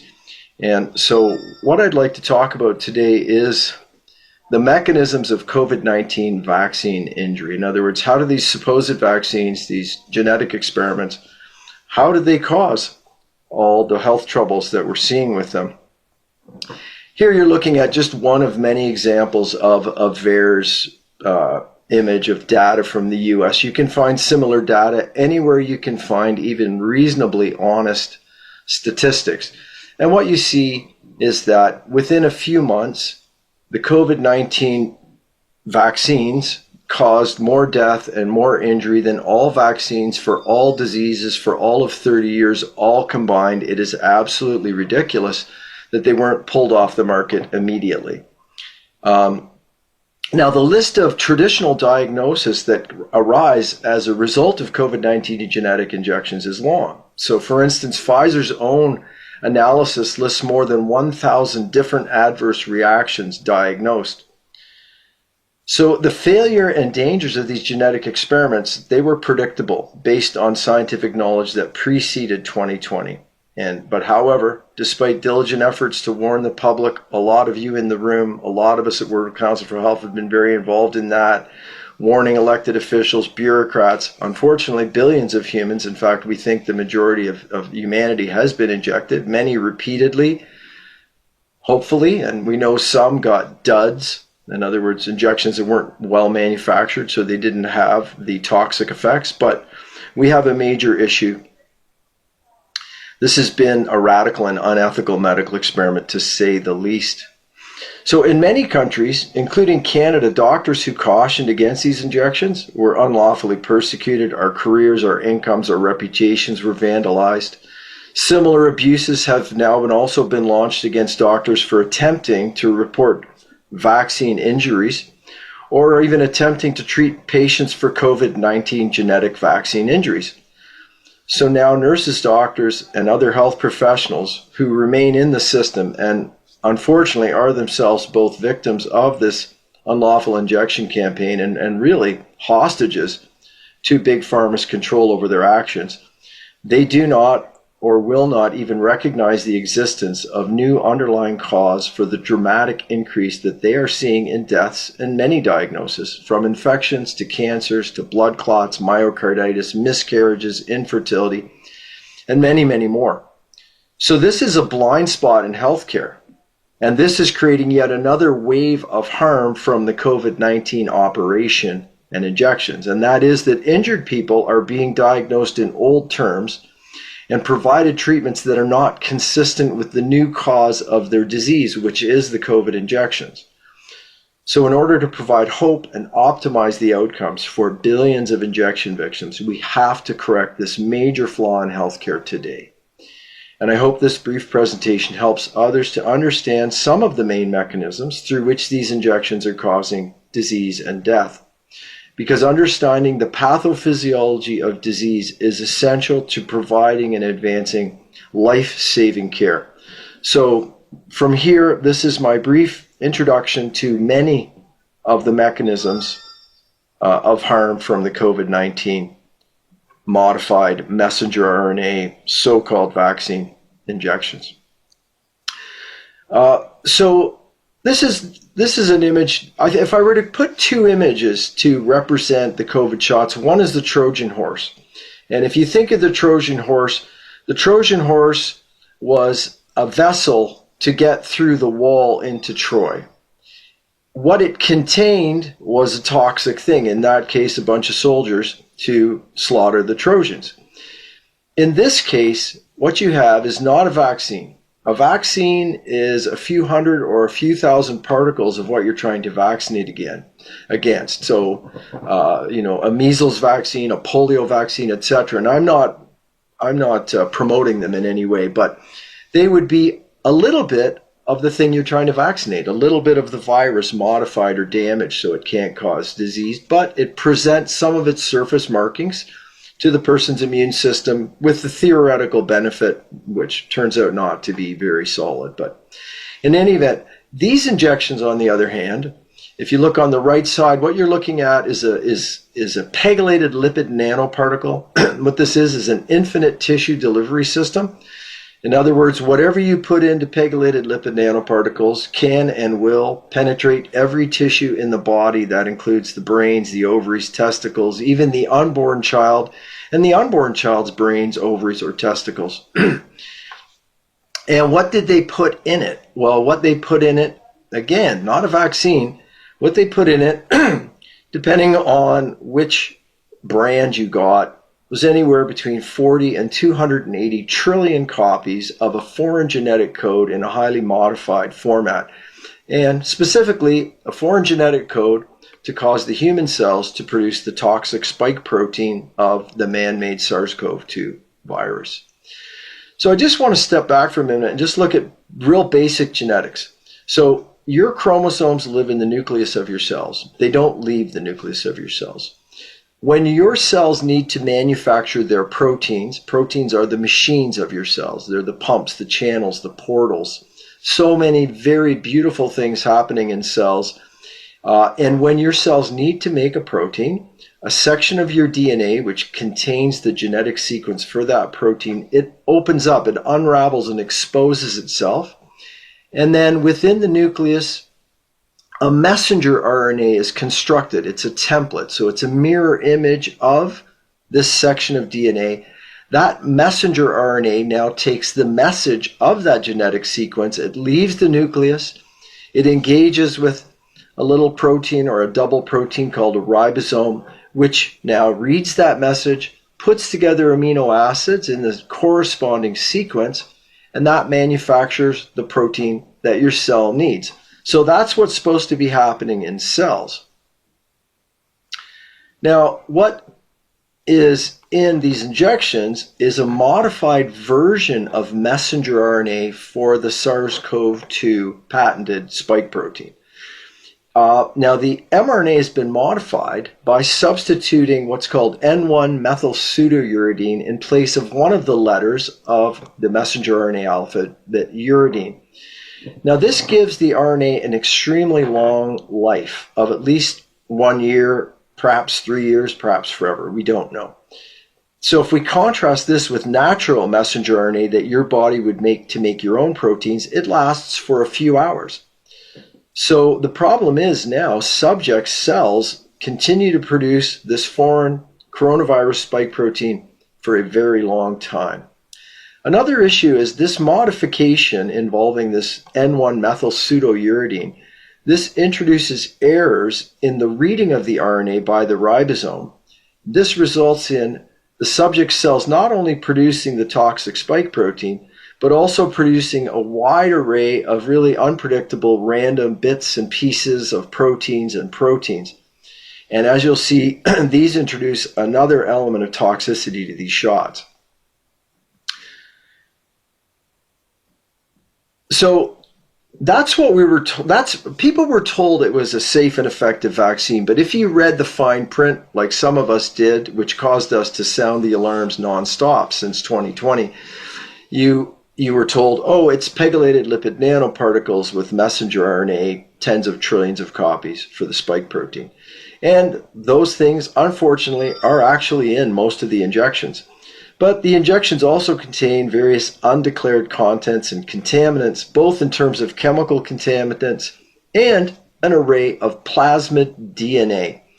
So yes, unfortunately, the messenger RNA shots also include DNA, a variety of genetic sequences, including the sequence for the spike protein. And the list of the genetic sequences is still the subject of ongoing study. But we do know already that this includes the presence of SV40 enhancer and SV40 promoter sequences. And these are genetic engineering tools which are used to facilitate the incorporation of other foreign DNA that's injected into the victim's actual chromosomes. So this is actual genetic modification of people. The mechanisms are there. So this means we're facing the very serious risk of permanent genetic modification of human subjects to produce toxic proteins, among other issues. And the research into this is ongoing, but we already have laboratory cell culture evidence of genetic integration of the DNA into human chromosomes. So now let's talk a little bit about the toxicity. So there's a little bit about what's in the injections. First of all, lipid nanoparticles have known serious toxic effects, especially if they're injected repeatedly, which of course the C19 injections are. Polyethylene glycol that's used to stabilize these lipid nanoparticles so they can slip through membranes and deliver their payload into cells. Polyethylene glycol triggers an adverse immune response in many people, as much as 70% of people. But those are kind of the least of our worries with the shot. Here we're looking at the spike protein. The coronavirus spike proteins are a known toxin. This is not news. This is known since at least 2015 research in hamsters. Now, the current engineered SARS-CoV-2 virus spike protein, both as it appears on the virus and as it is produced in the injection victim cells following injections, they have enhanced toxicity beyond what you would get with the natural coronavirus spike protein. These modifications are extensive. They do include the incorporation of a furin cleavage site. They include patented modifications to damage recipients' chromosomes by interfering with DNA repair. And they've also eliminated the expression of an enzyme called hemagglutinin esterase, which would normally be present on a spike protein surface.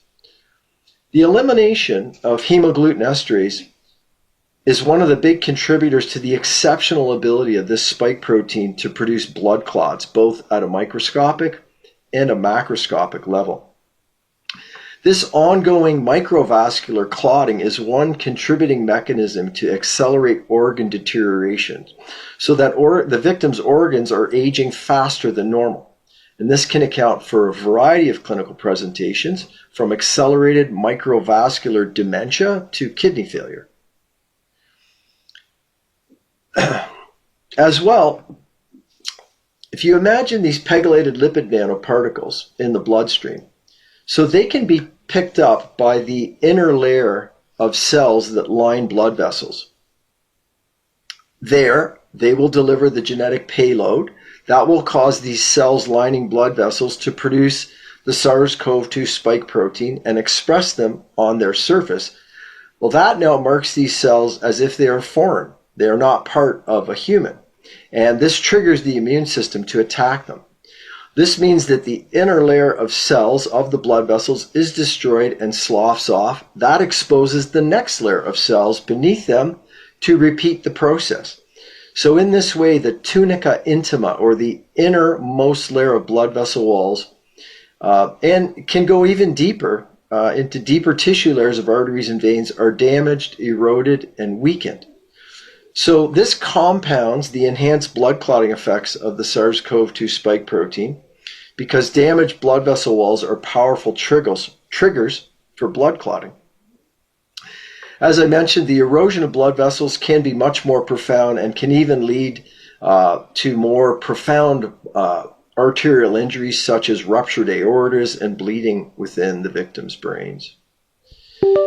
Now, I imagine most of you have at some point seen the unusual white rubbery things pulled out, filling many of the blood vessels of injection victims on their when they die.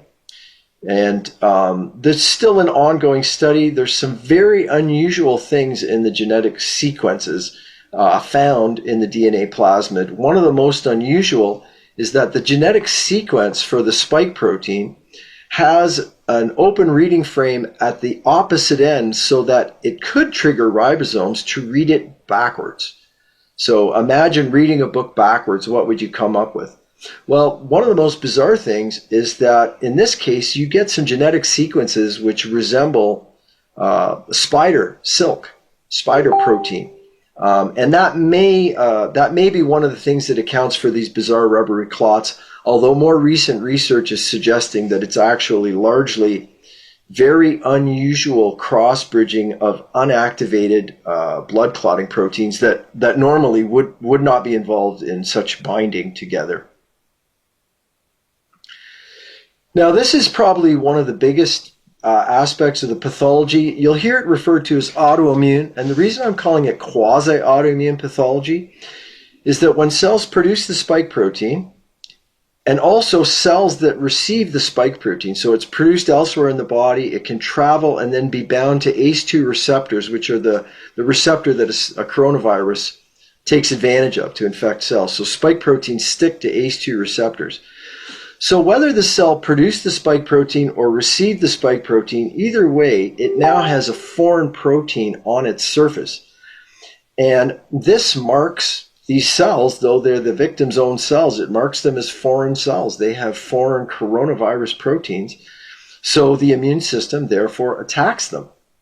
What you're looking at here, when proper staining is done, which is just immunofluorescence staining for the spike protein, this lights up. These come from an autopsy. This is dead person's tissue. And what you see is the cells are covered with the kind of reddish orange pigment is showing where the spike protein is. And then the immune system is attacking the tissue and attacking the cells. This is very much similar to what you would see when people reject an organ transplant. Someone gets a kidney transplant. A lot of work has to be done to prevent a person from rejecting a kidney, even when it's well matched, never mind cells that are producing coronavirus proteins. And so this is one of the major mechanisms of injury seen in the first years following injections. So young hearts, testicles, ovaries, kidneys, brains, placentas, and other tissue samples from autopsies show the tissues of affected organs heavily laced with spike protein and under intense autoimmune attack. That's one of the three main mechanisms of causing autoimmune-like diseases. The other is what's called antigenic mimicry. The spike protein, it bears some resemblances to numerous natural proteins in the body, including syncytin-1, which is an essential protein in female and male reproductive tissues. So the immune response triggered against the spike protein can also target these natural proteins, causing another collection of autoimmune diseases and adverse effects, which includes, of course, miscarriages and infertility. Yet another mechanism, sadly, by which these injections are causing a groundswell of autoimmune diseases, of course, all being misdiagnosed because they're being interpreted in the absence of the information that I'm presenting to you today. But if you recall, the modified uridine in the injected mRNA causes ribosome frame shifting, which means that the ribosome making the protein makes a lot of errors. And so in addition to producing spike protein, about a third of the proteins produced are just random pieces of bizarre proteins. And every one of these has the potential to resemble a natural protein in the body adequately enough to trigger another autoimmune disease. So there's three mechanisms of causing autoimmune diseases. Another issue with these injections is antibody-dependent enhancement, which means increased COVID disease. So the production of large amounts of spike protein within the subject's bodies triggers a dramatic production of adaptive antibodies to the spike protein. And these antibodies have various toxic effects, including, sadly, the enhancement of coronavirus infections. And this is one of the reasons that we've observed increased rate of COVID infections, hospitalizations, and deaths among the supposedly vaccinated versus the supposedly unvaccinated. And this process is called antibody-dependent enhancement.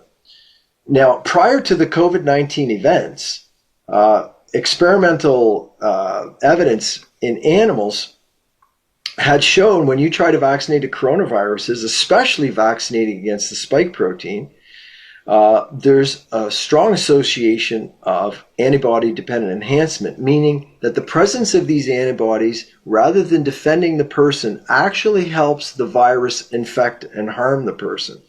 And in these animal studies that preceded COVID, you saw dramatically increased death in animals from cats to ferrets who were vaccinated against the spike protein because of this antibody-dependent enhancement.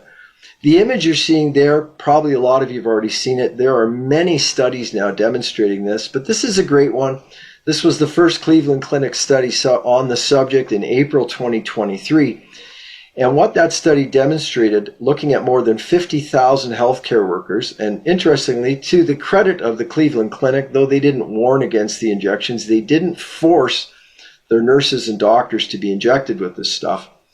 But when they looked at the cumulative rate of COVID infections, what they found is every COVID vaccine makes you more likely to get sick with COVID. So antibody-dependent enhancement is a very real thing.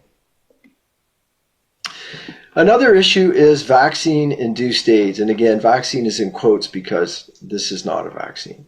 But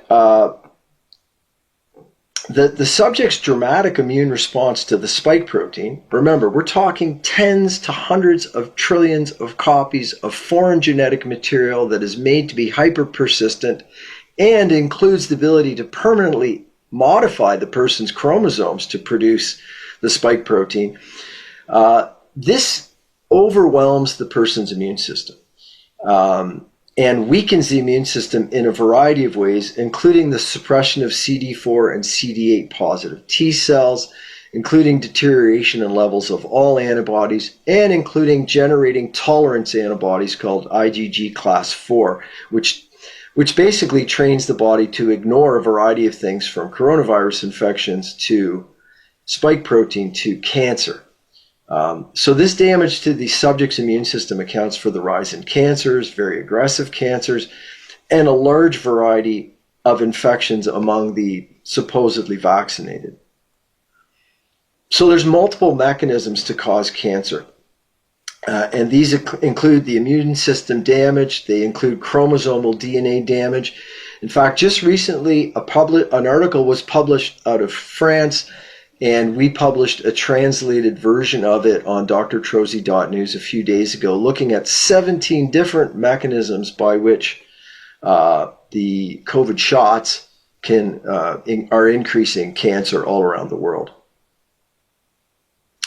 And the insertion of foreign genetic material into the human genome, of course, has many harmful effects. This includes the disruption of various tumor suppressor genes, which normally defend our DNA against damage and defend us against cancer. Additionally, the special spike protein of the SARS-CoV-2 injections has many unique characteristics, which includes the capacity to migrate into our cells' nuclei and there damage the DNA and interrupt tumor suppressor genes. And by the way, that technology was patented by a member of Moderna long before COVID was launched. So all of this adds further potential mechanisms for cancer. Yet another mechanism of injury from the jabs is antibody-mediated selection. And this is another reason that many of us warned against this genetic vaccine program, and that's the issue of antibody-mediated selection. So this is the reason that though vaccination real vaccination, if there was a safe and effective vaccine, we'd be open to that, but real vaccination may have a role to avert a pandemic before it happens, but it is likely to prolong a pandemic and drive the evolution of one variant after another if administered during a pandemic. Now, I'm sure a lot of you agree with me that the math doesn't work. This wasn't a pandemic in the first place, and we know the WHO had to eliminate the math from their delusional definition of a pandemic in order to use the word pandemic to abuse the world. But even just an active infection, so when you have an active spreading infection, vaccinating into that situation drives the evolution of one variant after another. And this is a foundation for the golden rule of vaccinology, which is that you should never try to vaccinate our way out of a pandemic, because attempting to do so drives the evolution of the virus, creates one variant after another. And interestingly, these variants that evolve, sadly, really, the injection victims are used to generate the variants. These variants are particularly dangerous to them, to the vaccinated subjects, rather than persons with natural exposure and natural immunity, because natural immunity is broad. It responds to many aspects of the virus. So the virus cannot just simply modify its spike protein to avert natural immunity. However, due to the injection campaigns, we have extended what naturally would have been a few months of active infections to years of variants, infections, and more misguided infections. And though it has been very profitable for the vaccine industry, it has been devastating for mankind. So that's an overview of some of the mechanisms. There are more mechanisms. We are discovering more mechanisms all the time. So this is a very cursory, broad overview of all the ways that the COVID-19 so-called vaccines are causing death and disease in unprecedented amounts. Some of the things I didn't talk about that I would love to in the future include prion diseases of the brain and damages to the victim's gut microbiome, which are very essential to good health. So, friends, more research is needed regarding the mechanisms of injury from these injections. Details of the immune system disturbances caused by these injections are extensive, and they are under intense study, and I hope to be part of bringing you more information about that in the new year. So my conclusion is the COVID-19 genetic vaccines, they present no benefit and they cause much harm, and the time is long overdue to halt the manufacturing and administration of these injections. I think we must look to reinstate the scientists, nurses, and doctors who've been warning against these problems while advancing the research and treatment of the injuries despite being stripped of our positions, our laboratories, our hospitals, and our incomes. So advancing our understanding of the mechanisms of injuries and how to treat them and distributing this information on an urgent basis should be among our highest priorities in the world. There are new pathophysiologic mechanisms causing the dramatic increases in disease, disability, and death around the world. The medical and scientific communities have been muzzled and co-opted, so the healthcare practitioners are currently flying blind. It's time to end the suppression and manipulation of medical science. We must urgently advance our understanding and treatment of the toxic effects of the COVID-19 genetic vaccines. Thank you very much for your time. Thank you, Dr. Trossi. Thank you for the presentation, and our next speaker is ready. So, hello, Dr. Erik Neput. Yes. We are ready. Hello. We see you. We hear you. Hopefully, you hear us. Yes, I see you great. and hear you fine. So, floor is yours. So, thank you. Okay, good day, ladies and gentlemen, colleagues, and dear friends. Today, I am honored, and we're gathered at a very critical moment in history around the world. Healthcare is at a crossroads, and for decades, we've watched the system grow more complex, more expensive, more political, and yet, in the middle of all of this noise, one thing has truly been lost, and that is common sense. Healthcare has was never meant to be a maze of bureaucracy or a battlefield of conflicting interest. And at its core, really, healthcare is about people. Many of you are physicians that are watching this, and I know that you got into healthcare because you wanted to help people. It's about preventing disease. It's about healing the sick. It's about empowering individuals to live a vibrant life. And yet, here we are facing skyrocketing costs. Chronic illness is on the rise higher than it's ever been before. And we're facing public health that is no longer trusting medicine as a whole. And people are more confused than ever about what it really means to be healthy. And this is not an American problem. This is not a European problem. This is a global problem. And the truth is, the solutions are not as complicated as we've been led to believe. In fact, the future of healthcare truly depends on the leaders who are in this room right now, the leaders who are listening and watching globally of this message, and those who are willing to stand up and not stand down against true tyranny and true medical tyranny. Leaders who return to the basics who trust real evidence and trust nature and trust the common sense that we've unfortunately lost for so many years. Ladies and gentlemen, my name is Dr. Erik Neput. I'm a physician. I'm an author. I am a international speaker. I'm a biotech entrepreneur whose technologies have disrupted the healthcare status quo for the last 2 decades. My work is rooted in one simple revolutionary idea, and that's that self-care is the real healthcare. Through my clinics, I've owned and operated over 30 private clinics. Through the research that we've done, I've been an owner of hospital systems here in the U.S., owned and operated surgical centers, genetic laboratory testing facilities, molecular blood lab facilities. I don't tell you that to impress you, but to impress upon you that my background is different. I've helped tens of thousands of patients move beyond symptom management to really true root cause healing. And our protocols that combine the best modern science like DNA and genetic testing, peptide therapies, advanced nutraceutical formulations with timeless fundamentals such as good nutrition, detoxification, movement, and proper mindset. But I'm not just a healthcare innovator. I'm truly a fighter here in America, a fighter for freedom, someone who stands up against what's wrong. And I know many of you that are here and listening right now have that same heart and that same mindset. I've taken on the corrupt bureaucratic machine here in America, and I'll tell you about that shortly. But too often, politics and profits are getting put ahead of people. And for what? For standing up and for speaking the truth.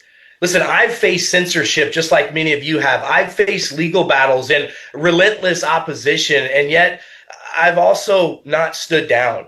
And instead, I've decided to stand up. And that's what I want to encourage all of you to do today. I want to encourage you to continue to stand, reminding us that it's our responsibility to help people understand that they have the ability to be healthy. They have the freedom to choose, but they must have the opportunity to choose and the free will to do so. My mission is simple, and it's global. It's to empower people everywhere with knowledge, with tools, and encourage people to take their own health back. Listen, I believe that by shifting the focus from treating disease to cultivating vitality, to helping people transform, not only can we help individuals, but we can help our entire societies. So I share with you today, those of you that know the goals that we have globally, is not just to talk about the problems, but it's to spark solutions and to really inspire you to stand up for common sense in healthcare. So my friends, colleagues, and fellow healthcare leaders, today I want to speak to you from the heart. Listen, the world is watching all of us, and the world is waiting for us as physicians and scientists and innovators and leaders.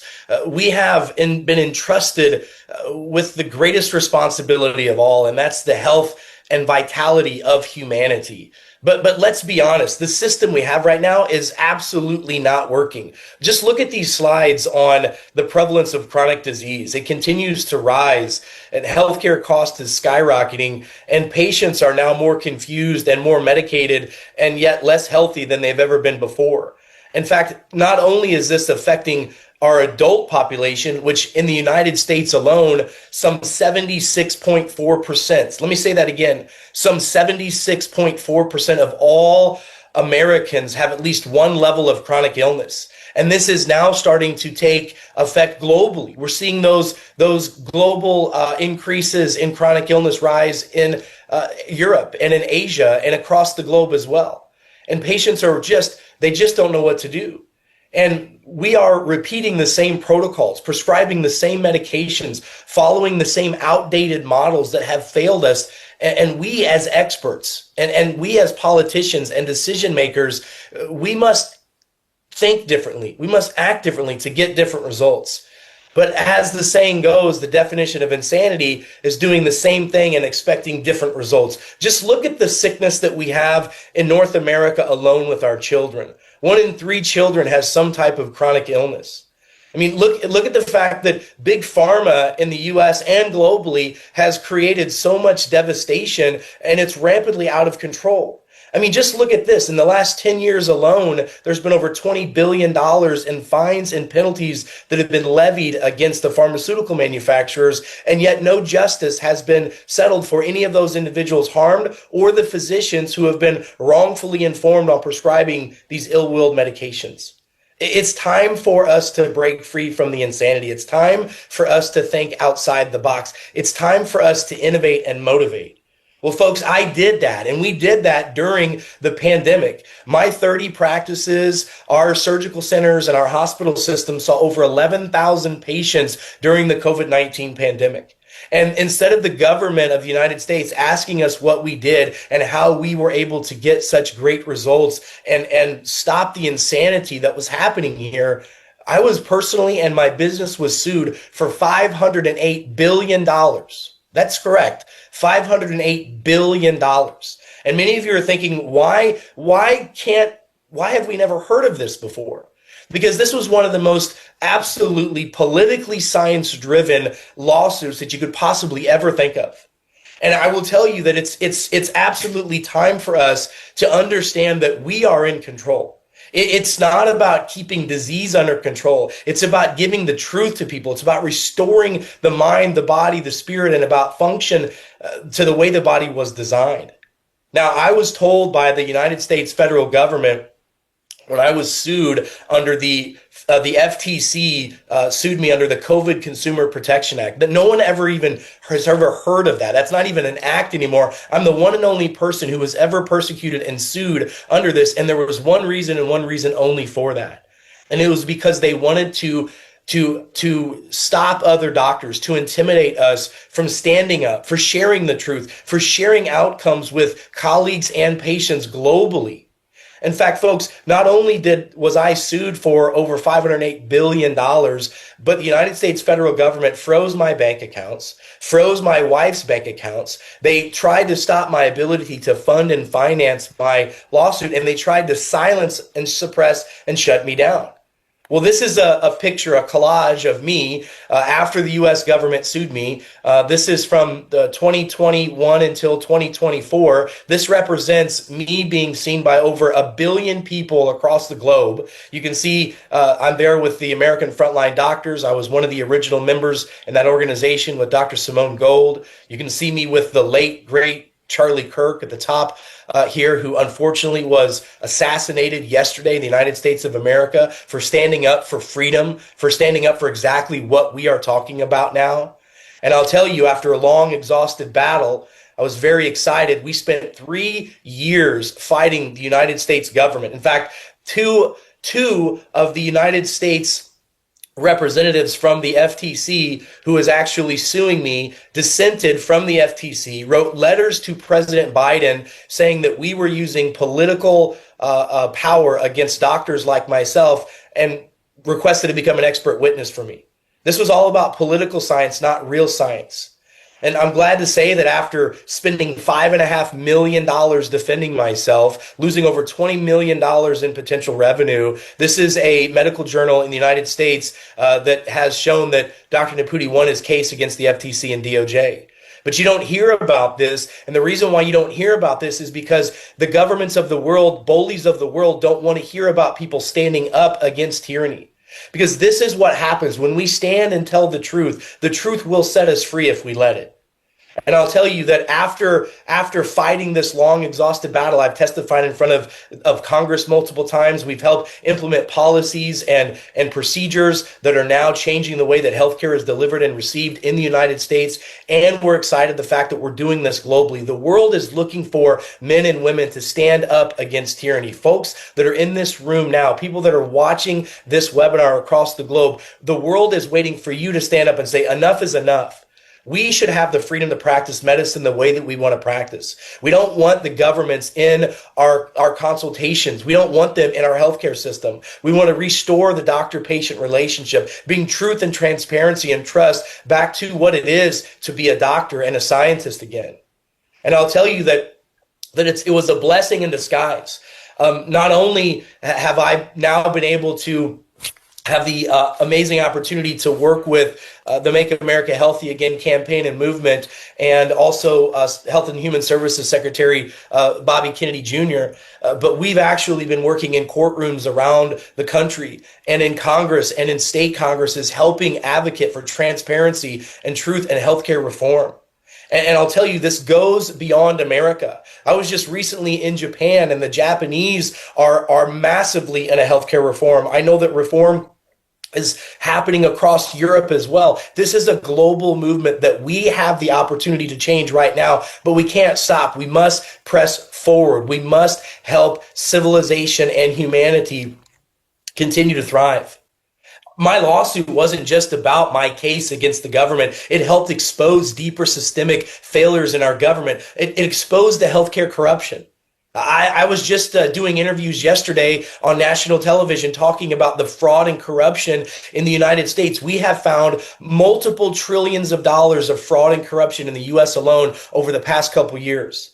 And I'll tell you that there are powerful institutions, you know this globally, that are prioritizing control over care, profits over people, and sickness over solutions. We know that we have a serious problem with our food and our water supply. There's over 1,000 chemicals that are allowed by our current FDA, which is slowly getting rid of those that are illegal or banned in other countries like Europe and Asia. And we know that this is a global systemic problem. And one of the problems is exactly this. This is our Medicare guidelines. Now, in the United States, our socialized medicine is known as Medicare. Medicare guidelines, section 2251, we were just speaking about this when I was in DC a few weeks ago. Think about this for a moment. Doctors are handcuffed and limited because of this very thing. And no wonder that chronic illness is running rampant through North America and why it's going globally. Because according to our Medicare guidelines, which is the foundation for all insurance approvals in the United States, any treatment plan that seeks to prevent a disease, to promote health, and prolong or enhance the quality of life, or a therapy that is performed to maintain or prevent deterioration of a chronic condition is deemed not medically necessary. No wonder we have such a crazy problem with chronic illness. Chronic illness prevention and treatment is not taught in mainstream medicine. Chronic illness and prevention and treatment it's not paid for by the insurance carriers. So there is no economic reason currently for the United States to work on preventing and reversing chronic illness until just recently. And we are working diligently, standing up and fighting against the powers that be. Many of you saw Secretary Kennedy earlier this week testifying in front of Congress about the corruption and fraud that's happening on a global level, and the fact that Big Pharma is pushing back so hard. And we're seeing a rise of a COVID 2.0 situation happening in America. We know that the global crisis is here. More chronic illness, more metabolic dysfunction. We have an overload of toxicities in the world today. There was a recent paper just released here in America that showed that the number one cause of chronic illness is chronic inflammation. And the number one contributing factor to chronic inflammation is environmental toxins, the air we breathe, the water we drink, the food we eat, and yet mainstream healthcare does not do anything or know anything about the detoxification process or pathways. We have turned several of our clinics now into long hauler and COVID injured patient treatment centers, and we're seeing an increase in mental illness and these metabolic dysfunctions happening since 2020 on a level we've never seen before. And it's continuing to get worse. Unless we continue to stand and put our foot down and draw a line in the sand saying enough is enough, and if it's meant to be, it's up to us as a society. We have a systemic failure of our system. You know, we do not have a healthcare system. We have a sick care management system. We're not focusing on the root cause. That is now shifting. HHS Secretary Kennedy has now made mandates that medical schools are now looking into nutritional training. And I will tell you that where my conventional medical training had failed me was understanding how the structure and frame of the body truly works and how balancing that can help with chronic illness. It didn't teach me about foods and nutritions and how to eat well, think well, sleep well, and be well. It taught me how to prescribe medications and refer for surgeries. This system is broken. This is a business model. This is not a healthcare delivery system. How does this affect us? Well, we have a constant battle of chronic symptoms and issues that are happening. Look, I polled just this morning some of the major talking points that we've got going on globally with healthcare. Chronic disease is the number one killer worldwide. Heart disease, diabetes, obesity, autoimmune conditions. We're seeing more of them now than we've seen in the past several decades combined. We have a multi-trillion-dollar budget in North America alone, but just for healthcare, but our outcomes remain poor. We spend more money in America than the top 100 industrialized countries combined, and yet we're still one of the sickest countries out there. Ladies and gentlemen, United States of America spent more money on COVID than anyone else, and we have the worst COVID success rates. The systems are broken systemically. And as a doctor, I was persecuted for standing up, telling people the truth. Please do not forget the fact, ladies and gentlemen, that doctor is Latin for teacher. Our job is to teach, preach, inspire, and motivate people on whatever level we possibly can. And by the way, in Europe, the rising cost of chronic disease and healthcare shortage echoes the same pattern that's happening here in America.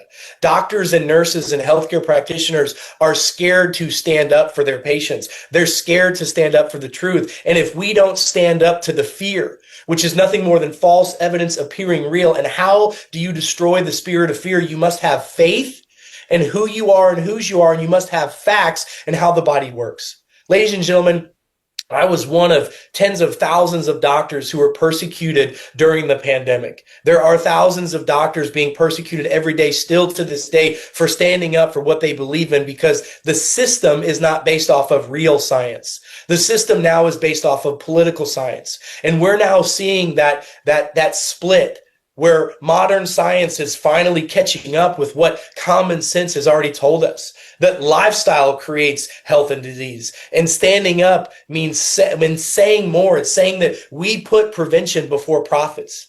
The system's broken. We must build a better way. The systems have been, many times we've heard, the system is too big to fail. You saw that the United States government a few years ago bailed out the banking system because the banks were too big to fail. That has destroyed our global economy because of that. Well, I'm going to tell you that we must create a parallel healthcare ecosystem in order to stand up against the tyranny that is here. Because if the healthcare system we have right now is too big to fail, then we must create another one that is based off of self-care. Self-care is the real healthcare. That is the mantra that you're going to be hearing globally. In the US, we're moving away from the conversations from fatness to fitness.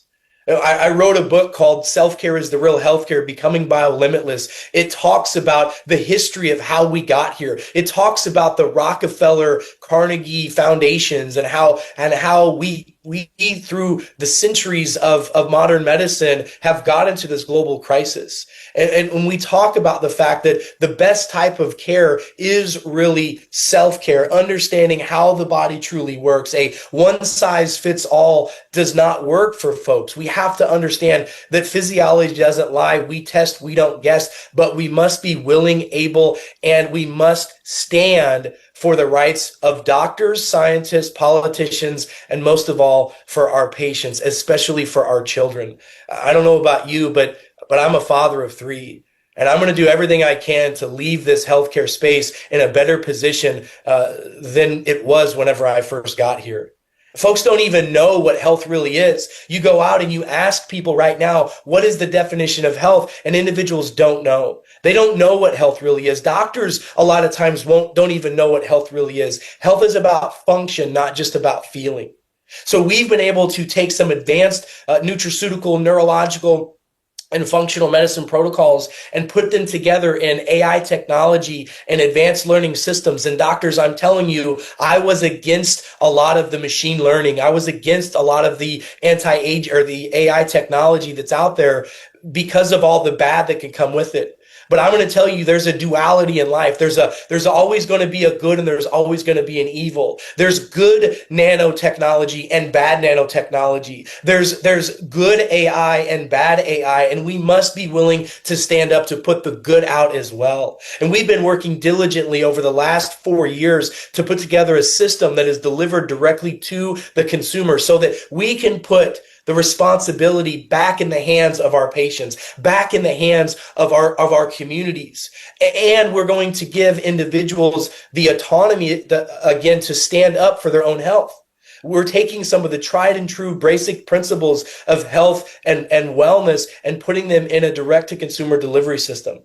We've taken the success of functional medicine. Folks, we had during the pandemic a massive success rate with our patients that were coming through. Like I said before, 11,000 plus patients came through all of our centers and all the clinics that we were affiliated with, and nobody died. Nobody went to the hospital. And we use these simple, tried and true, very simplistic protocols to help folks. And we were persecuted to the highest extent of the law because we were telling people it's all about cellular health. It's all about looking at your bacterial DNA. It's all about measuring your mitochondria. And when I was deposed by the United States federal government for 14 hours, by the way, 14 hours I did a deposition in front of lawyers from Washington, D.C. and the Department of Justice. And for 14 hours, we gave them data and science and facts. And the reason why we were able to win our lawsuit and why we're still standing today is because we had real truth and we had real transparency on our side. The United States federal government said that there was no data that supported any of the therapeutics that we were doing. We were recommending the Merrick protocols. We were using high-dose vitamin C and corticosteroids. We were using intravenous IV fluids and vitamin C and ascorbic acid intravenously with thiamine and other nutraceuticals. We were using high-dose vitamin D. We were using high-dose bifidobacterium. There was a massive study in the United States that showed that individuals who were infected or injected with the COVID-19 lost their bifidobacterium, which is the immune system in most people. Ladies and gentlemen, that's what we were persecuted for. But we were able to show the United States government over 300 studies that showed that we were correct. And I'll tell you, I don't know if any of you have ever been sued for, well, I don't know if any of you have ever been sued, or if any of you have ever been sued by your government, which is the United States government for me. And I don't know if any of you have ever been sued for $500 billion, but I was, as a practicing physician, sued to be silenced, to suppress, to not tell people the truth. Because the truth is setting people free. And by the way, just like my dear friend and colleague who unfortunately was assassinated yesterday, Mr. Charlie Kirk, we were just standing for the truth. And folks, the truth will set you free, but you have to be willing to stand up for it. We are living through a defining moment right now. The choices that we make will determine whether our next generation inherits a world of sickness or a world of vitality. Standing up does not mean that we all have the answers today. It means that we refuse to stay silent and to face common sense, and we're not going to be ignored anymore. It means that we're willing to fight for prevention, for truth, and for people. Listen, I believe, and I believe that many of you watching right now believe the same, that we're on the edge of a global awakening. In fact, it's already happening. We're seeing the change going on. We just have to stand. The days ahead are not to be feared. They're to be embraced. Because every great revolution in history began when ordinary people, when ordinary doctors and leaders and politicians and parents and scientists and all of you watching decided that they will no longer stand down and they will stand up. So, ladies and gentlemen, let us rise together. Let us stand for common sense in healthcare. Let us remind the world that real healthcare is not found in policies or politics, but in prevention, in truth, in courage. And folks, the future belongs to those who stand. And my friends, the best days of healthcare are yet to come. So ladies and gentlemen across the globe, thank you so much for your time. Thank you so much for your energy. Thank you so much for your intention, for all of us working together to make this world a better place. And folks, until we meet again, I'm Dr. Eric Naputi.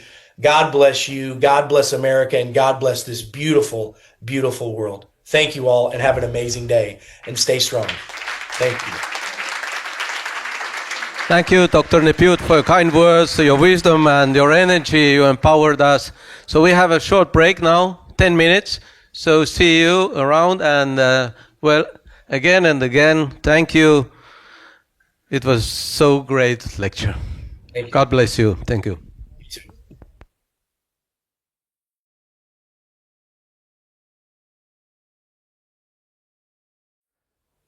Our next speaker is ready.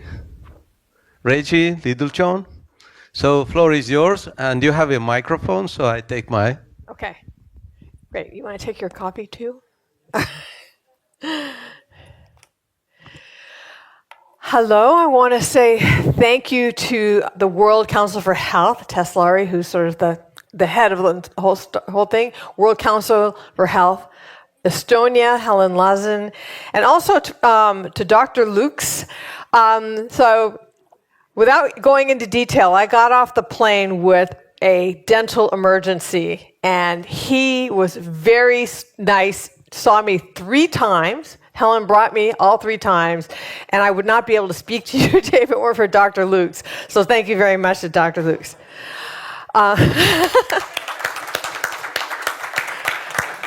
By the way, the way he relaxes is by traveling around the world running marathons, and when the marathon season isn't happening, he does the same thing with what's that called? Snow skiing? Anyway, crazy. My name is Reggie Littlejohn. I'm an attorney. I'm the founder and president of Women's Rights Without Frontiers, which as an attorney in the 90s, I represented Chinese refugees in their cases for political asylum in the United States, and these people were victims of the one-child policy, including forced abortion, forced sterilization. So that's what I've left the practice of law in order to help these women to have their babies, you know? This is a woman's right to have her child.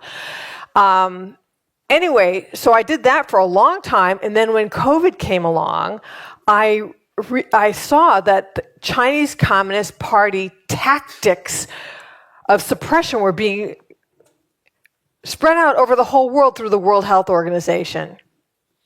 And so because of my background with China and fighting them, I saw that I had to turn my attention to alert the world to the way that these tactics were being used by the World Health Organization and others through COVID. Now, so I founded Anti-Globalist Alliance, founder and president of Anti-Globalist Alliance, and also in the United States, co-founder of something called the Sovereignty Coalition. I've been asked to speak about the dangers of the World Health Organization and also specifically about the pandemic treaty.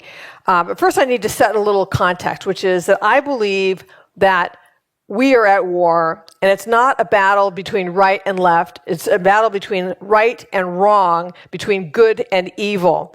We are living in a globalist coup, effectuated by a wealthy and powerful international elite determined to enslave humanity to its own advantage. The two entities that are at the forefront of this globalist coup are the World Health Organization and the United Nations. The World Health Organization can be used to establish a totalitarian surveillance police state through pandemics, and the United Nations can do the same thing through complex global shocks. Never before has humanity been so close to losing our freedom and entering a digital dark age or a digital gulag.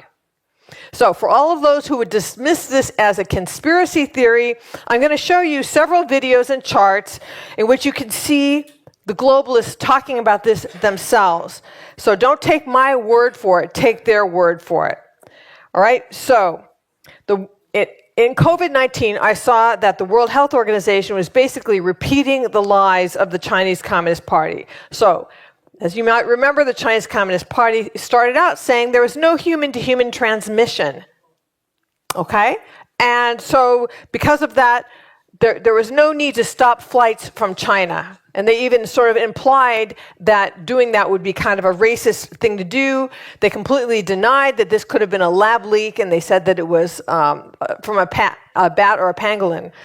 And then they used vaccine mandates, mask mandates, lockdowns as ways to handle this, and the World Health Organization basically parroted everything that they said, and now having completely botched the COVID pandemic response, the World Health Organization's solution is to allocate to themselves more power, and they've done this through the International Health Regulation Amendments and the Pandemic Treaty. Now, I just want to read you a quote from somebody named Brock Chisholm. He was the first Director General of the World Health Organization. He went to Yale. I won't hold that against them. That's where I also went to, for law school and seminary, by the way. But this is what he said. He was a psychiatrist, an eminent psychiatrist. And what he said was, here it is.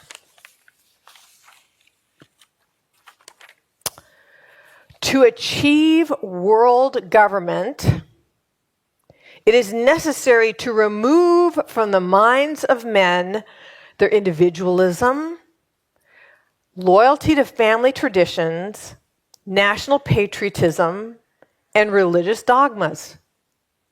That's the first Director General of the World Health Organization. What's his goal? to achieve world government. How is he going to do it as a psychiatrist? Just think about this. Removing from the minds of men our individualism, our loyalty to our families, our national patriotism, and our religious faith. So that was how the World Health Organization started out. Now, if you want to understand the motive for pressing a vaccine into every arm, you got to follow the money. And so what I would like to do now is play the first video, which is a video of Bill Gates. It's an interview of him at the World Economic Forum several years ago. We're here today with Bill Gates. A lot to talk about what he's been working on. And thank you so much for being with us. I'd like to talk to you about your approach to vaccinations. You wrote something recently, and like you always do, you kind of looked at the problem from a scientific and business perspective on things. You've invested $10 billion in vaccinations over the last 2 decades, and you figured out the return on investment for that, and it kind of stunned me. Can you walk us through the math? We see a phenomenal track record. It's been $100 billion overall that the world's put in. Our foundation is a bit more than $10 billion. But we feel there's been over a 20-to-1 return. So if you just look at the economic benefits, that's a pretty strong number compared to anything else.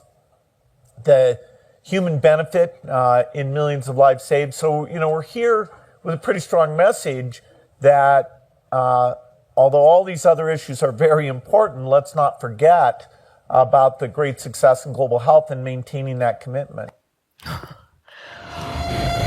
All right, so Bill Gates, he donated more than $10 billion, and he's got a 20-to-1 return on investment, which means he got a $200 billion return on that investment.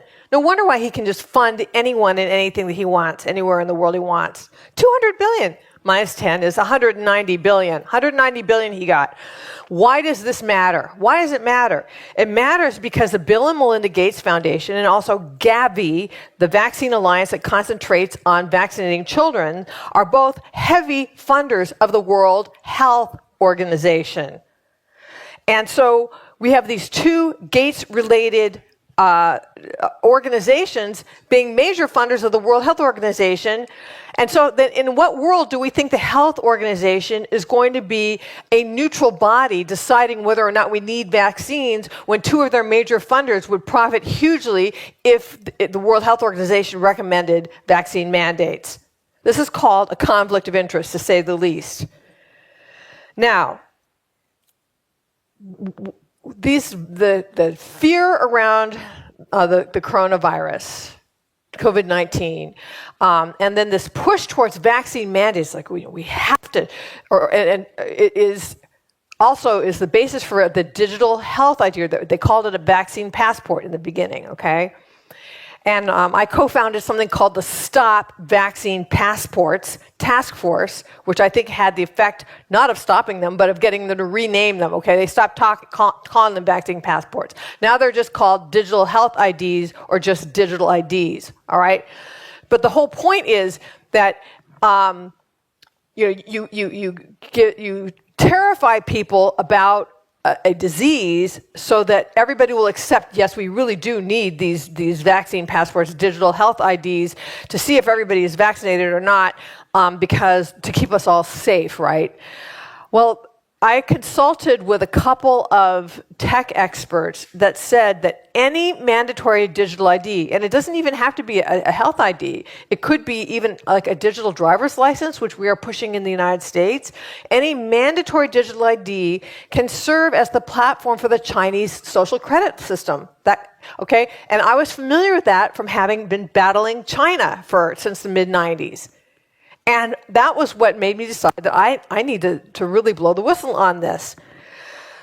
So, what is the Chinese social credit system? The Chinese social credit system is, in China, they amalgamate everything about you that's in digital form is all in one place on your phone. So they've got they've got real-time geolocation, so they know where you are. They have facial recognition. It's tied to your bank account. It's tied to your credit card. It's tied to your social media posts, your internet search history. I mean, you can really know a lot about what somebody's thinking about by their internet search history. Your internet spending history, your medical history, your criminal history, anything that's in digital form is all just through AI is all put in one place, and they come up with a score about how compliant of a Chinese communist doormat you are. So if you never make any waves, you obey all the rules, you get all your vaccinations, then you can lead a life that looks kind of like a normal life,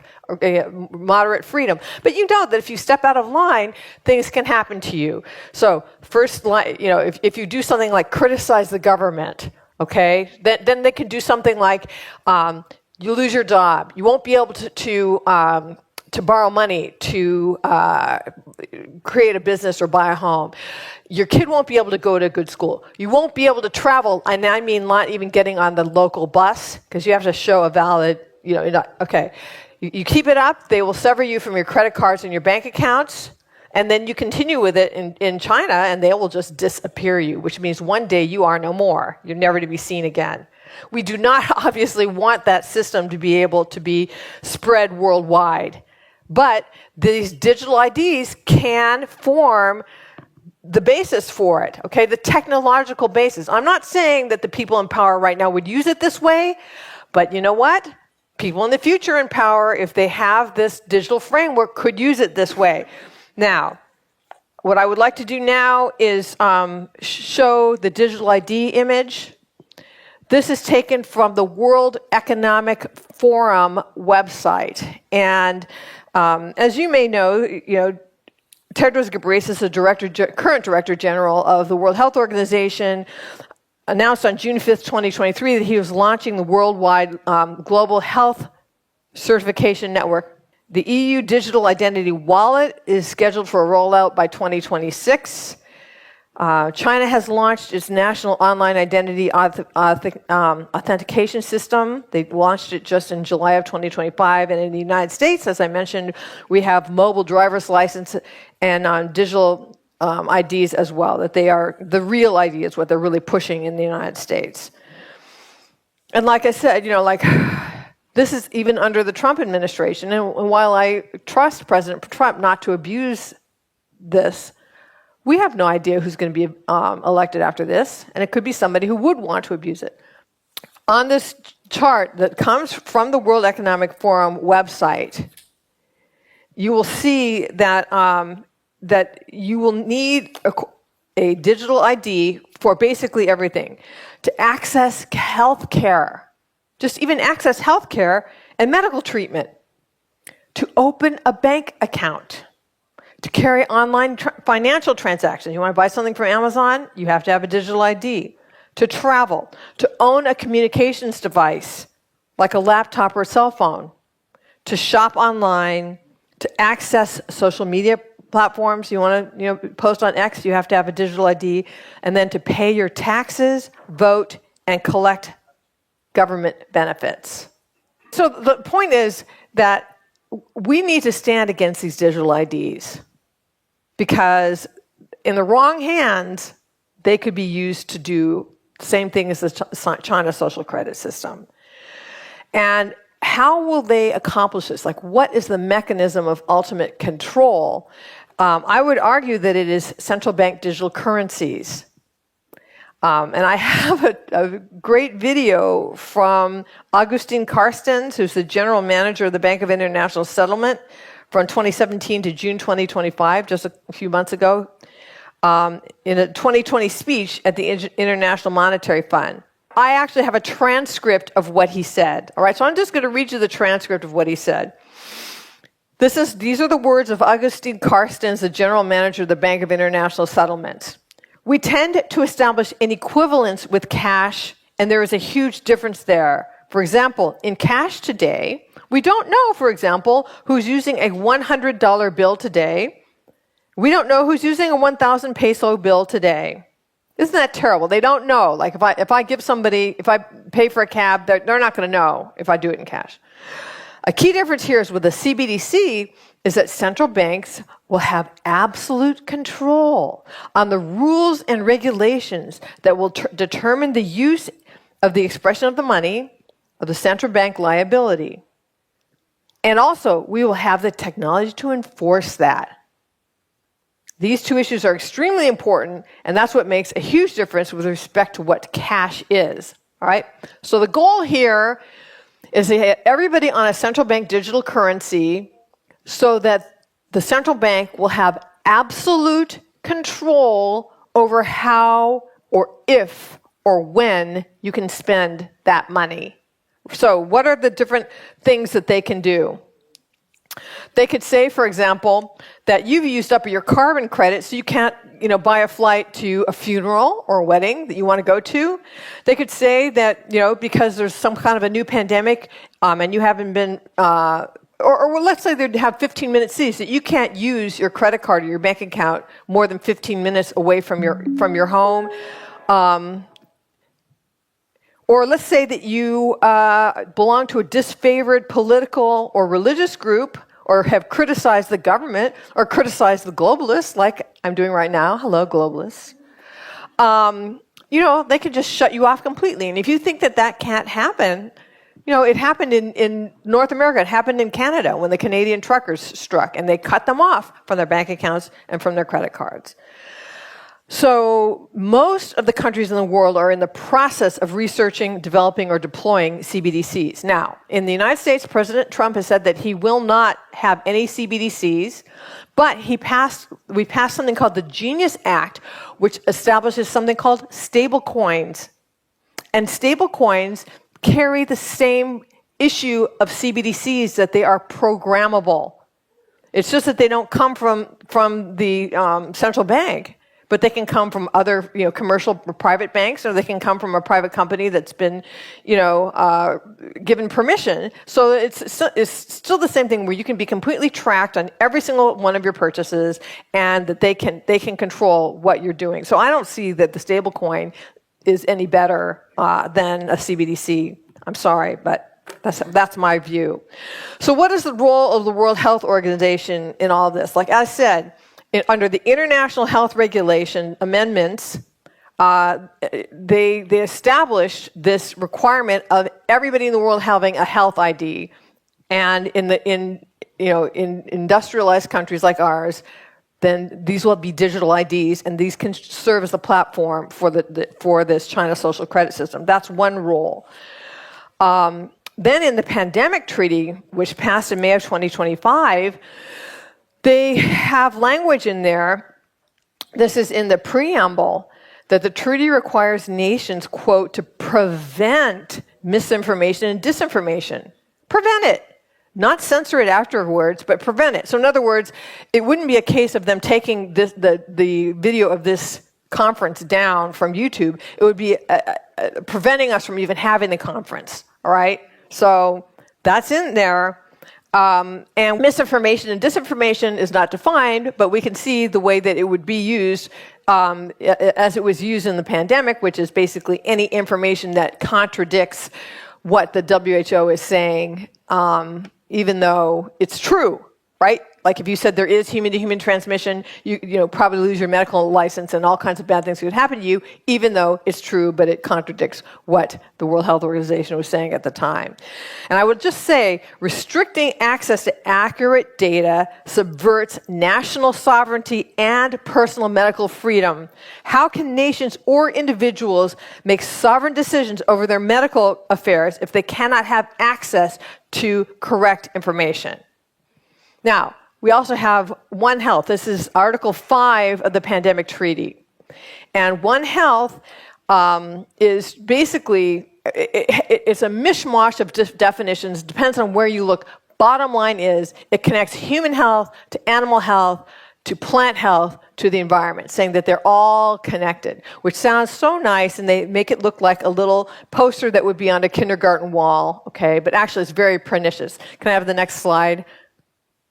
this is what I think One Health is. It's like the monster, One Health, One World, One Future, because what One Health does is it has given, I mean, this past, the WHO control over every aspect of existence on Earth. And the WHO has not said it's going to prioritize human health, but rather that it will balance human health with animal health and plant health, so that you could have a situation like we did in California, where the governor decides that because there's a little fish that is endangered, that he's going to let all the water from the rains flow straight out into the ocean instead of going into the reservoirs, prioritizing the fish, so that when we had the California wildfires, we had no water to fight them with, all right? Or I read about another situation where there was a farmer whose farm was just decimated because they said, oh, you're using too much nitrogen for your cattle.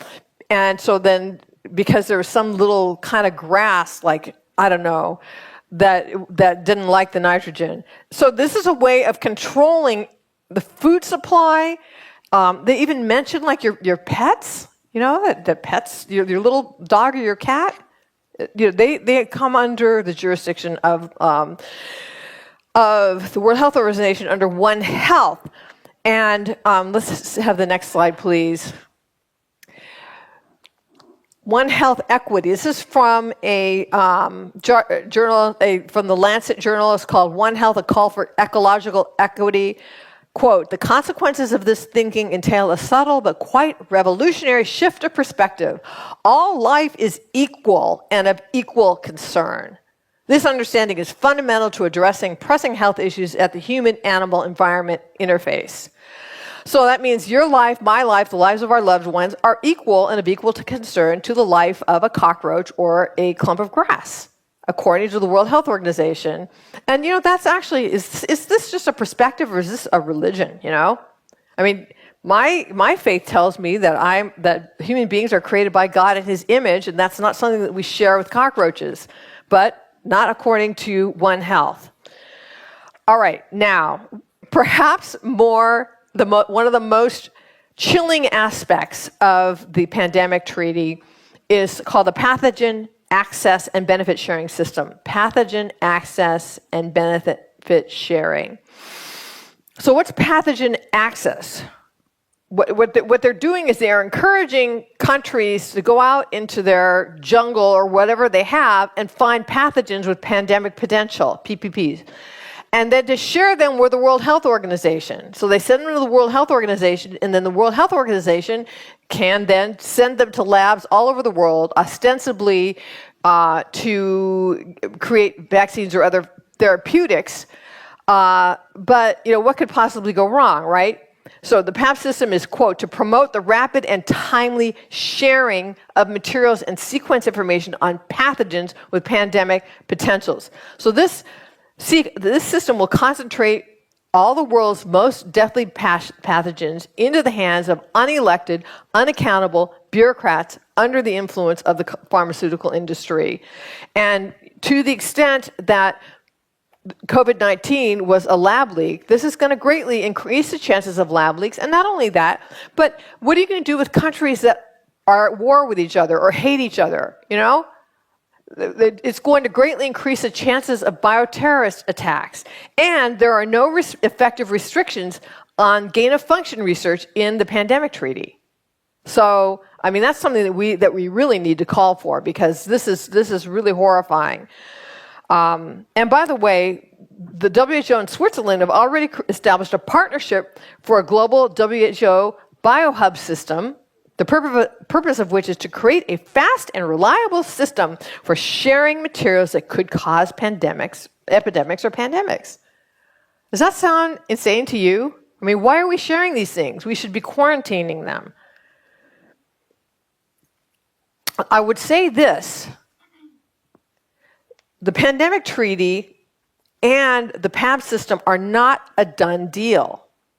They're in process. So the PABS system, which is Article 12 of the pandemic treaty, was so controversial that they just sort of put in the bare bones of it into the treaty, and now it is continuing to be negotiated in an annex.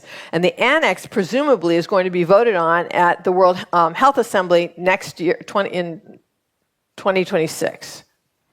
And then only after the annex has passed will countries be able to sign the treaty and then go through the ratification process. So we have two chances. We can oppose the PABS annex, and we can oppose the ratification in each of our countries of the pandemic treaty.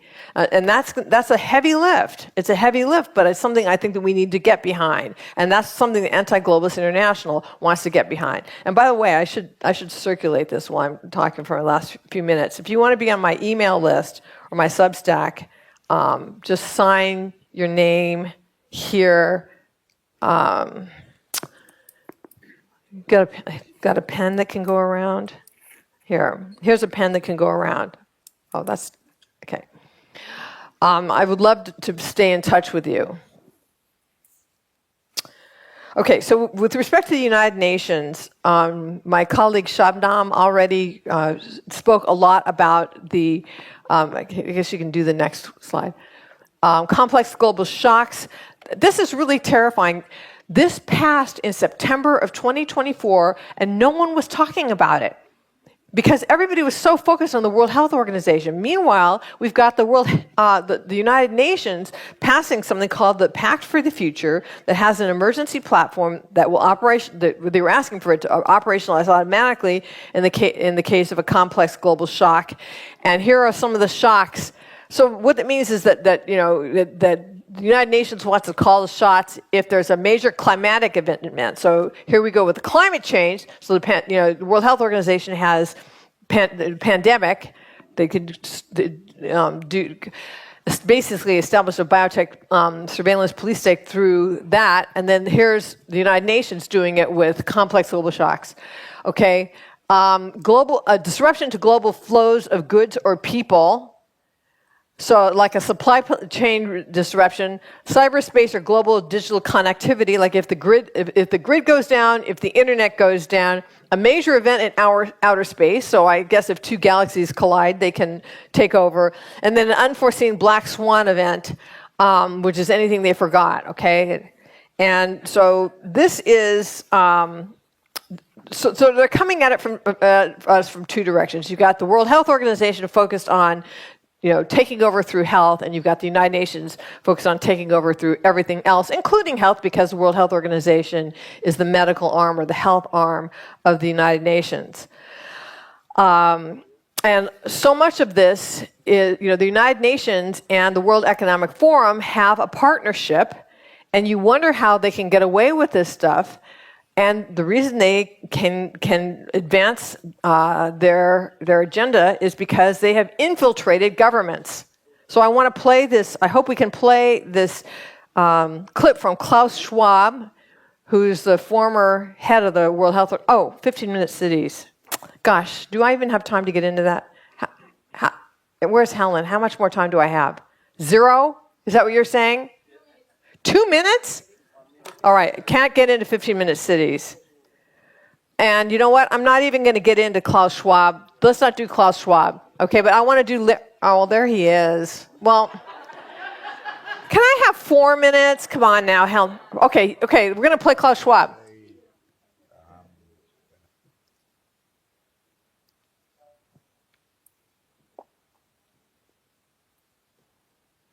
And I have to say... when I mention now names like Mrs. Merkel, even Vladimir Putin and so on, they all have been young global leaders of the World Economic Forum. Mm-hmm. But what we are very proud of now is the young generation, like Prime Minister Trudeau, President of Argentina and so on, that we penetrate the cabinets. So yesterday I was at a reception for Prime Minister Trudeau, and I know that half of this cabinet, or even more half of this cabinet, are actually young global leaders of the World Economic Forum. And that's true in Argentina, too. Wow. Yeah. Sorry. That's true in Argentina as well. It's true in Argentina, and it's true in France now. I'm with the president, with a young global leader, but what is important for me? All right. This is how, I mean, the World Economic Forum is a major player in all of this. And all of it is going to be run through AI. Now, so many people think that AI is just great, but here's Larry Ellison, the head of Oracle, saying what his vision is of how society is going to be run by AI. Okay, play it, please. Oracle co-founder Larry Ellison predicts AI surveillance will be part of our everyday lives in the future. During a recent Oracle Q&A, Ellison said AI will soon play a major role in monitoring society through a vast network of interconnected cameras, including security systems, police body cams, and vehicle dash cams. Everyone would see it. Your body cams will be transmitting that. The police will be on their best behavior, because we're constantly recording, watching and recording everything that's going on. Citizens will be on their best behavior because we're constantly recording and reporting everything that's going on. Ellison's vision is for AI to analyze data from this network of cameras in real time in an attempt to prevent crime while also tracking and influencing public behavior for a safer society. However, the idea raises serious privacy concerns. Critics argue it could lead to a surveillance state with constant monitoring infringing on personal privacy rights, while others say it could help solve crimes faster and provide transparency to citizens in cases of excessive force from law enforcement. We're going to have supervision. In other words, every police officer is going to be supervised at all times. Ellison's proposal highlights a growing trend among tech giants to harness AI for societal influence, which may significantly reshape our lives in the coming years. For more unbiased updates. Okay, as soon as you get that, his vision is every one of us are going to be wearing a body cam at all times. Now, they didn't do the whole interview there. He said, so that we would be basically spying on each other at every conversation, every lunch conversation, everything. And if you want to go to the bathroom, you can ask AI to turn off, and it will say, okay, we're turning off, but it won't really turn off, because what if you're not really going to the bathroom? Or what if you're doing something in the bathroom you shouldn't be doing, right? But you can only get to that if there's a court order. And then he also said that this would really help with mall shootings, because with everybody wearing body cams, and that AI would pick up that there was an escalation, and then they can send in drones to break it up, because drones can get there so much faster than police officers. This is one of the tech titans of the United States and of the world. One of the visionaries. They say that this AI is to create individualized mRNA vaccines for everybody's individual cancer. Well, Dr. Robert Malone, who played a major hand in creating mRNA, says that's impossible. You can't do that. So what's the real reason behind this? I would argue that it is to create a Chinese-style social credit system for the world. And that's why they're building these massive data centers all over the country, including all over the world, including the United States, because you need these massive data centers to collect all this data on all of us. So, friends, we are on the cusp of a diabolical, totalitarian takeover. And if we are able to wake up enough people to resist the trap before it springs shut, then we may escape. But if not, we face the destruction of our national sovereignty, our personal medical freedom, our religious freedom, and possibly the destruction of Western civilization. So if we have any chance to escape, we need to escape and resist now. Thank you. Thank you, Reggie. And our next speaker is Alexandra Henrion-Caude. I hope, Alexandra, you are ready. So please, floor is yours. I will start immediately telling you that how happy I am to be here. I want to say a special thank to Hélène, who has been putting so much energy into this conference. I have to say I'm very much in admiration with what you do, with what you all did, because I know it's a collective effort. Thank you so much, all of you. And I also have to say that I was a bit, let's say, depressed or down lately, and it feels so warm to be together and to see you all.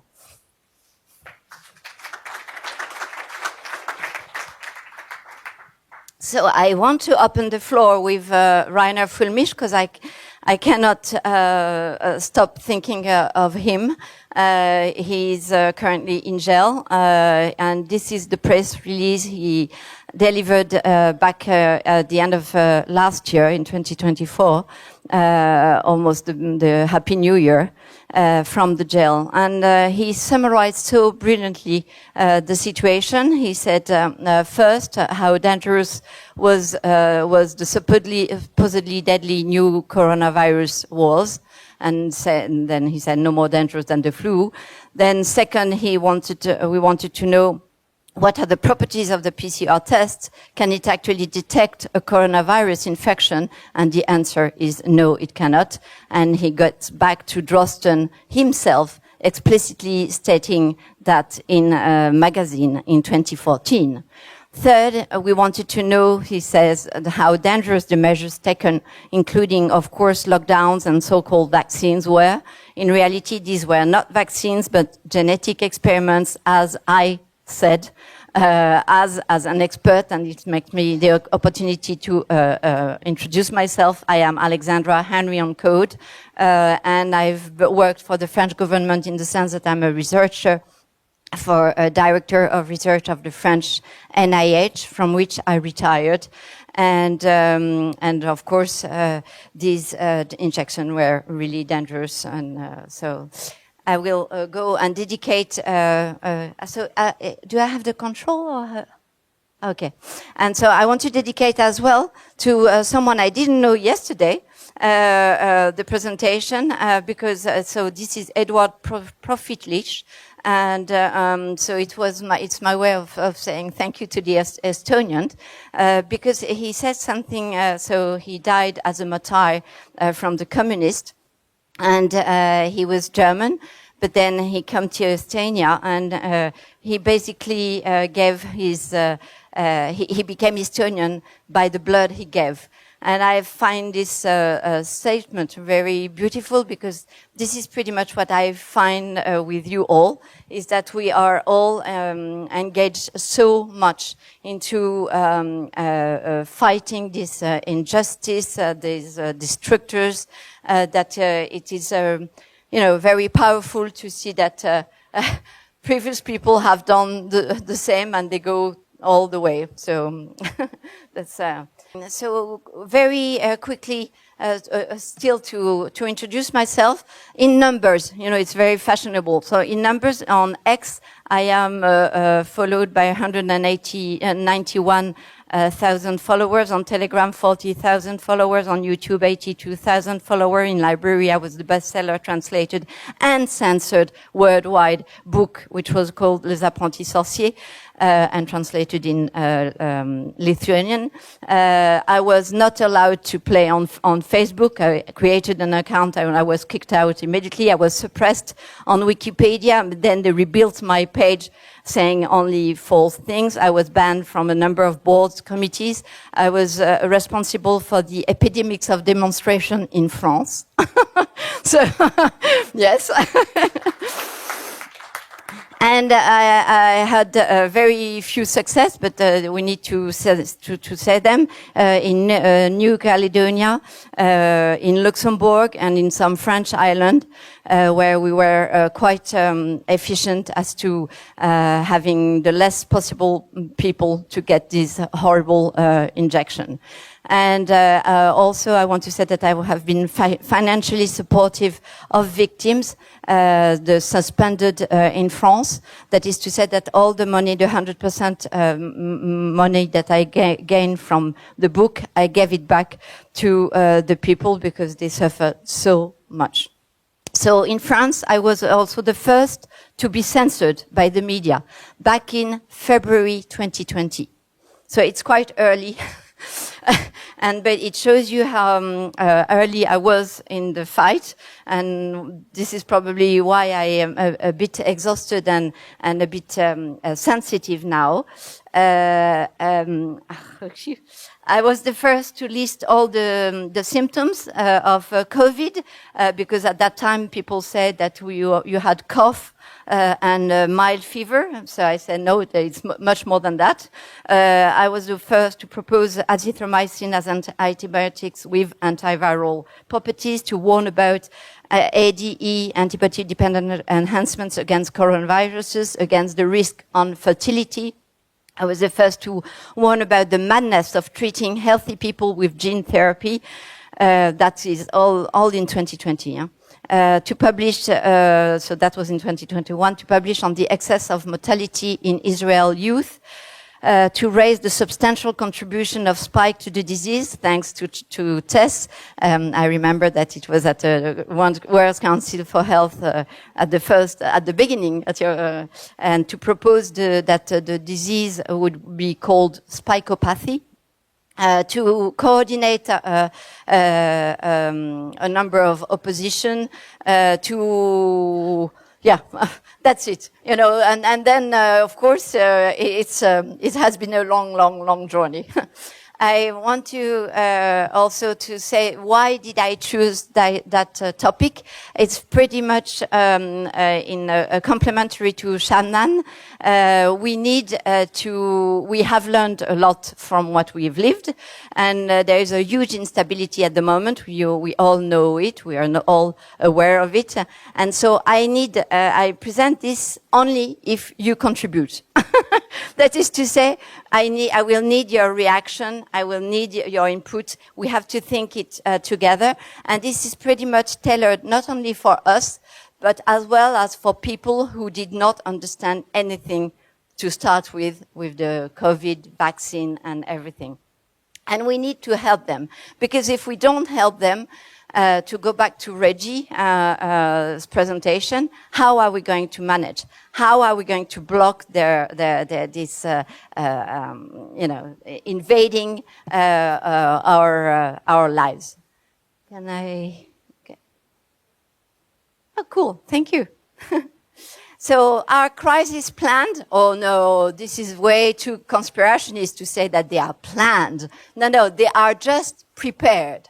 I hope that you like the subtlety that no, they are not planned, they are prepared. So what is prepared is at the moment, until November, they are playing this big game, preparing for a next a pandemic. It's a health exercise, that's they call it.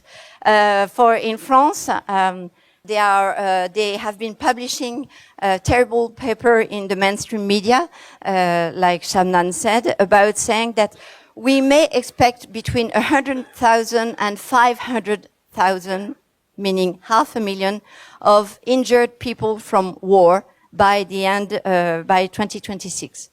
So, yes, this is quite interesting, isn't it? And so, because they are so bad, those people, this is the letter that was sent to the hospitals by our government, that they should expect as much as 100,000 to 500,000 injured people between 10 to 180 days. Those people are really very precise. It's always... Yeah, and but then the other mainstream media, they took over this this letter, and instead of saying 100,000, 500,000, they said 10,000, 50,000. It's a little bit about the end thing. It's like they don't really care. Maybe it's by 10 the factor, but that's okay. No big deal between 500,000 and 50,000. This is how much terrible all these journalists are, and this government. So yes, 500,000 injured, they say, by 2026, within little time. They claim it's a war and social movements. Also, of course, in those very serious people, In fact, it's this shows you how this CDC was so into the science, because they tell you that you should get prepared to a zombie pandemic. You know. Next, please. So, in regards to what is going on in the UK, they all received a little text on their mobile saying that the government was playing emergency alert. And I looked at those wireless emergency alerts to understand. So, previously they were known as commercial mobile alert system, follow the money. And prior to that, they were called personal localized alerting network. Obviously a tracker. And sometimes it may happen, you have false alarm.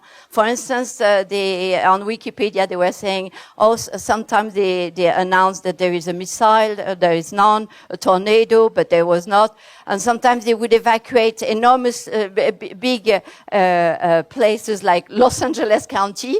But in fact, we just needed a little 1,000-acre of people acre to be evacuated. And sometimes as well, they get testing errors, so the target errors. So instead of sending their emergency alerts to the right person, they send it to the TV stations. So next one, please. So the scams are continuously being tested on us. Even though sometimes they apologize or almost apologize, and they said, yes, that we agree that we have put a big effort into frightening everyone, but then they go back to their business as usual with the worst, deadliest cave that could cause next pandemic. So those scams, thank you. It is very interesting because there are many papers that are published in the literature, scientific literature. I took a number of them. So they are called like misinformation and public health messaging in the early stages of the monkeypox outbreak, mapping the Twitter narrative with deep learning. What those kind of articles, and there are really many of them, show is that the reaction of tests, my reaction, all our reaction are being scrutinized by those people to see how we react when they throw a little bone saying Marburg or monkeypox, and how are they going to react. So we always have to understand that we are being watched. And this is the kind of results they come up with. So they talk about immunizing the people. If you want to immunize the people against the misinformation, about 20%, this is the ratio that they think is likely to revert to a normal level of communication. And these strategies are being explored to fight the fake news by a number of agents. So for instance, in this article, each agent had a list of other agents that they might share information with, typically 80 to 230 members of the bubble. And they would send 140 times per hour messages. So they are really organized. And when you go on Twitter and you hope that you have any kind of impact because you have, like me, 190,000 followers, forget about it, because this is what is behind you and the whole system. Thank you. So now the toolkit. First of all, we need to block all the fear promoters. And this is the way we do in France. We hook the guy. We don't harm them. Huh? We just get rid of the fear promoters. Next. So this is the guy that is now hooked in his tree. And this is in this example, it's Mario Draghi. On July 2021, to Reuters, he says, calls for people not to get vaccinated is a call for people to die. If you don't vaccinate, you get sick, you die, or you let other people die.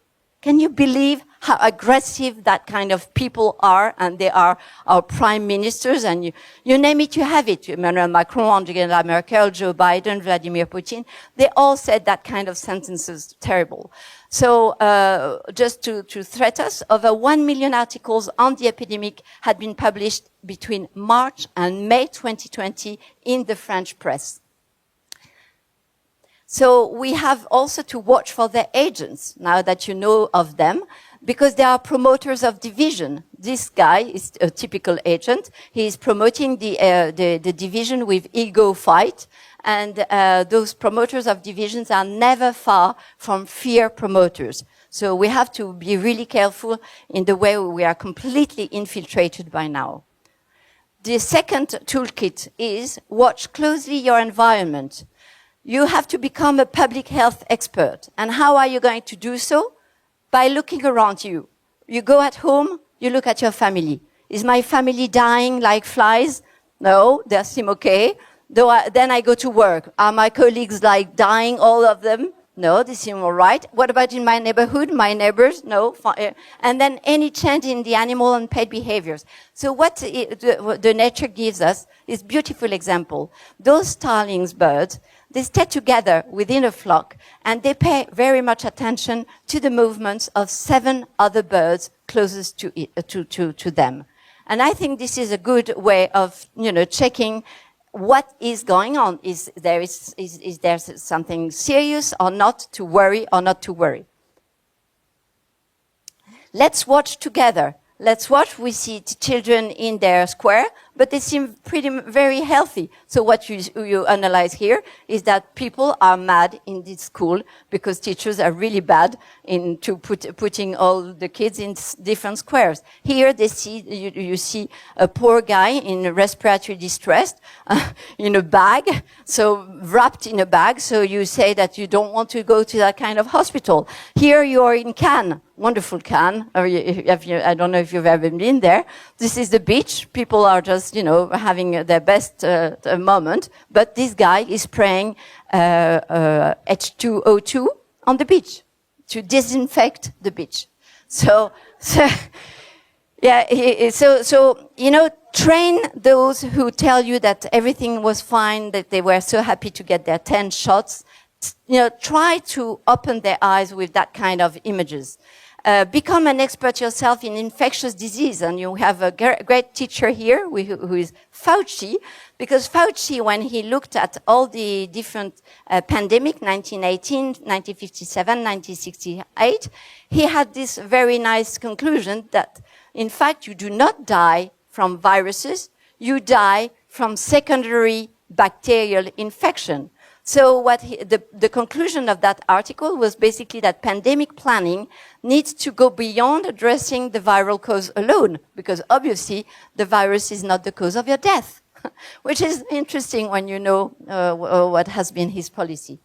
Next one, please. The third toolkit, use your words and your criteria and not theirs. And this is, I really want to stress that for you, all of you, because I kept on listening to you all. You use their words. You use their jargon. We should never use their jargon. This was not a pandemic. It was an epidemic of madness in a healthy world based on a PCR fraud. It was not a deadly virus. It was SARS-CoV-2 being a human-engineered bioweapon circulating since 2019. It was not a vaccine. It was false experimentation with poisonous products. It was not a lockdown. We were home jailed. And there was 5G blossoming everywhere while we were home jailed. This is not mRNA vaccination. It's the first mass genetic modification of human. This is not a call for solidarity. It's a call for the extinction of solidarity in a control-freak society packed with traitors. It was not about facing a health crisis. It was about enemies who became the health providers, the police, the church, the schools, the restaurants, the sport facilities, enforcing insane rules and laws. This is really important. Go and use your own words, but don't use their words, because then you understand what's going on.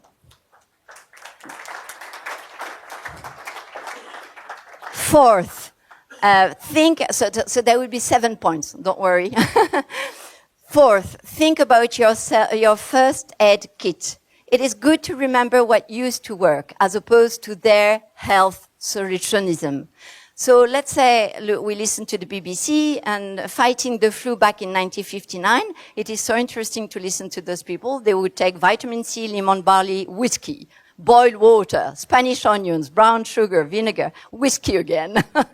That sounds good, like having a flu. Hot rum, punch with a jolly good sweat. So what it is that they were putting a lot of enforcement onto sweating, onto getting your temperature high and sweating. This has completely disappeared in the way we treat patients at the moment. And so in my institute in Mauritius, that's what we do, is we keep on looking few solutions that are easy to reach for everyone, that you don't need to buy from any one of us. And those are like vitamin D, C, moringa, bartemisia, licorice, ravinsara, curcumin, lactoferrin, propolis. All these are fantastic and they are only part of all these ingredients that we find amazing antibacterial, antiviral, anti-cancer. And you don't need to stick to your ivermectin like, oh, I don't have ivermectin, I'm going to die. No, you're not going to die. There are many solutions, and that's the good thing about my presentation, is that you get to learn that there is also this honeysuckle tea that's from the Chinese medicine, and it's actually fantastic against different viruses or like different conditions, influenza, enterovirus, varicella, dengue, and COVID. And we even know the way those kind of herbal tea work. They work through my specialty, which are the microRNAs. So it's very interesting because it's not all recipe grandmother stuff. It's known stuff. Thank you. Please. And I want to stress again to your attention that basically in COVID, almost all drugs were efficient, but paracetamol. The only one that, that would increase the risk were really paracetamol and PPIs, and all the other ones, they all worked. So that is to say that you don't need to stick again to HCQ and whatever, because early in 2021, we already knew that, Nigella sativa worked, melatonin worked, and, all these molecules worked. So basically, treat yourself if you are sick. Take any drugs that you have at home. Number 5, define what is non-negotiable. Non-negotiable is no compromise on those intrusions into your body. Typically, of course, the injection of but also this PCR test that they wanted to take annually.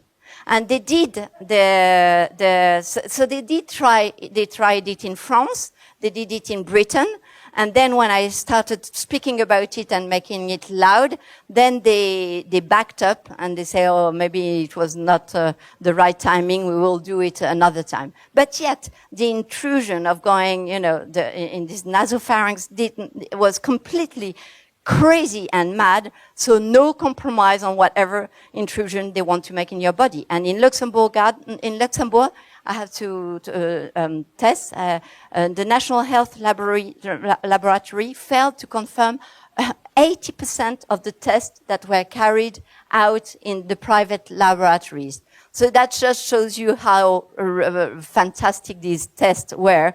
They are reliable. Never answer, never ask. What I mean by that, non-qualified individuals who are neither doctor nor nurses should ever know about your health status. You should not negotiate that. No one should have asked you if you took the test. No one if you were positive, negative, or your children if you had the jab, how many times. And you should never have asked.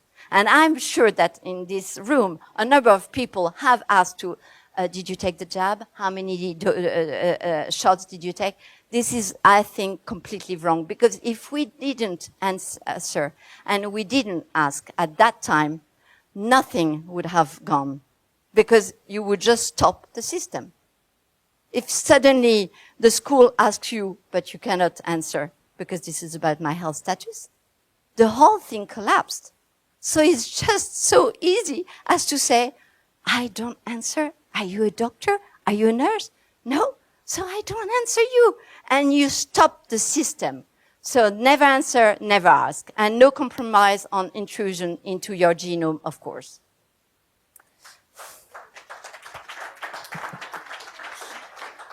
Reboot your immune system. It's important as well. There are so many ways you can do it. I like this PNAS paper saying that biodiversity from the natural environment create an ecosystem that is so good for your immunological system, but also from your psychological system. That is to say, walk in the green space, dog walking, social interaction, sunlight, exercise, and all that. It's common sense, obviously, but it's so good to see it in a PNAS saying it works. And the same thing goes with the circadian rhythm. And we are, a number of us, we are a little bit, we work late at night and stuff. I want to stress how circadian rhythmicity is a factor in immune system optimization.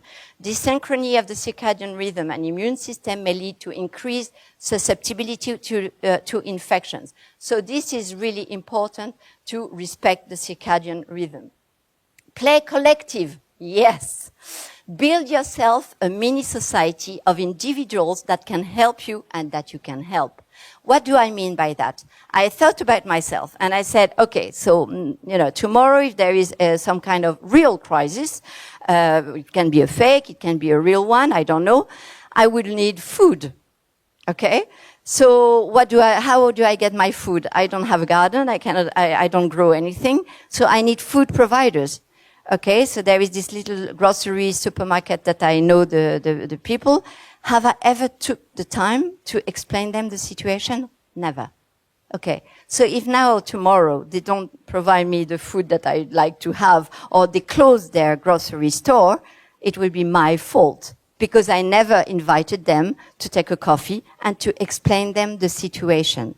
So this is just your responsibility and it is mine to explain any individuals in this list, the food providers, the health support, the drug, the one, maybe pharmacy, maybe doctors, the water source, the one who will provide the water if you need it, the smile and laugh exchanger. Identified if I need to laugh, I need to smile. If you don't find a partner to laugh and to smile, you're in big trouble. So identify. Just like the birds will do with the 7 around them, identify someone, identify a compass for you. That is to say, in the days you are really down, you need a lighthouse in the darkness. Who is that person who brings you some light when you feel dark? Just listening to his or her voice, just being with him or having news from him or her. And a home refugee, that is to say, a refuge, that is to say, identify places that you would feel good to go to, and they may be not your home. Avoid virtuality. So this was in a Nature paper. This woman who looked nice, huh? She was just Catherine Jansen, the head of Pfizer vaccine R&D research and development department, and the title of the article was "COVID vaccine. We flew the aeroplane while we were still building it." Whoa! Did you really? Did she really fly this aeroplane? And how did people react? Are they happy? How dare they avoid virtuality, avoid that kind of persons? Who said we were facing a pandemic? So my question is, did those actors get paid? Because, okay, now we're facing the Guardian, the Telegraph, l'Express, French government. So they are just, showing the same kind of pictures. And so when you look at this picture, you should not say, oh, this is rubbish, they want to scare me. No, look at them. Now we have a number of hypotheses that could be compatible with simultaneous people falling dead in the street. One would be nuclear bombing, but it doesn't seem that there was a nuclear bomb here.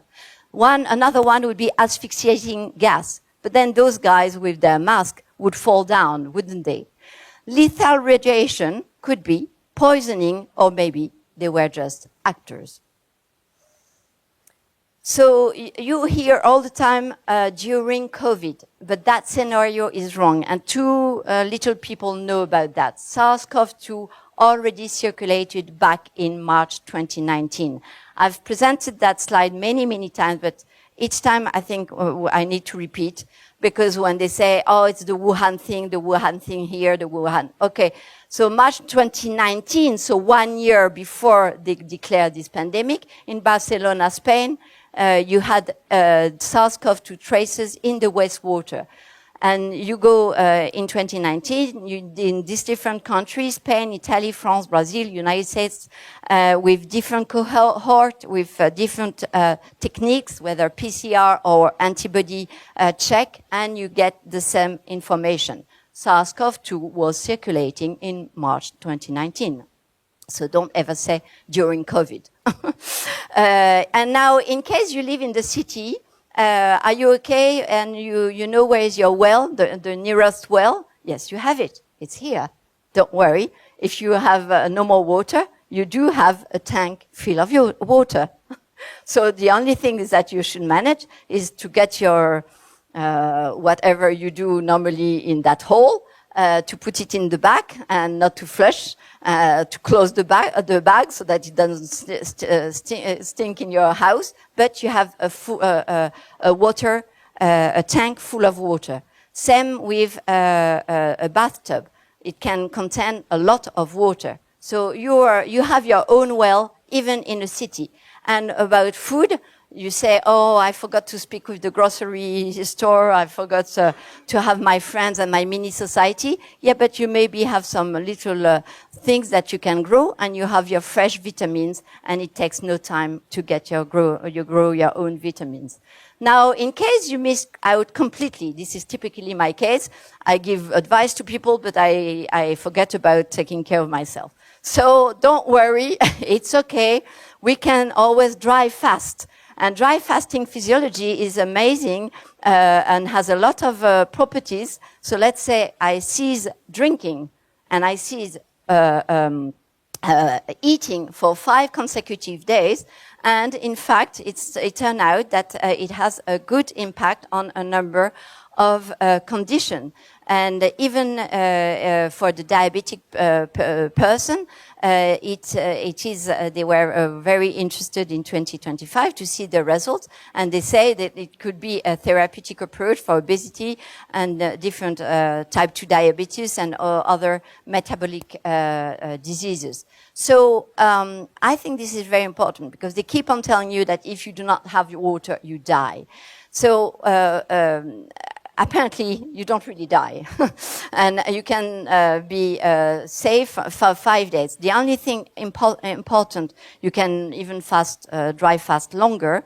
But the thing that seems to be really important is when you start eating again, be very, very slow. Very slow, like only little vegetables, water, and slowly. So basically, the time that you've been fasting, you should almost double the time you take to get back to normal food.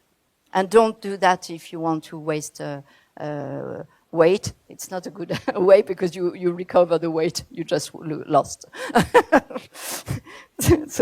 And in case you in case you really missed everything, and on top of that you were at the wrong place, at the wrong moment, it can still be okay. And they don't want you to know probably that in Hiroshima, in Nagasaki, the day that the bombing took place, we are on August the 6th, you had 4 priests wandering in the street, like in the middle of nowhere. But yet they were followed all their lives, and yet not only did they survive, they were here in the time of the bombing, and the same happened in Nagasaki. They were just doing their rosary, so you were not supposed to know because otherwise you wouldn't even you would start even not fearing nuclear bombing. So I figured out that it could be useful in your toolkit to know that these priests never had any sort of cancer or consequences from the radiation, neither in Hiroshima nor in Nagasaki. So there is a conference I gave in 2018 on our senses, and I love senses.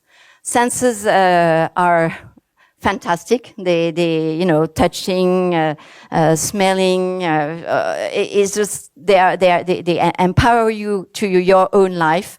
And I prompt you to watch that TEDx, because I got really attacked for this as well, about the treasure box of unexplored senses, because it just makes you realize how wealthy we all are just by being who we are. So now I will quickly recover all So if you are afraid that the sky is about to fall on our heads, like we French people pretend to be, fear not. You may be David against Goliath. Goliath may look really awful, but yet you know that David wins at the end. And get rid of those who scare you. Watch closely your environment and your neighbors. Use your own words and not theirs, and not their jargon. Think about your first aid kit. Define your non-negotiable and be just like Caesar. It will be non-negotiable. Use your senses. Build your mini society. Avoid virtuality. Basically, have fun. Enjoy. Next slide, please. And it will be my last one. And let's play at defining the never again with those who are still happy with what happened. Never again guinea pigs. Never again in jail. Never again Muppets, never again GMO, but always together. Thank you, Alexandra. And I welcome our next speaker, Sebastian Lukomski. So please feel free, and you have a microphone, so enjoy the floor. Thank you.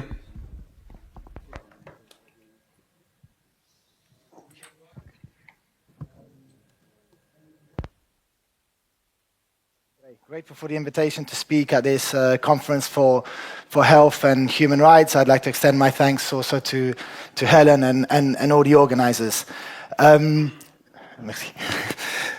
It really is a privilege for me to address a forum here with all of you, where crucial topics of public health, human dignity, and individual freedom can all converge together. My name is Sebastian Lukomski. I'm a global campaigns representative at Citizen Go, and a correspondent and analyst specializing in the United Nations and EU affairs. Citizen Go is a grassroots organization made up of millions of citizens around the world committed to the defense of life, family, and freedom. Over the past years, we've been closely tracking the developments surrounding the WHO, the pandemic treaty, the international health regulations, and we've been deeply engaged in advocacy, activism, and analysis across the board at the UN. Today, I wanted to offer a perspective that is often missing from high-level discussions, from high-level political discussions, a perspective which I want to call from the real world or from day-to-day life. What I mean here is a perspective where the voice of the ordinary citizens is understood and, more importantly, heard. So the people who go about their daily lives, who place their trust, sometimes naively, in unelected officials and international institutions to act in their public interest, and who far too often are met with disappointment, as we all know. In the world of global politics and policy making, their opinions and their concerns are way too often ignored. But what happens when big government intrudes in the daily life of ordinary citizens? And more importantly, what can citizens do about it? Well, what we've witnessed over the past years at Citizen Go is the rise of a movement, proud of the community it's become, and proud of the influence it's enjoyed in global negotiations that are often thought to be untouchable. In a real democracy, real power must come from the people.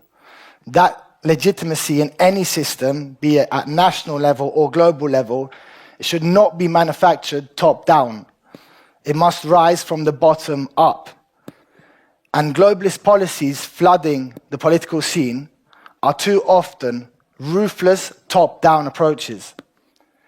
But really, policy that is good for the people or that is for the good of the people, be it through public health, social development, or whatever it may be, should be from the grassroots up.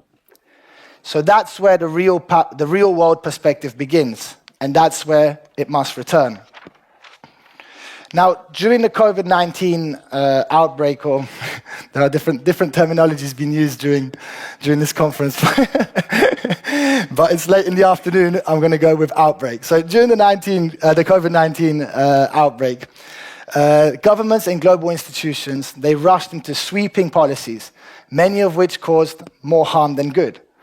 Lockdowns shattered livelihoods, schools stayed closed for months, leaving scars on children, and real scientific debate was silenced, dismissed, and dismissed as misinformation when it was needed most. And many of the speakers addressed this point previously. And I want to go back to the issue of censorship. I want to go to the issue of censorship a little bit later on, but let's not forget the situation we saw ourselves in. I mean, censorship is one of the most important tools they use. So it was being weaponized during the COVID-19 pandemic. Even Mark Zuckerberg last year admitted that the Biden administration was pressuring Facebook and Meta to remove vaccine-related posts that did not align with the government's narrative or the government's official narrative. So this censorship issue is actually a stark reminder that it still remains one of the most powerful tools by authorities to not only suppress dissent, but also shape public perception. So, yeah, instead of admitting those mistakes and working to eliminate and not repeat the horrors of those last years, the WHO instead chose to build on them, doubling down through two key texts, which we've addressed also, the Pandemic Agreement and the amendments to the International Health Regulations. What began as temporary crisis management is now being reshaped into permanent centralized authority. As the world struggled to recover from the shock of COVID, both health-related issues, economic issues, social issues, a new debate started taking shape in Geneva. And the debate was, should powers over things like information, borders, supply chains, and personal medical decisions be really handed over to an unelected global authority? So Citizen Go is proud to be a truly global grassroots community, united by a shared commitment to freedom with the support of over 8 million active citizens worldwide. We don't cave to political pressure, globalist agendas, nor do we speak with the weight of billion-dollar budgets. We speak with the weight of citizens and act on the demands of citizens. So when the WHO launched its push for the pandemic treaty, Citizen Go responded with one of the largest grassroots mobilizations in our history. Over 3.5 million people in more than 30 countries demanded that their governments defend sovereignty, protect human rights, and avoid repeating the errors of the past. So our position has been clear and consistent from the very start. Cooperation, yes, but centralization, no. I mean, we all agree that sharing information and standing in solidarity during whatever crisis it may be is important and necessary and almost natural. But centralizing major decisions into the hands of distant, unelected bodies with limited democratic accountability is a seriously dangerous path. Preparedness, yes, but a permanent state of emergency, no thank you. Emergencies must end and not begin. Tools created to manage a crisis must never become the foundation for everyday governance. And last but not least, human rights and sovereignty always. No treaty or regulation should ever undermine our fundamental freedoms. Freedom of speech, expression, freedom of conscience, personal privacy, or even our country's right to decide its own path. The pandemic treaty and the IHR amendments represented threats ordinary people could recognize in their daily lives. The possibility of mandated medical interventions, digital passes, which we spoke about also, that conditioned freedom of movement, and censorship built into government frameworks. That is why our call to resist resonated and continues to resonate so widely. When negotiations began, we took action and we mobilized from Argentina to Canada, from Portugal to Poland, from Australia to the Philippines and beyond. Over the past 3 years, more than 3.5 million citizens from over 30 countries joined in rejecting the centralization of global health power through the Pandemic Treaty and the International Health Regulation Amendments. These signatures represented a coordinated global appeal for sovereignty, transparency, and the protection of our civil liberties. These have been consistently hand-delivered by us to heads of state, health ministers, and diplomatic missions across multiple regions. Throughout the negotiation period, Citizen Go maintained a visible and consistent presence in Geneva, including repeated public demonstrations outside the WHO headquarters, the deployment of message buses, and targeted visual campaigns designed to ensure that delegates and officials do not ignore our public opposition. In parallel, we also held meetings with WHO representatives, UN ambassadors, and national delegates. In May 2025 of this year, ahead of the World Health Assembly, authorities attempted to suppress our visibility. Citizen Go's freedom buses, which many of you might have seen, which carried the message "No to the Pandemic Treaty, Yes to Freedom," lawfully permitted, registered, peaceful, and compliant, they were intercepted at the French-Swiss border a day before the World Health Assembly began. Drivers were threatened to substantial fines, and entry into Geneva was blocked. This intervention clearly indicated an effort to limit our public exposure and their public exposure, and prevent critical messaging from circulating near the UN compound. The pressure generated by sustained grassroots mobilization is what I'm here to emphasize, that through visibility, engagement, and policy scrutiny, it all contributes to a shift in possible negotiation dynamics. The Pandemic Treaty, originally intended for earlier adoption, ended up being delayed twice and technically still lacks completion. These delays have not occurred in isolation. They reflect growing resistance, increased political divergence, and a broader recognition that international health governance cannot be advanced without democratic legitimacy and a civil oversight. But the WHO's missed deadlines and all these things, they're not its only setback. One of the most decisive moments came in January of this year, on President Trump's first day back in office. He signed an executive order initiating the United States withdrawal from the World Health Organization. And a few months later, that decision was followed by a move to reject the IHR framework. We thank Secretary Kennedy for his leadership in driving this process forward. And it also sent a powerful signal to the world that health freedom and national sovereignty must take precedence over unaccountable global control. In Argentina emerged another clear example of how grassroots mobilization can influence national decisions. In early 2024, our petitions were circulated across the country, signatures were gathered, and direct engagement with lawmakers was strategically executed.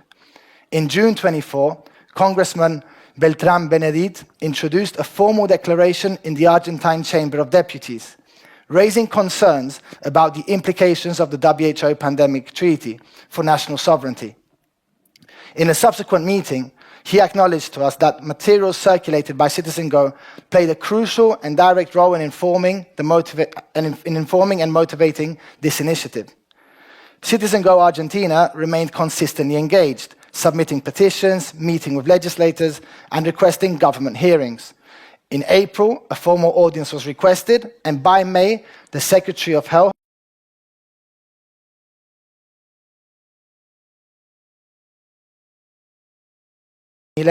issued a decree to withdraw from the WHO, while reaffirming Argentina's firm opposition to both the Pandemic Treaty and the International Health Regulation Amendments.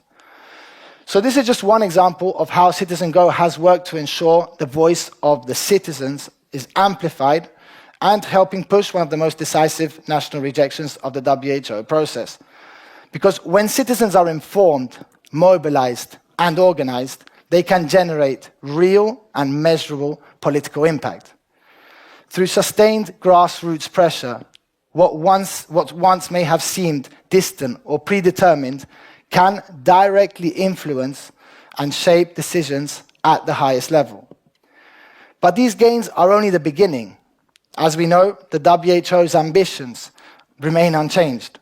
The pandemic treaty continues, like a car with no driver, propelled not only by a globalist vision of centralized control, but also by the interest of a multi-billion-dollar pharmaceutical lobby, eager to institutionalize its influence and, of course, to cash in. Whether under the banner of health, climate, finance, or digital policy, the mechanisms of supranational overreach are really expanding fast. If we stop now, we're surrendering ground. The lesson is clear. Pressure works, but only if we keep building it. Beyond health, new threats to freedom are advancing rapidly, and some were touched upon as well earlier on, demanding not only our full attention, but our urgent awakening. And once again, the same patterns repeat themselves. Centralization, censorship, and coercion, echoing across new arenas of global policy. The fight to preserve the fundamental freedoms that ordinary citizens once assumed guaranteed has really intensified, and we're experiencing this on a day-to-day basis. A growing globalist agenda now threatens not only health sovereignty, but things like economic liberty, digital privacy, national self-determination, and the right to speak freely. Within the European Central Bank, the digital euro is advancing rapidly. While presented as a neutral innovation in payment infrastructure, really, it lays the foundation for an unprecedented state oversight over personal finance, which Reggie as well touched upon really well about that. I think that's crucial to understand that it's creating it's putting in place the mechanism for behavioral enforcement, and even in the context of an eventual social credit system or something close to the kind. And lastly, it creates a prerequisite for the eventual elimination of physical cash, and with it, financial privacy and freedom. At the same time, the EU is advancing the chat control law. It's going on right now, actually. I think they're meeting tomorrow. Legislation that would mandate the scanning of private digital communications. So any platforms that that we see are encrypted, such as WhatsApp, iMessage, Signal. What's happening is that they want to install an AI software in order to control the messaging platforms. And it signals a dangerous shift towards mass surveillance and preemptive monitoring of citizens. Meanwhile, censorship laws are basically exploding everywhere. The UK, I was just covering some of the things that were going on in the UK. I think the UK is a perfect example of how far things have gone with regards to censorship laws right now. But they're spreading rampant across multiple countries. Vaguely defined hate speech and misinformation regulations are being used to silence debate, stigmatize dissent, and punish those who have views that are outside the mainstream. And of course, more broadly, UN Agenda 2030, marketed as a roadmap for sustainable development. It's in fact a cornerstone of a wider global agenda. Beneath its polished language lie far-reaching ideological goals that seek to re-engineer society, centralize decision-making, and standardize values across nations. Its implementation risks sidelining national sovereignty, democratic pluralism, and the cultural distinctiveness of our societies. Citizen Go is actively campaigning against all these threats as they accelerate towards critical decision points in the months ahead. So our movement is proud evidence that sustained civic pressure, when applied strategically and consistently, can have far-reaching impact and even shift the terms of global debate. But all this is not the final chapter. In fact, far from it. Just yesterday, Ursula von der Leyen warned of a new global health crisis and proposed that the EU should lead the charge on a new global health resilience initiative, whatever that may mean. The point is that the narrative is familiar, the narrative is repetitive, to be honest. The patterns are repeating, and the implications for governance, transparency, and individual freedom for us remain deadly serious. We have seen how quickly emergencies become pretexts and how easily frameworks intended for coordination can drift into centralization, surveillance, and above all, control. That is why our work and that of all of us here must continue with clarity, resolve, and long-term vigilance. Because beyond health, the same principles are at stake across a growing number of domains. And because the defense of freedom today requires more than slogans. It requires structure, strategy, and commitment. Policy must be influenced, institutions must be held accountable, and national decisions must reflect the will of the people. As a people, we want freedom, not conditionality. We want cooperation and not centralization. And we want dignity and not managed compliance. If these past years have proven anything, it is that freedom does not defend itself. It depends on people, ordinary citizens, who are willing to take that responsibility seriously. Thank you to everyone here. Thank you.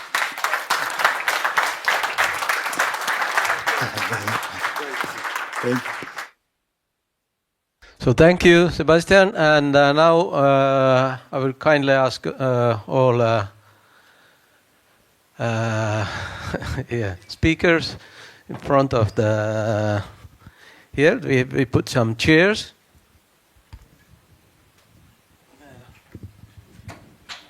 And Antti lead the panel discussion.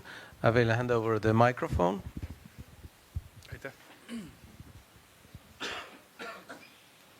By the way, where's the yellow pad that I was circulating? Does anybody have it? Can somebody give it to me? I'd like it. I want to make sure I get it. This is the first advice I give you. Share your addresses, information, and networking is highly important. And first, thank you for everybody. And we have some 20 minutes to share our experience, our emotions, or understanding, or takeaways. Shortly, what we got from this conference, and I use the chance to begin.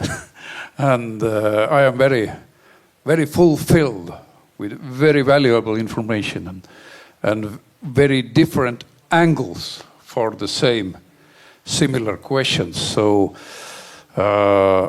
really, I have maybe weeks and months to work with this material. And then probably after a few weeks, I start to feel I must contact this person and ask something more. And I must follow her for Twitter and so on. And this is so important. I carry on, and I can use in debates. When I need additional information, I immediately look. Rimas, please. Rimas, give me this data, this information. This is for longer term. This sharing is caring. And please, who has microphone? Varro, you have. You can. Yes, please give it. I mentioned Rimas. Please, Rimas, can you give your takeaway? Yeah, thank you, Antti, so much for giving floor for you and for organizing this conference, for caring of it, with all difficulties. Yeah, we were all the time aware about that and surprised. But what is special in this conference? I think people have spoken frankly. It doesn't happen often. If you see speeches in Parliament, they always consider what will happen if I tell that, what will happen if I tell that. So I would say that despite there is no requirement of masks anymore, but still most of people are with masks and largely resembling Soviet Union, as you have emphasized in your speech. So thanks, Antti. Please give next. Thanks very much. I want to reiterate what a wonderful conference it is, and will continue tomorrow. And just thank you for the opportunity to speak. What I really feel is we've heard a lot of really scary things today, and I think many people might be feeling overwhelmed with the information that they've heard and received, and wondering, where to go from here. But I just want to say, we're at a turning point. I think we've all realized that the civilization that's, going headlong into the abyss of technology is collapsing. It's falling around. It's really, we've come to the end of a civilization, and we're birthing a new one, which is more nature-based and spiritual, and where we remember who we are. We seem to have been complicit in the past through our ignorance and disengagement, and we've just handed over the controls and the reins to those that really want the power. So I think now we realize we've got to take back our power, remember who we are. We're courageous, we're spirited, and we're all the same. We care deeply about our humanness, and we want to hang on to it, and develop it. So what we have, and I'd like to put to you, is an opportunity, and an opportunity to start again. And lastly, I just want to say, you might think, you might be tempted just to put your head in the sand and say, well, it's all too much, I can't. But we cannot comply our way out of tyranny. And we cannot react our way out of tyranny. We can't get cross every time, be on the social media and get cross and, shout at the politicians or whatever. We have to create our way out of tyranny. So we're in a very creative phase now. We've got to really think about how we can engage our fellow human beings on these really, really important topics, like the digital ID, like the destruction of our farmlands and the wind turbines and the solar panels and all of these things, the electrification of everything. So, we're going to get creative now, and this is the way we get out of here. And we're going to work together and unite. So I just want to thank you once again and hand the mic over. Thanks, Tess. Wow, day one has been an absolute enriching experience. So thank you very much to the organizers and everyone who came to remember who we are, again, essentially. A couple of things I want to say. One is that you might not know, Africa did relatively well over the COVID-19 operation, right? Where's Alexandra? She here? Okay, it's an operation, that's what it was. And so, lowest uptake of the COVID-19 injections and lowest mortality in terms of the number of people that had passed away. So that tells you something. Why then should we be taking advice from the WHO or anyone else, right? We relied on natural medicines, and I'm sure you have natural medicines here in Estonia and Europe as well. So these are very important for us to explore and to harness the power of. I also want to say it's extremely important to challenge authority, false authority. Authority with titles when you intrinsically know that what they're saying or doing is not right. And that's even when it comes to your politicians. I know we have some ethical ones here, which is great. But be able to challenge them, which is something I tried to do in South Africa on the ivermectin issue, and discovered that the Gates Foundation is funding not only the Regulatory Products Authority, but all government departments in our country. So we're very much occupied, but people's eyes are opening, which is great. I also want to say using boycott as a strategy is important. Follow the money, find out who benefits from violating your rights, and use your power of the pocket. Sometimes it's hard, but at this point, if we're still using Microsoft, we have a problem, right? So that's one of the first strategies we have to do, is to stop using these technologies. And I'll close here for now because I'm sure we have lots more to say. Remember the 10 types of emergencies on that list? We have to do everything we can to make sure that those emergencies don't happen, real or not. That includes the pandemics and the wars and all of that. And that's how we ensure the UN doesn't get standing authority. Last but not least, remember the children. Who's the youngest person in this room? Maybe I shouldn't ask that question. But we need to arrange opportunities to empower our children, because these are the people who are going to lead us into the kind of future that we want. Thank you very much. I also want to thank the organizing committee. It has been a brilliant conference, and I have learned a lot concerning the mRNA. Well, maybe I shouldn't call them vaccines. Actually, I think it is a bioweapon because so many harming ingredients are in that juice, that means we are in war, we are being attacked, and if you look at this as a war, it means we have to stand together and work together, put egos aside, and no matter what organization you are in, we have to connect and work together. I also think that these, our enemies, are only a few people.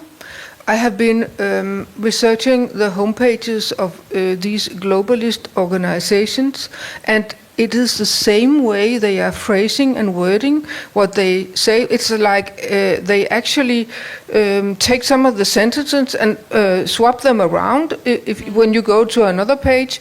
And it seems that I think only a few people are behind this.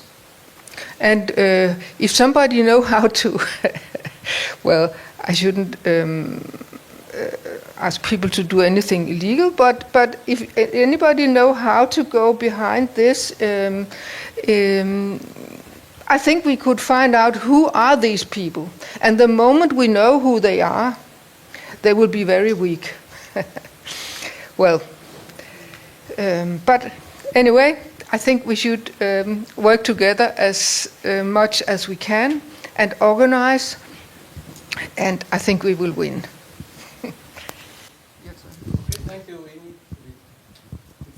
Yes. Well, thank you also from my part to the organizers. You have done a fabulous job. But to share with you some thoughts of mine, which have been confirmed throughout the day. Oftentimes people ask me what gives me hope when we see that things are getting worse and worse around us. And I always tell them that what gives me hope personally is the conviction that all systems based on lies will collapse sooner or later. That's the universal experience history gives us. All systems based on lies will collapse sooner or later. We know that the Soviet Union collapsed because it was a system based on lies, and the globalist system will also collapse because it is exactly the same way, in a different way, but in a principled way, the same manner, a system based on lies. But to be successful in our fight against systems, dictatorial systems based on lies, I think there are two important things. The first thing is to speak the truth. A system based on lies, by definition, fears the most people who speak the truth.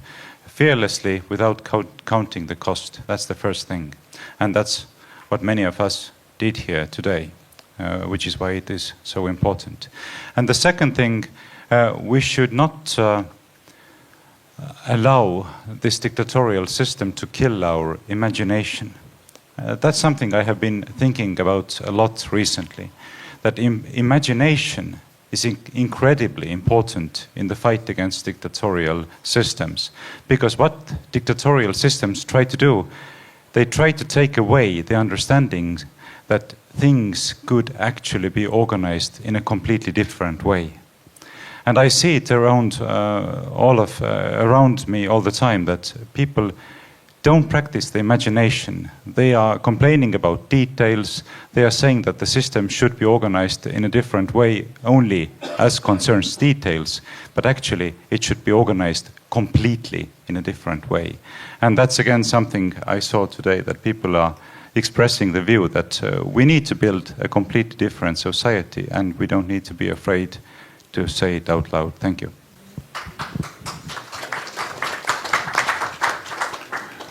I have to say I'm a bit jealous of the Estonian situation. You have a party in the parliament who knows how things are, what is true and what is not. And they are not afraid to say this. In Finland, it's a totally different way. Maybe we should build up a World Conference of Health organization in Finland too. There is no one. Nothing yet, but there is another organization which has about 50 doctors and scientists who have spoken several years of this. So maybe we just merge these two organizations together. I can see there are 2 doctors at least here from Finland. Maybe you should take the lead of this suggestion. Just say yes. Okay, nothing more. Thank you. Well, when people ask me what gives me hope, it is, and I look at the globalists, the way that they are closing in on us, it's my faith that with God, all things are possible. And it seems to me that what these globalists are doing is that they are creating a new Tower of Babel. It's the same impulse. They want to build this towering structure where we can all communicate, all these digital IDs, all the data and everything is interoperable, international, readable by any nation. It's a Tower of Babel. And I think that God's going to take it down. And you might have seen that I had Joan of Arc as the patron saint of Anti-Globalist International. She always had her feet on the ground and her eyes on God as she carried the sword of a warrior. She was a fierce warrior. And one of my favorite scriptures is, be bold, it won't make you burst.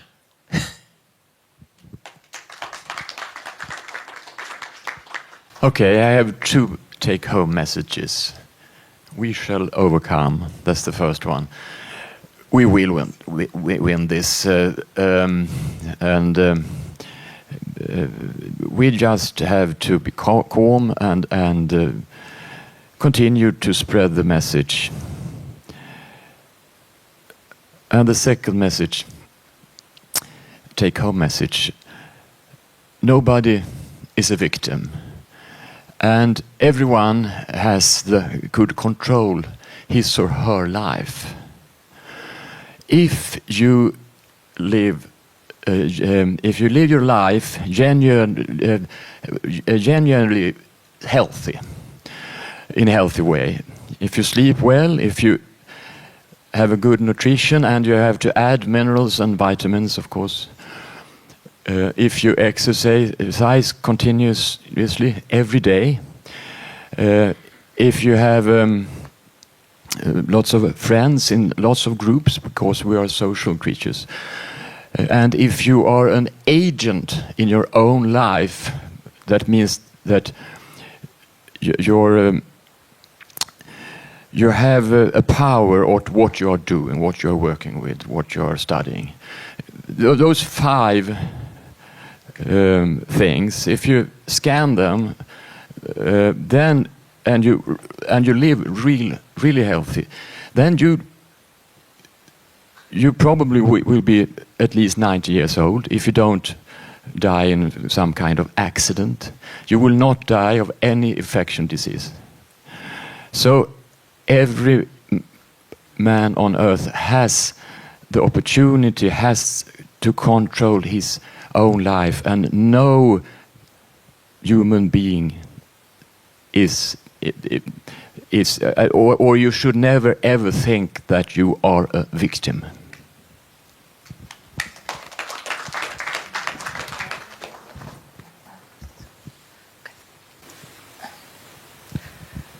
Well, I first want to thank Helen and her team for organizing this wonderful conference. I was so impressed, with the whole thing, like how it developed, and to be so courageous to do it. So, and also with everything that happened with in the parliament and here, and it just shows so much the courage and the true spirit that we need. So, thank you so much. And I thought it was a wonderful conference, very inspiring and very wonderful. And I think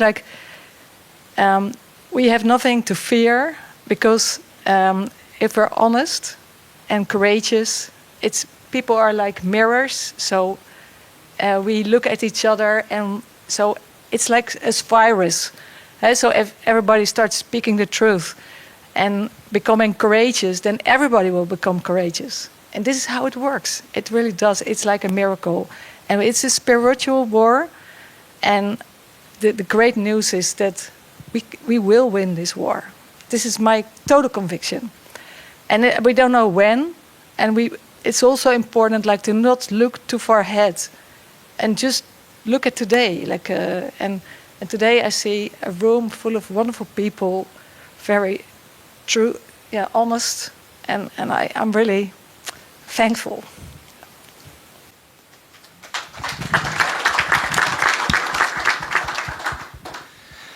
Also to extend my thanks to Helen and the organizational team to have come out with this incredible conference and deeply insightful panelists and attendees and everything. I think it was a crucial conference to have to come together, each one of us from perhaps a different perspective, but all fighting for the same goal. To second a little bit from what Reggie said, I think faith at the forefront, because we know it's a battle for good against evil. And I think the world, or let's say global policymakers, have put us through a testing ground over the last, let's say, few years. And I think the good news here is that we've passed it, because we know what's going on. We're awake. Not everyone can say that. Some people are still sleeping. And I think another important thing to recognize here is that we all have, from listening to the experiences from many of the people here, we've all had similar experiences. We've been censored, we've been stigmatized, we've been called all sorts of things, conspiracy theorists. So all this means that we're definitely doing something right. And just to finish off maybe on Edmund Burke's famous quote, I think for tyranny and evil to succeed, all it takes is for good people to do nothing. So it's good that we're there doing something. Thank you.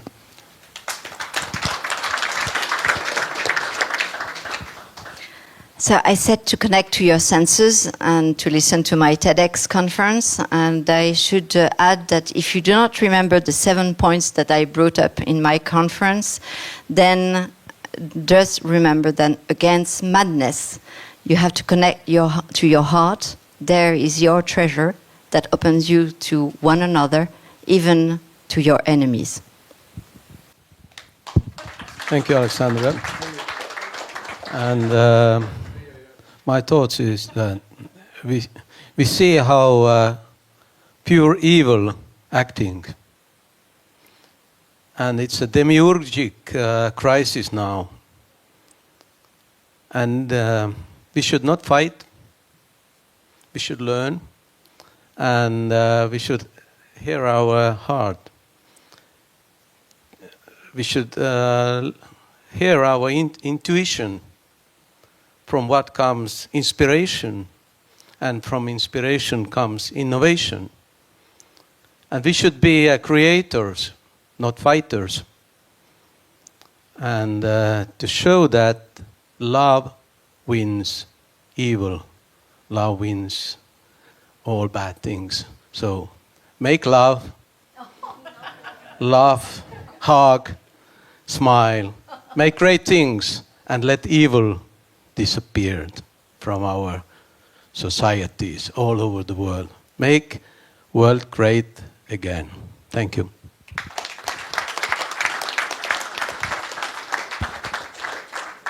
And my greatest thank you and good wishes to Secretary Kennedy, who is doing huge job as he's permanently under attack. Thank you for readiness to. And perhaps as one final thing, many words of gratitude have been said, and they are perfectly deserved. But we should also make one more applause to the hotel as the venue of this conference, because we know from inside information that they too were heavily pressured not to host this conference, but they never backed down. So thank you to them also.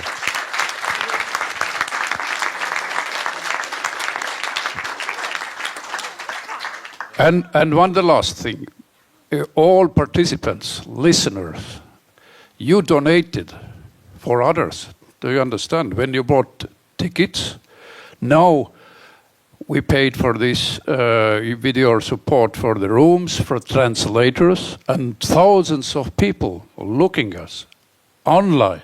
So we are organizers of the conference because you are here. Thank you.